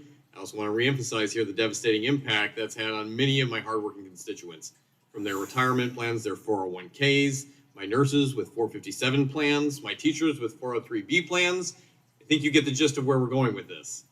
As you are well aware, after this morning's rule, I believe it needs to be withdrawn, and I look forward to your team's response to both Chairwoman Wagner and Ranking Member Sherman on the letter that we signed on to and are still waiting to hear back on. Look, I want to talk specifically here about the ag and small business communities that I represent. The extra regulations that the SEC is potentially proposing in this regulation under the guise of consumer protection, it's going to add $6 billion in increased annualized costs to the industry, an additional 6 million compliance hours, many of these being small family farms and medium Main Street businesses. I hope you appreciate this as a tremendous impact on my constituents back home. Along with 4 other members of the Ag Committee on which I serve, we have signed a letter here moving forward a conversation, which brings me to my question on the February 15th proposal rulemaking on safeguarding client assets aimed at reshaping custody assets. As you know, we have worked hard in your former role with CFTC on how this can be successful. But dozens of trade groups have signed up and identified that this rulemaking would represent trillions of dollars of assets that our constituents back home face. Both of these letters, Mr. Chair, highlight significant errors with the proposed rulemaking, and I'm going to begin this conversation by asking you consider withdrawing it until these things get fixed. Your definitions of custody and asset would expand so greatly they would encompass derivatives and future markets that have been overseen by the CFTC, your former organization, for decades. So with these bipartisan letters specifically, I believe that they would upend our markets overseen by the CFTC, eroding their essential risk management functions and putting our nation's farmers and producers at risk. Now, Chairman Gensler, in your 432-page proposal on economic analysis, do you know how many times agriculture was mentioned as part of this review? I don't recall, but I suspect you're going to let me know. Would it surprise you to know not once? In fact, it was only mentioned as a subcategory within a footnote. Clearly, this is concerning, particularly for my farming constituents, but for entire economies built around this, something the CFTC has been doing for decades. So, Chair Gensler, earlier you answered Representative Lucas' question. Has there been any coordination with the SEC and the CFTC on this issue? Yes, we've been in dialogue both prior to the proposal and subsequent to the proposal, and I think that... Can I get some specifics on that? When did you send a request over to the CFTC for this coordination? The day of before the proposal? A week before the proposal? After the proposal was already out? Representative, it usually just is staff-to-staff dialogue. So Great. I look forward for your staff providing me the date in which you actually asked for this information from the CFTC. Did the CFTC provide you with any recommendations on your rulemaking? We engage with multiple federal regulators on this role, and we'll continue to do that because we benefit I'm very happy from to hear feedback. that, Mr. Chair. I'd like to see that being transparently provided to this committee then. Did you read these comments, and were they incorporated into your final proposal? Sir, we haven't finalized the proposal yet. Did you incorporate any of CFTC's We haven't finalized recommendations? an adoption yet. Mr. Chair, did you incorporate any of the CFTC's proposals into your recommendation? We have put out to public comment to get feedback, and we get feedback, and it's benefiting this. And I think that we can... So I haven't heard anything about the CFTC on this. You're putting it out to the public, which brings me to my next question. It's my understanding that you recently reopened the comment period without re-proposing the rule. Specifically, what value does this add to the ag community and my constituents for their grave concerns if you're reopening it, but you're not listening to the CFTC, the ag committees, or even what's happening in a bipartisan level within this committee? We benefit by reopening. I think we reopened this because we had another rule that may intersect with this, the discussion we've had a lot here today. And so we reopened it formally to get further comment. It might suggest to some that you didn't get the answers you wanted, and so you reopened it to others. So let me end with this. I urge you to withdraw this rule as my bipartisan and bicameral elements have argued the same. Thank you, Mr. Chair. I yield the remainder of my time. Thank you. Good to be with you. Gentleman from Florida, Mr. Donalds, is now recognized for 5 minutes. Oh, I love Mr. Donalds. Oh, thank you, Let's Mr. go. Chair. Chairman Gensler, welcome back. Hey, do you remember where we left off, you and I? I do. You're a very good questioner, sir. All right, well, let me refresh. Let's bring some things up. Where we left off was did you facilitate the payment for the Steele dossier for the Hillary Clinton campaign back in 2016? Because you were the CFO, you acknowledged that. You also said, in response to my question, that this payment was not something that I was aware of, quote unquote. Those are your words. Interesting things have occurred since then. John Podesta actually testified to a committee of Congress, and John Podesta testified to a question about, was Gary, meaning you, was he day-to-day, hands-on, signing every check? And so John Podesta testifies, actually he was under a deposition with a committee here in Congress. He says, yes, I don't know if he signed the checks, but he was there every day, meaning you. So let's circle back. Were you aware of the fact that the Hillary Clinton campaign actually paid for the Steele dossier, which unleashed one of the worst issues of intelligence malfeasance that our nation has ever seen? No, sir, I answered this 6 months ago, and it's the same answer today. No. You weren't aware of what was going on. Mr. Gensler, I find that very interesting because, if I listen to some of the people in the staff that have left the SEC, you're very aware of everything that is going on. It's actually your MO. You're very hands-on. So you're going to tell the committee right now, you had no idea that the Hillary Clinton campaign, of which you were the CFO on, sent money to Perkins Coie for a dossier that was phony, that led to the spying of a presidential campaign in 2016. Thank you, Jordan. You were not aware of any of this. Sir, as a chief financial officer in a political campaign, I was not aware. I think he of just what lied under the oath. law firm was doing with some of the money that they got. Now, I find that interesting he because might of have some of been. your other rhetoric about CFOs in the public sector, the private sector of our economy, you are very tough on CFOs. You've said on the record on many occasions that CFOs have a fiduciary responsibility to the organizations that they cover, that they should be aware of everything that is going on. So how is that a standard you hold CFOs in the private sector to, but you don't hold yourself to that same standard? That's not a standard that the SEC holds CFOs to. It's about their financials and that the financials are put together in accordance with GAAP and that the numbers are accurate and that they're. So did you accurately pay for the material Steele regards. dossier out of the Hillary Clinton campaign? Sir, I learned about that way after President Trump was a president and Hillary Clinton was a private citizen. All right, well, let's move on. We'll probably circle on that another time. I want to reference a story in Capital Account from June 13. Mr. Chairman, I ask for unanimous consent for the story be entered into the record. Without objection. The story notes that you met with Senator Tammy Baldwin in May about the SEC's proposal related to the 13D beneficial ownership disclosure, at which time you allegedly asked Senator Baldwin's staff, allegedly, to contact an organization called We the Investors to submit comment letters in favor of the 13D proposal. Subsequently, the SEC was flooded with 350 plus comment letters from so-called individuals, but mostly form letters stamped with the moniker We the Investors in favor of their proposal. It appears to me that you have engaged in astroturfing to advance your own agenda. Is this true? Whoa. If this is true, is this a serious breach of impartiality that would violate the spirit, if not the letter of the law of the APA? That might be unconstitutional as well. Again, I don't know what the press is talking about. I remember a meeting with the senator. It was a good thought. Did you meet with Senator Baldwin in May with respect to 13D? I think that it's on my public calendar that I met with Senator Baldwin. I meet with senators and representatives. Okay, so here's what we do. Regular I need to basis. get from your public calendar if you actually met with Senator Baldwin. I think the committee would like to know that. In this meeting with Senator think I Baldwin's did. staff, did you speak to an organization called We the Investors? I have no memory of that. He didn't want to lie under Mr. oath. Gensler, the no memory routine from a lot of appointees is really getting old. You guys are discussing and leading some of the various regulations facing our economy. So to come before a committee of Congress and have no idea what you talked to with a senator's staff about 13D? The meeting was What with up, the child? senator, sir.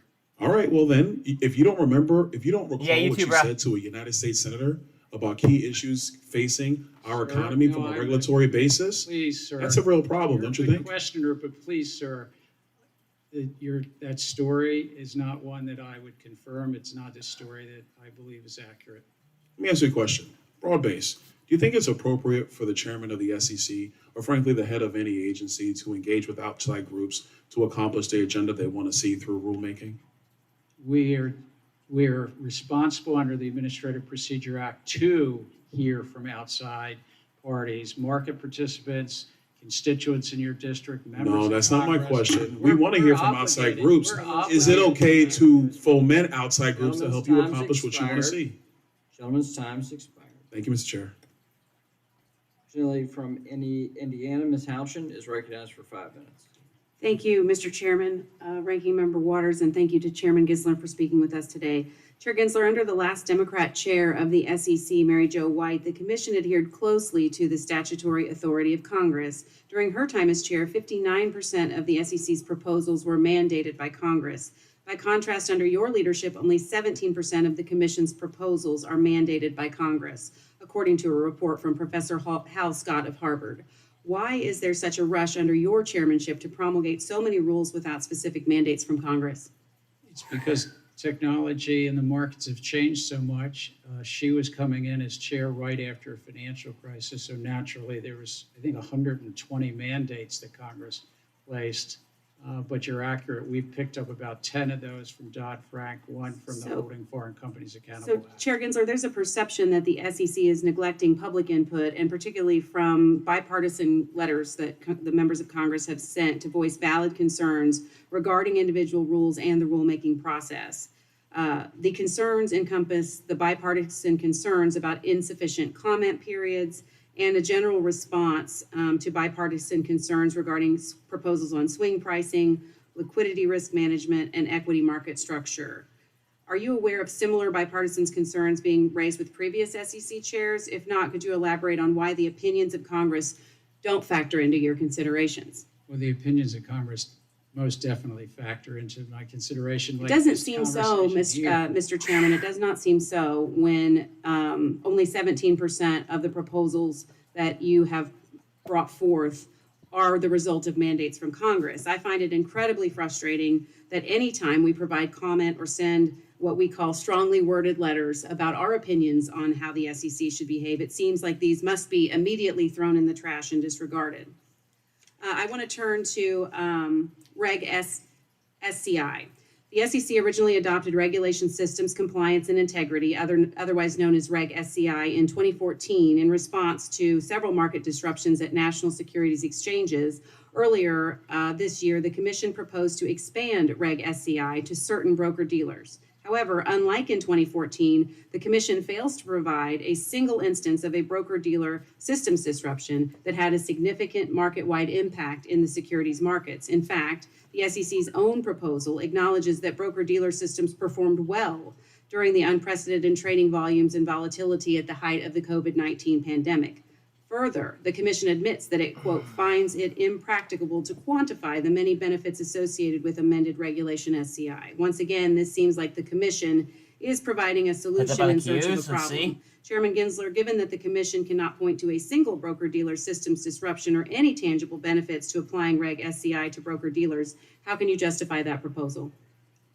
As we outlined in the proposal itself, which is still out for public comment, that some broker-dealers may have the size and scale and standing in the markets that if they were taken down, that could be disruptive to the markets. That's the important thing. And this so-called systems compliant integrity is about those most consequential or central parts of the market. The SEC's Reg Flex agenda for 2023 indicates you intend to finalize proposed rulemaking to expand the definition of an exchange in short order. Although the SEC has reopened this rulemaking, the proposed rule is still fraught with insufficient economic analysis and ill-defining scope, among other things. Given Congress's ongoing and unaddressed concerns with the rulemaking, as well as concerns of hundreds of stakeholders, it seems irresponsible for the SEC to finalize this rulemaking. Could you comment on the expected timeline for finalization of this rule? You'll be pleased to hear that we don't do it against a clock. It's really when we get the comments and the economics right and the legal authorities right, and then discuss it with the commissioners. And finally, I want to raise an alarming issue that I think needs further attention. The timing of various actions by the SEC while Congress is seeking to establish a regulatory framework on digital assets. To name a few, January 12th, 2023, this committee announces the formation of the Digital Assets, Financial Technology, and Inclusion Subcommittee. It was subsequently announced that the SEC pursued enforcement actions against 2 firms. March 9th, 2023, the committee hosts its first hearing on the Biden administration's approach to digital assets. An hour before the hearing, you publish an op-ed in The Hill. April 27th, 2023, the committee hosts another hearing on digital asset regulation. You tweet and quote office hours video on your view that most digital assets are securities. May 3rd, 2023, this committee and the House Agriculture Committee, led by my colleague Chairman Thompson, announced our first joint hearing on digital asset legislation, which is unprecedented. You published another office hours. I'm not one to connect dots, but it seems like you're actively trying to undermine the work of Congress. You must not impede our work to do our job, even though you won't do yours. I yield back. If the gentleman wants to respond.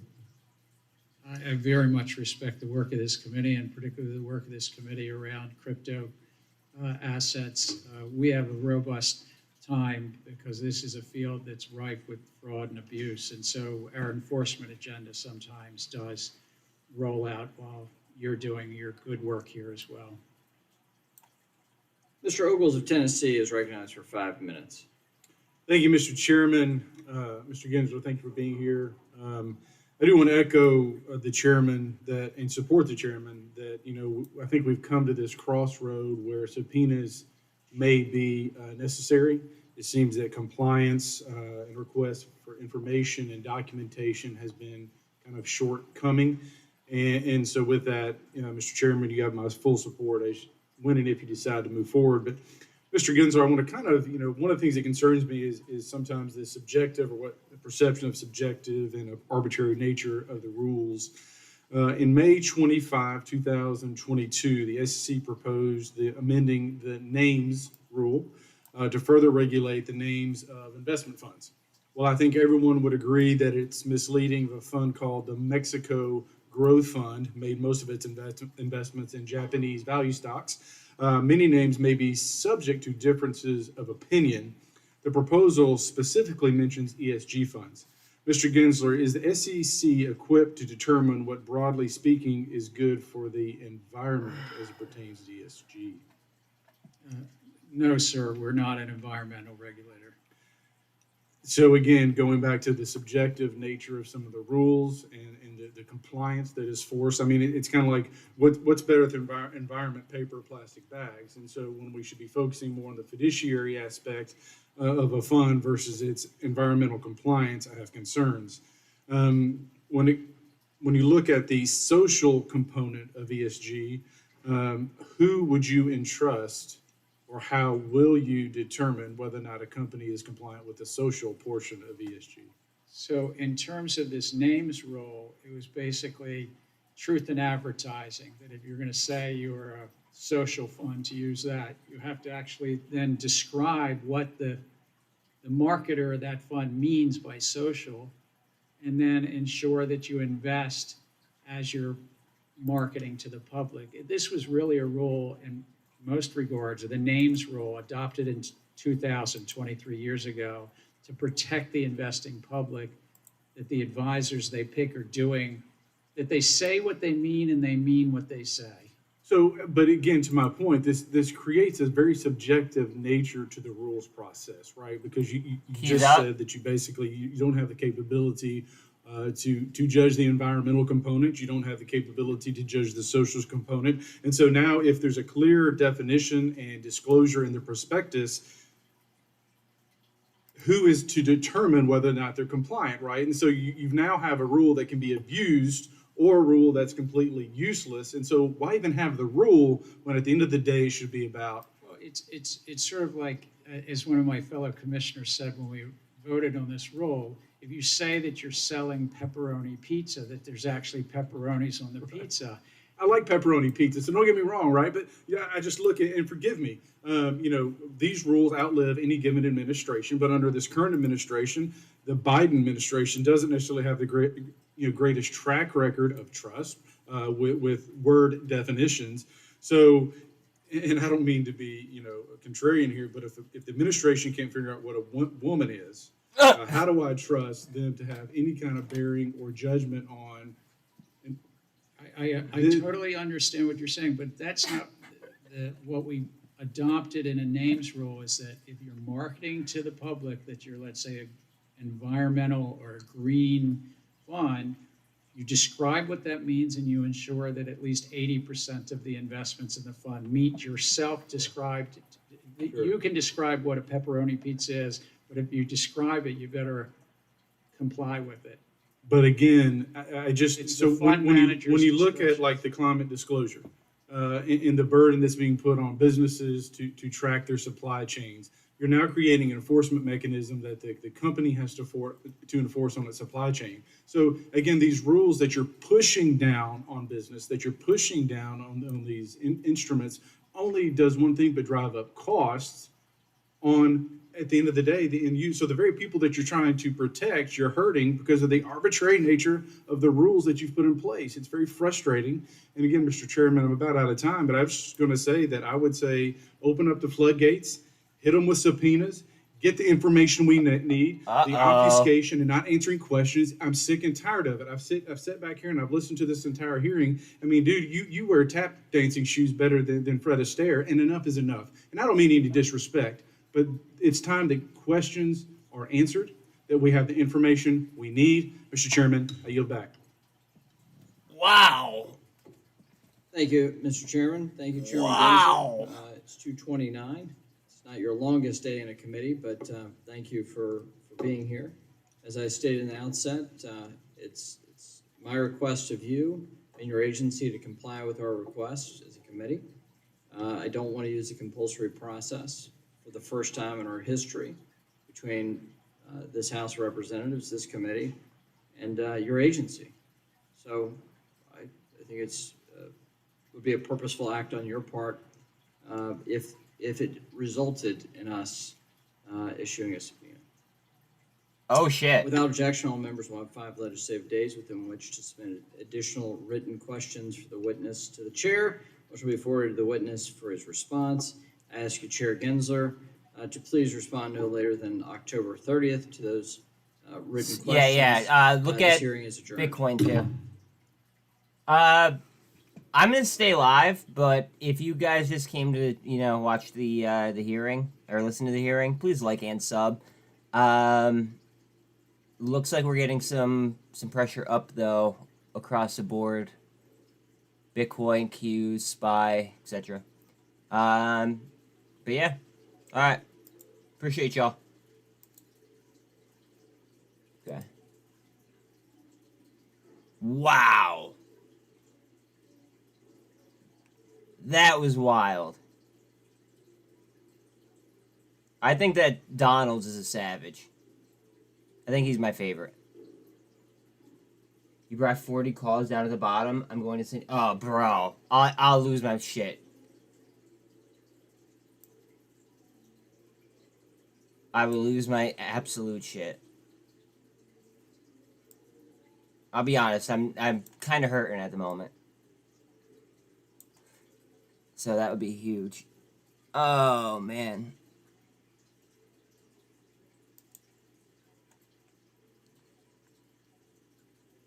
Whoo!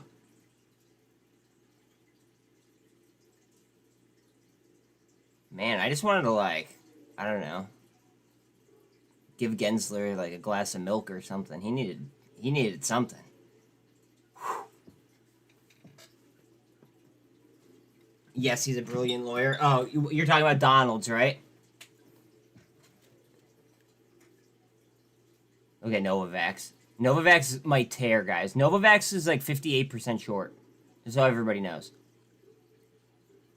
Well, sorry. Yesterday it was 57.4% short. Yeah, Donald's is fantastic.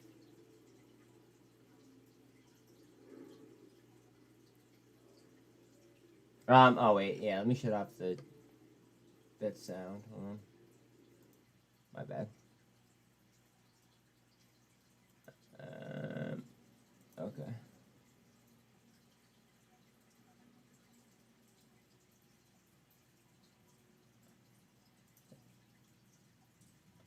Wait, what? They do the incredible. Whoa, Help whoa, save whoa, whoa, lives. whoa, whoa, whoa, So whoa, can whoa, you. whoa. Your CSL plasma donation. Did I lose you guys?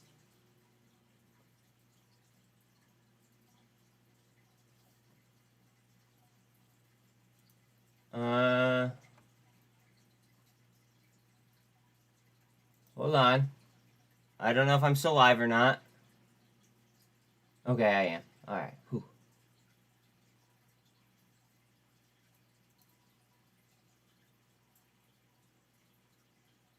Man, that was some wild stuff. There's nothing more powerful than... Okay, hold on. Let me get that off. Alright. Sorry. Something is like really weird happened on YouTube there. It like booted me. Okay. Alright.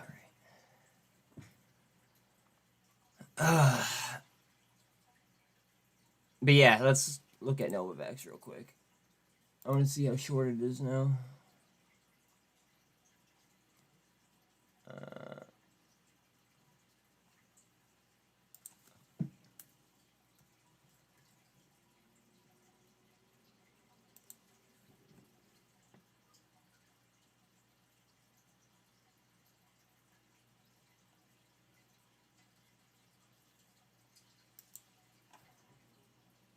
Yo, dude. Dude. Chad is dropping bombs. Thank you, bro. It literally means the world.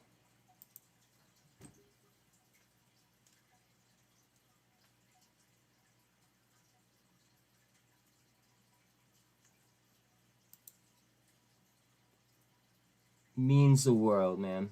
Thank you. Yeah, look, Novavax, 57% short. 56.99% short. On almost 100% utilization. Let me see what the cost to borrow is.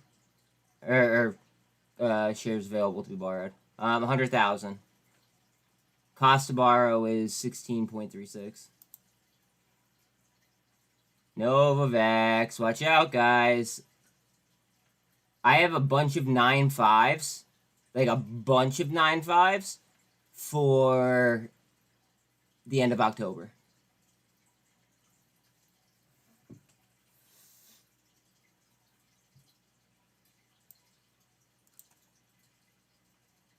So we'll see what happens with that. Don't know if I'll necessarily hold it that long, but...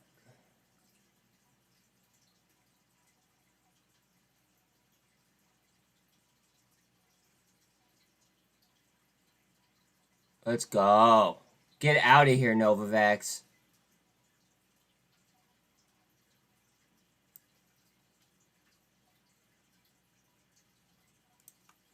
Beautiful recovery.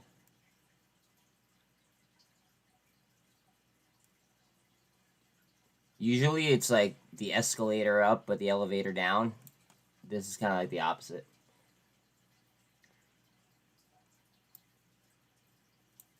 Okay, so what happened here that caused the end of the fiscal year is on Friday. So there's going to be most likely like news or like auditing. Because remember, last time that he testified, he said that they audit Fngr on a yearly basis, right? So like, when is the audit then? You know what I mean? So I'm just wondering if we're going to see some extreme price movement because of the end of the fiscal year, which is why I went like heavy leverage. But as far as BBBYQ goes, I mean, they could have just been playing that just to scalp people. Get people all hyped up and then, you know, yank the liquidity away.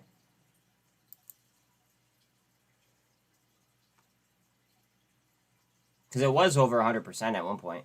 What's it now?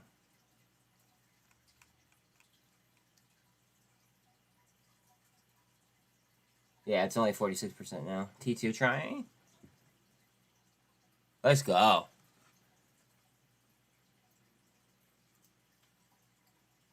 Boy's jacked.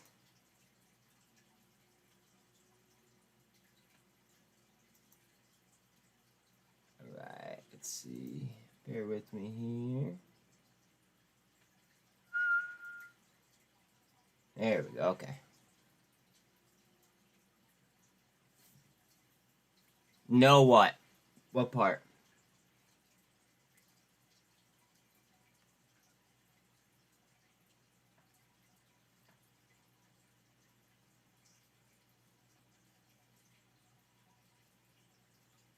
I'm Kit. You have me kind of like confused here. I have no idea what you like.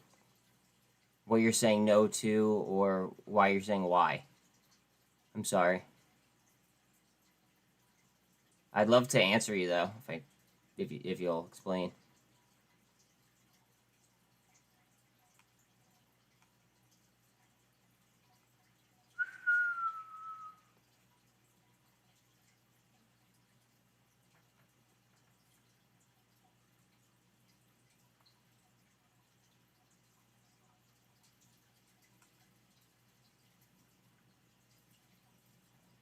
Spy going green, let's do it. CXAI could really boom, guys. Just throwing that out there. Look at the queues. Look at the queues. Let's go boom soon, huh? It's getting close. We gotta clear this nonsense.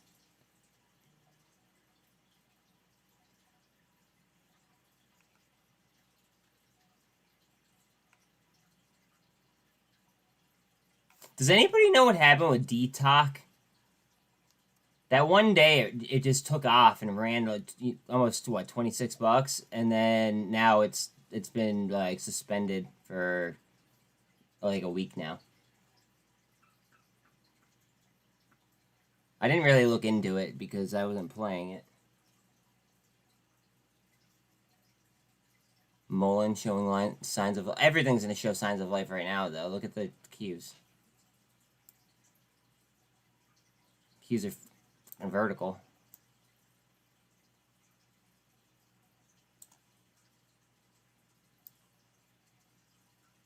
Let's go.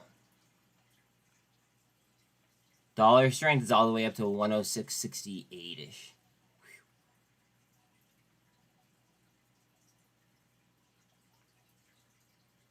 Nvidia still has 1%. GameStop has 2. Ttoo trying up the bottom.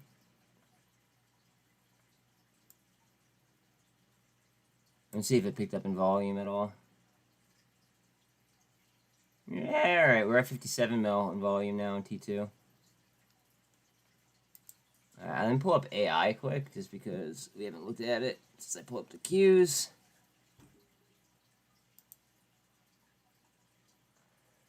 Oh, baby, let's go. Gold cross on the 1 minute.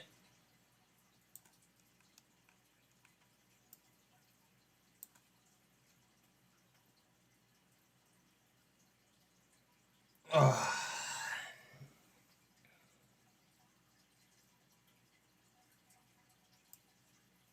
I knew IV was going to juice too because of the end of the fiscal year. That's why I bought my options early. I just assumed that the IV would be higher than the loss in theta. And I was right. Pretty cool. At least up until this point I was. Novavax, let's go.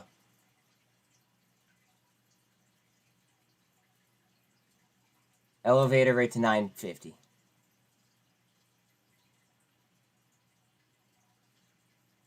I really hope that this pops at the apex. Come on, Ttoo. You have the 13 over the 4080 MA on the 1 minute. I feel like I should have like the Qs or something else up though instead of AI. It's not like I'm gonna sell my AI.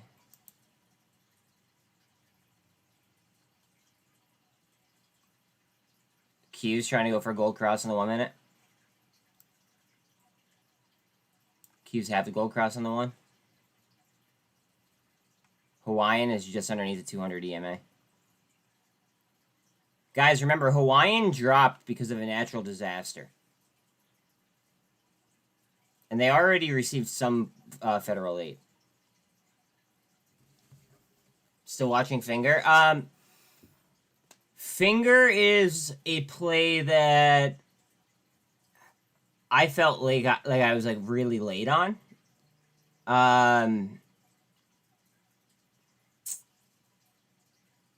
know that a lot of the people that are watching have it, so I could pull it up if you'd like. I currently do not have a position in it though at the moment, just because I felt like I was late, and I like to snipe. So like, if I feel like I'm late, I'm not taking a position typically.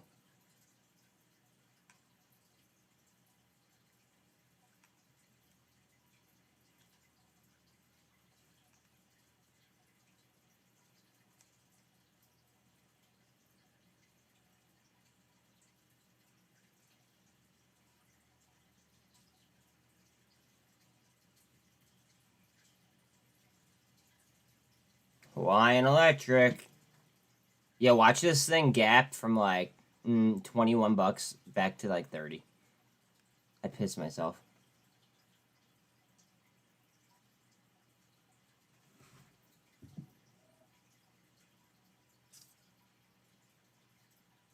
Oh, okay.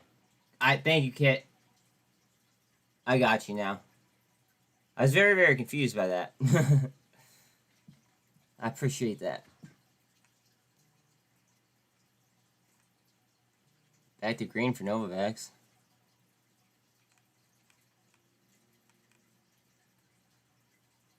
Novavax is going to be coming up towards VWAP here in a minute. Remember, guys, nearly 60% short on Novavax. And the options chain gets juiced pretty frequently.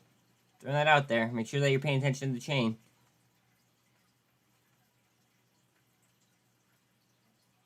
Fngr is chilling at 516 at the moment.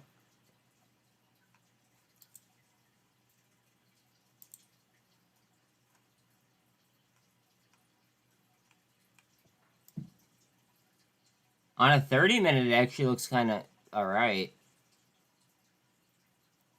I want it to finish above the gauze band, though, on the 30-minute.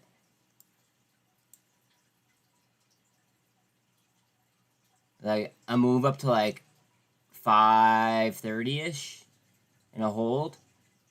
I'd be more than happy with that.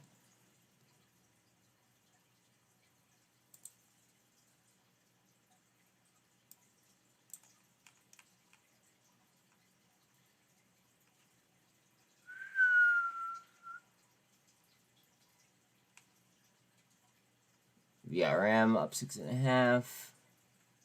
AI is 4 still. CXAI 155.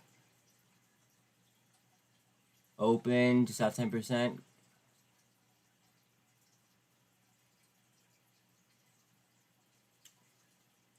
All the way down to 38% up on BBYQ after being up over 100. Hey, Mr. Shelby. Been a proper bloodbath this week. Yeah, but I like to buy blood. Like, when there's blood in the streets, typically that's when I'm buying.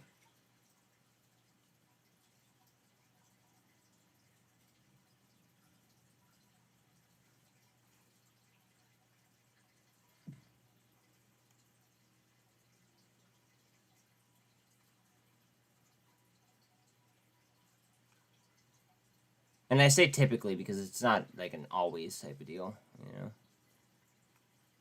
Definitely situational.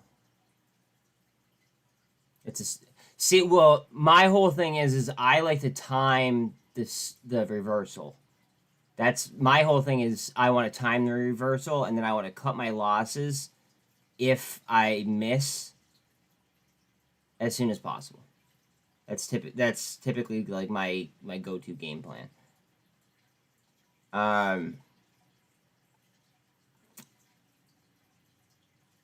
But in the current market environment, because everything was so cheap, what I decided to do was I decided to just accumulate and accumulate and accumulate. That way I could go ahead and just like sell options, or I could sell covered calls, I could sell, covered puts if I wanted to, whatever. That's what I've been doing. Like at these types of prices, like 18 cents, I think buying the 50-cent options is stupid until about like at least 40 cents. Like between theta and like all the other Greeks, plus with how manipulated T2 is, like until it clears that 250 level, or like the reverse split shit is figured out, I would not even be considering options on T2. Again, I'm not a financial advisor. Do you?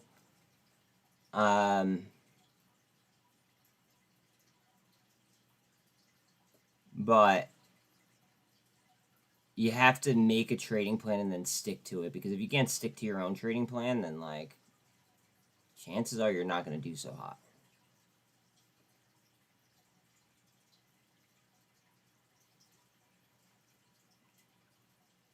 Now, I will say that my trading plan allows me to take some larger risks than most. And that's due to the fact that I've been doing this for a little while. And I feel like if push comes to shove, I could trade myself out of a spot if I get myself in a spot.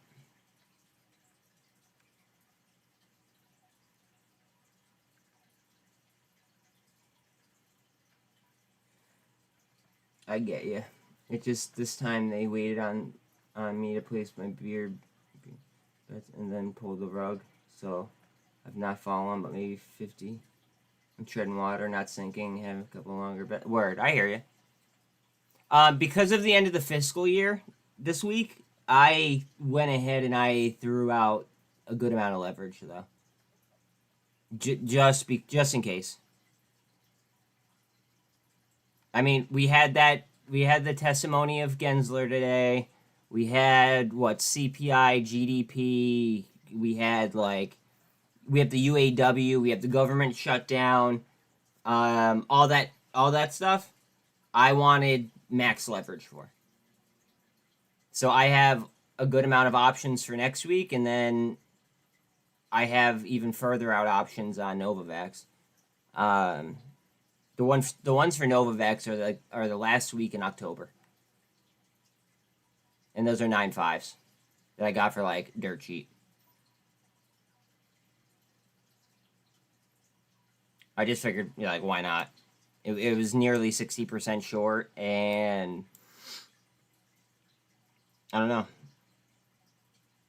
Something inside me told me to buy.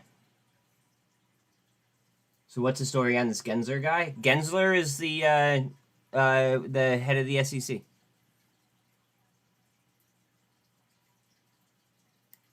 He's the reason that I'm not sitting on a stack of attendees right now.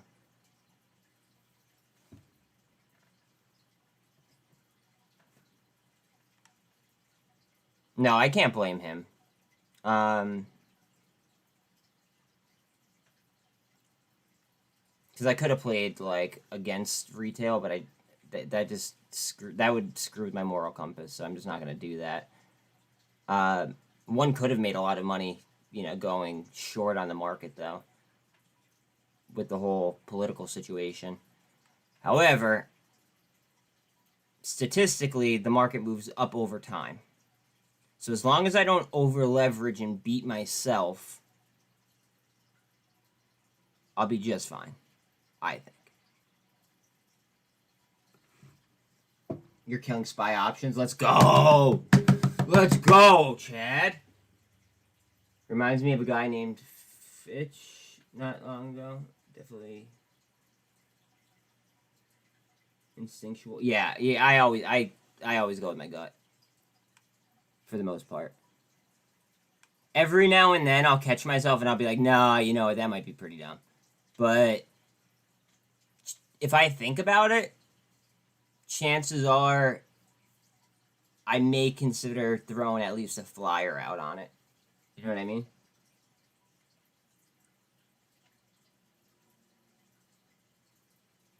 Yeah, NVAX, quick little pop to 10. I'd take it, bro. I'd take that. Go ahead. You and your 60% short interest. Just start covering.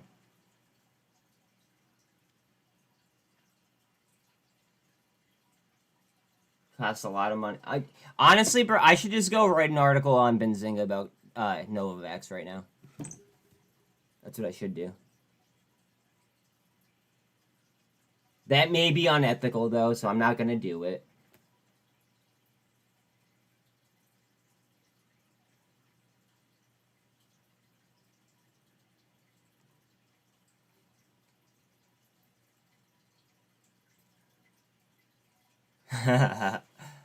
Do it. I mean, as long as I say disclaimer, I'm already long, it doesn't really matter. So, I mean, I could. Technically. They just take forever to post my articles, bro. Like,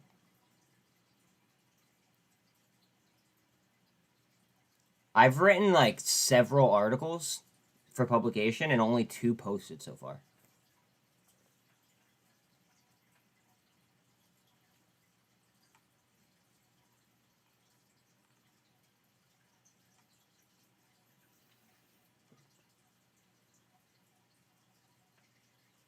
No.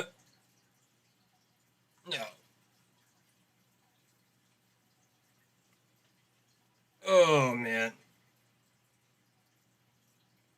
The only thing that would make today better is if Ttoo and Trka just went ballistic. That, along with Novavax, I'd take it. Oh, and Hawaiian, because I have a lot of Hawaiian 15s. Again, very, very cheap, and I wanted it because of the volatility with the end of the year.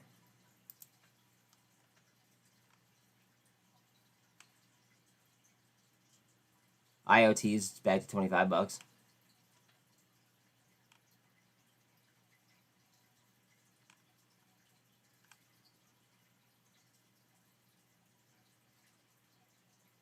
Ooh, DNA lost nearly all of its gains. Still up 5%, but that was up a lot more earlier. IonQ up 8% to 14. AI lost 4%.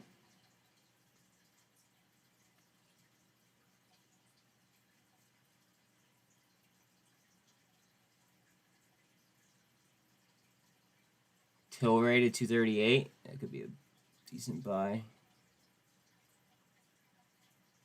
I'm pretty sure that they just passed a bill on MJ, and the MJ stocks went down.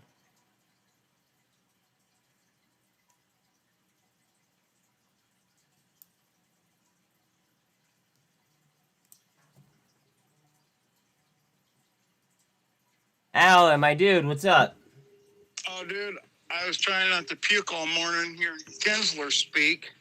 Yo, some of those people were ripping him up, though.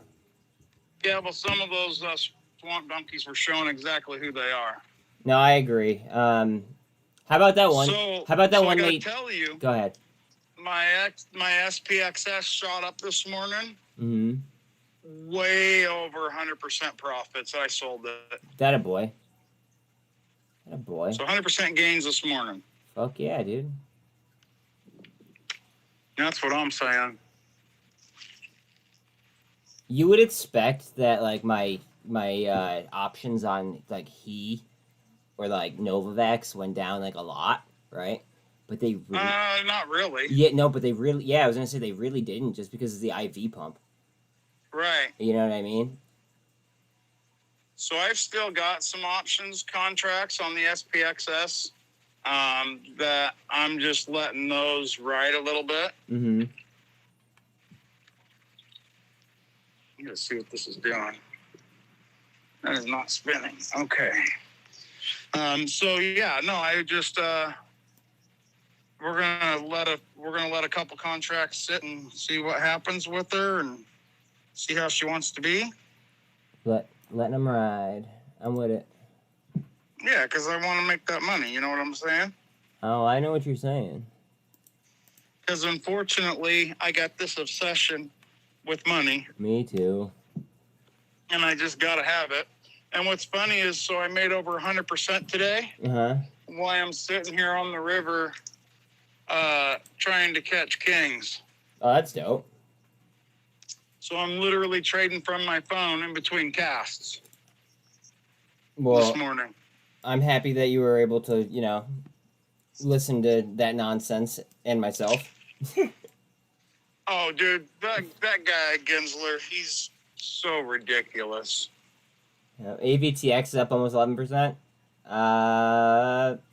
Under average volume by a couple mil, about 75. And Congress isn't stupid. Now, granted, some of them were placating like he's their bestest buddy or whatever. Well, the one lady Those pissed guys me aren't off.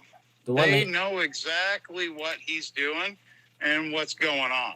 Well, the one lady pissed me off. She was like, "This is like not about color. It's about green."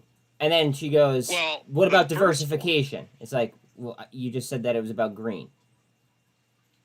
Like, all right, like pick one. You know what I mean? Well, what about the first lady that was on there? Just Waters. I mean, you always have to discount Waters. you're so. my bestest friend, Mr. Secretary. The Security and Exchanges Commission is really out there to support the people. I was just like, what in the F is this lady doing? Like, we can prove there's market fraud. Just look at my lawsuit. That's what I'm saying. Like, it's not hard stuff. And so I hope the people that are on this channel listening right now realize that you have certain people in office in your states that think that us being robbed is a good thing. So remember that when you go to vote. And know what you're voting for. That's all I want to say. Please don't just go please don't go vote just to vote. Please know what you're voting for. Don't vote on party lines. Vote because you know what they represent. Yes, please. Because, I mean, when people vote on party lines or just because they're like, oh, this person is who everybody should vote for or whatever, like, it is so stupid. We have a lady here in Seattle that's on the Seattle City Council that ran as a communist. No. In America. And she won. No. Oh, yes, she did. She ran on the communist ticket and won. I was like, oh, this lady's done. There's no way. She's over before it even starts. And then when they announced that she won by like 75%, I think I fell out of my chair. By 75%? Yeah. What a margin, bro. Holy smokes. And she's like the most ridiculous person. And she did so much stuff that was bad up here, and she was just allowed to do it, and nobody cared. I mean, she is a commie, so. Well, yeah, but, like, she let in all these protesters into the city hall building, like, during all the riots and stuff. And let them in there, like, during the council meetings just to disrupt it and stuff. And it's like, well, wait a minute. If this chick is out here legitimately, like, trying to cause problems and trying to get people hurt and arrested, like, shouldn't she go to jail for inciting it? You would think. But, no, they're just like, oh, no, it's cool.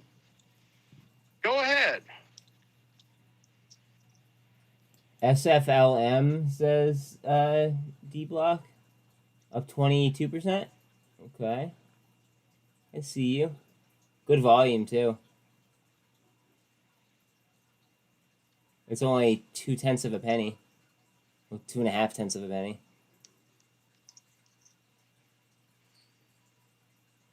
So my kid's out here with me. Yeah, and I'm smelling something a little funny. And I look over and he's don't say it on smoking. He's smoking. Don't say it on here. A cigar. Yeah. But you guys catch anything or no?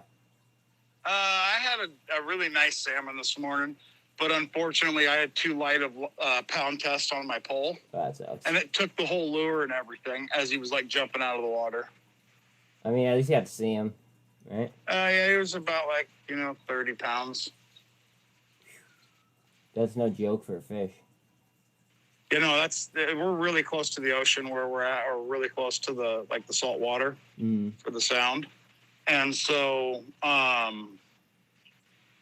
they're coming off the ocean to die, basically, because after they spawn, and they come up, then they go out to the ocean upstream, with their year, and then they come back. Yeah, and then they do swim upstream though to die, right? Right. They try to go back to their normal spot they were born, and they die there.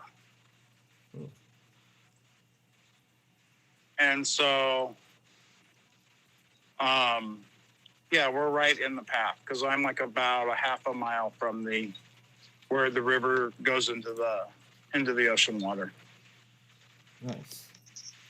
Yeah, everybody left. We're the only ones out here still. That's what I said. I mean, honestly, that's better though. I like fishing in solitude. Yeah. That's me. Oh, AI! Thank God, come back. Let's go. T2 is still working this pennant all the way to the end. What's SPX at, or XPXS at right now? I can't look. SPXS.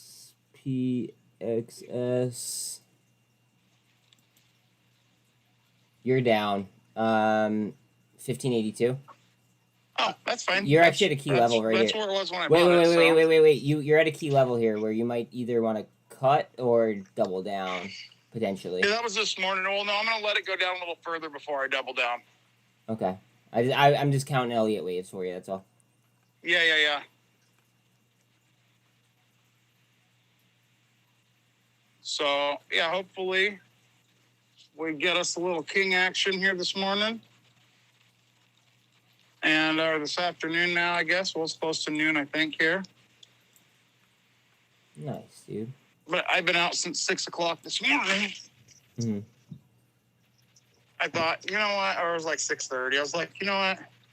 I'm gonna spend my day fishing, and then tonight I'll work on the rest of the paperwork I got to do.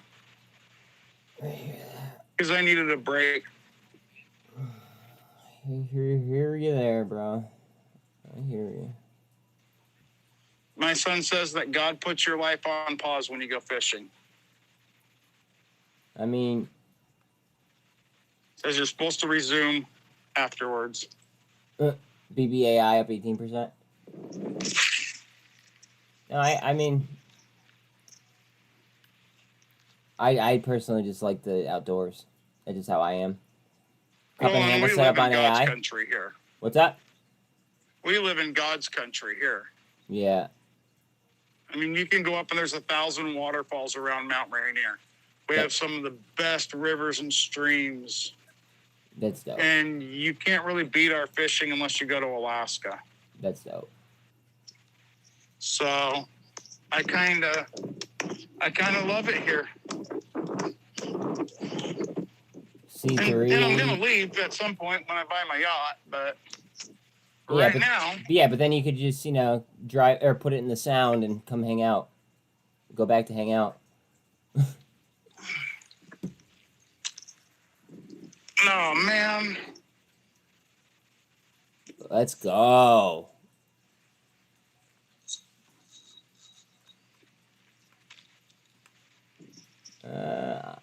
Ion Q up 9.5. Open, just off 10%. Rose warrants up 18%. JTAI warrants up 31%.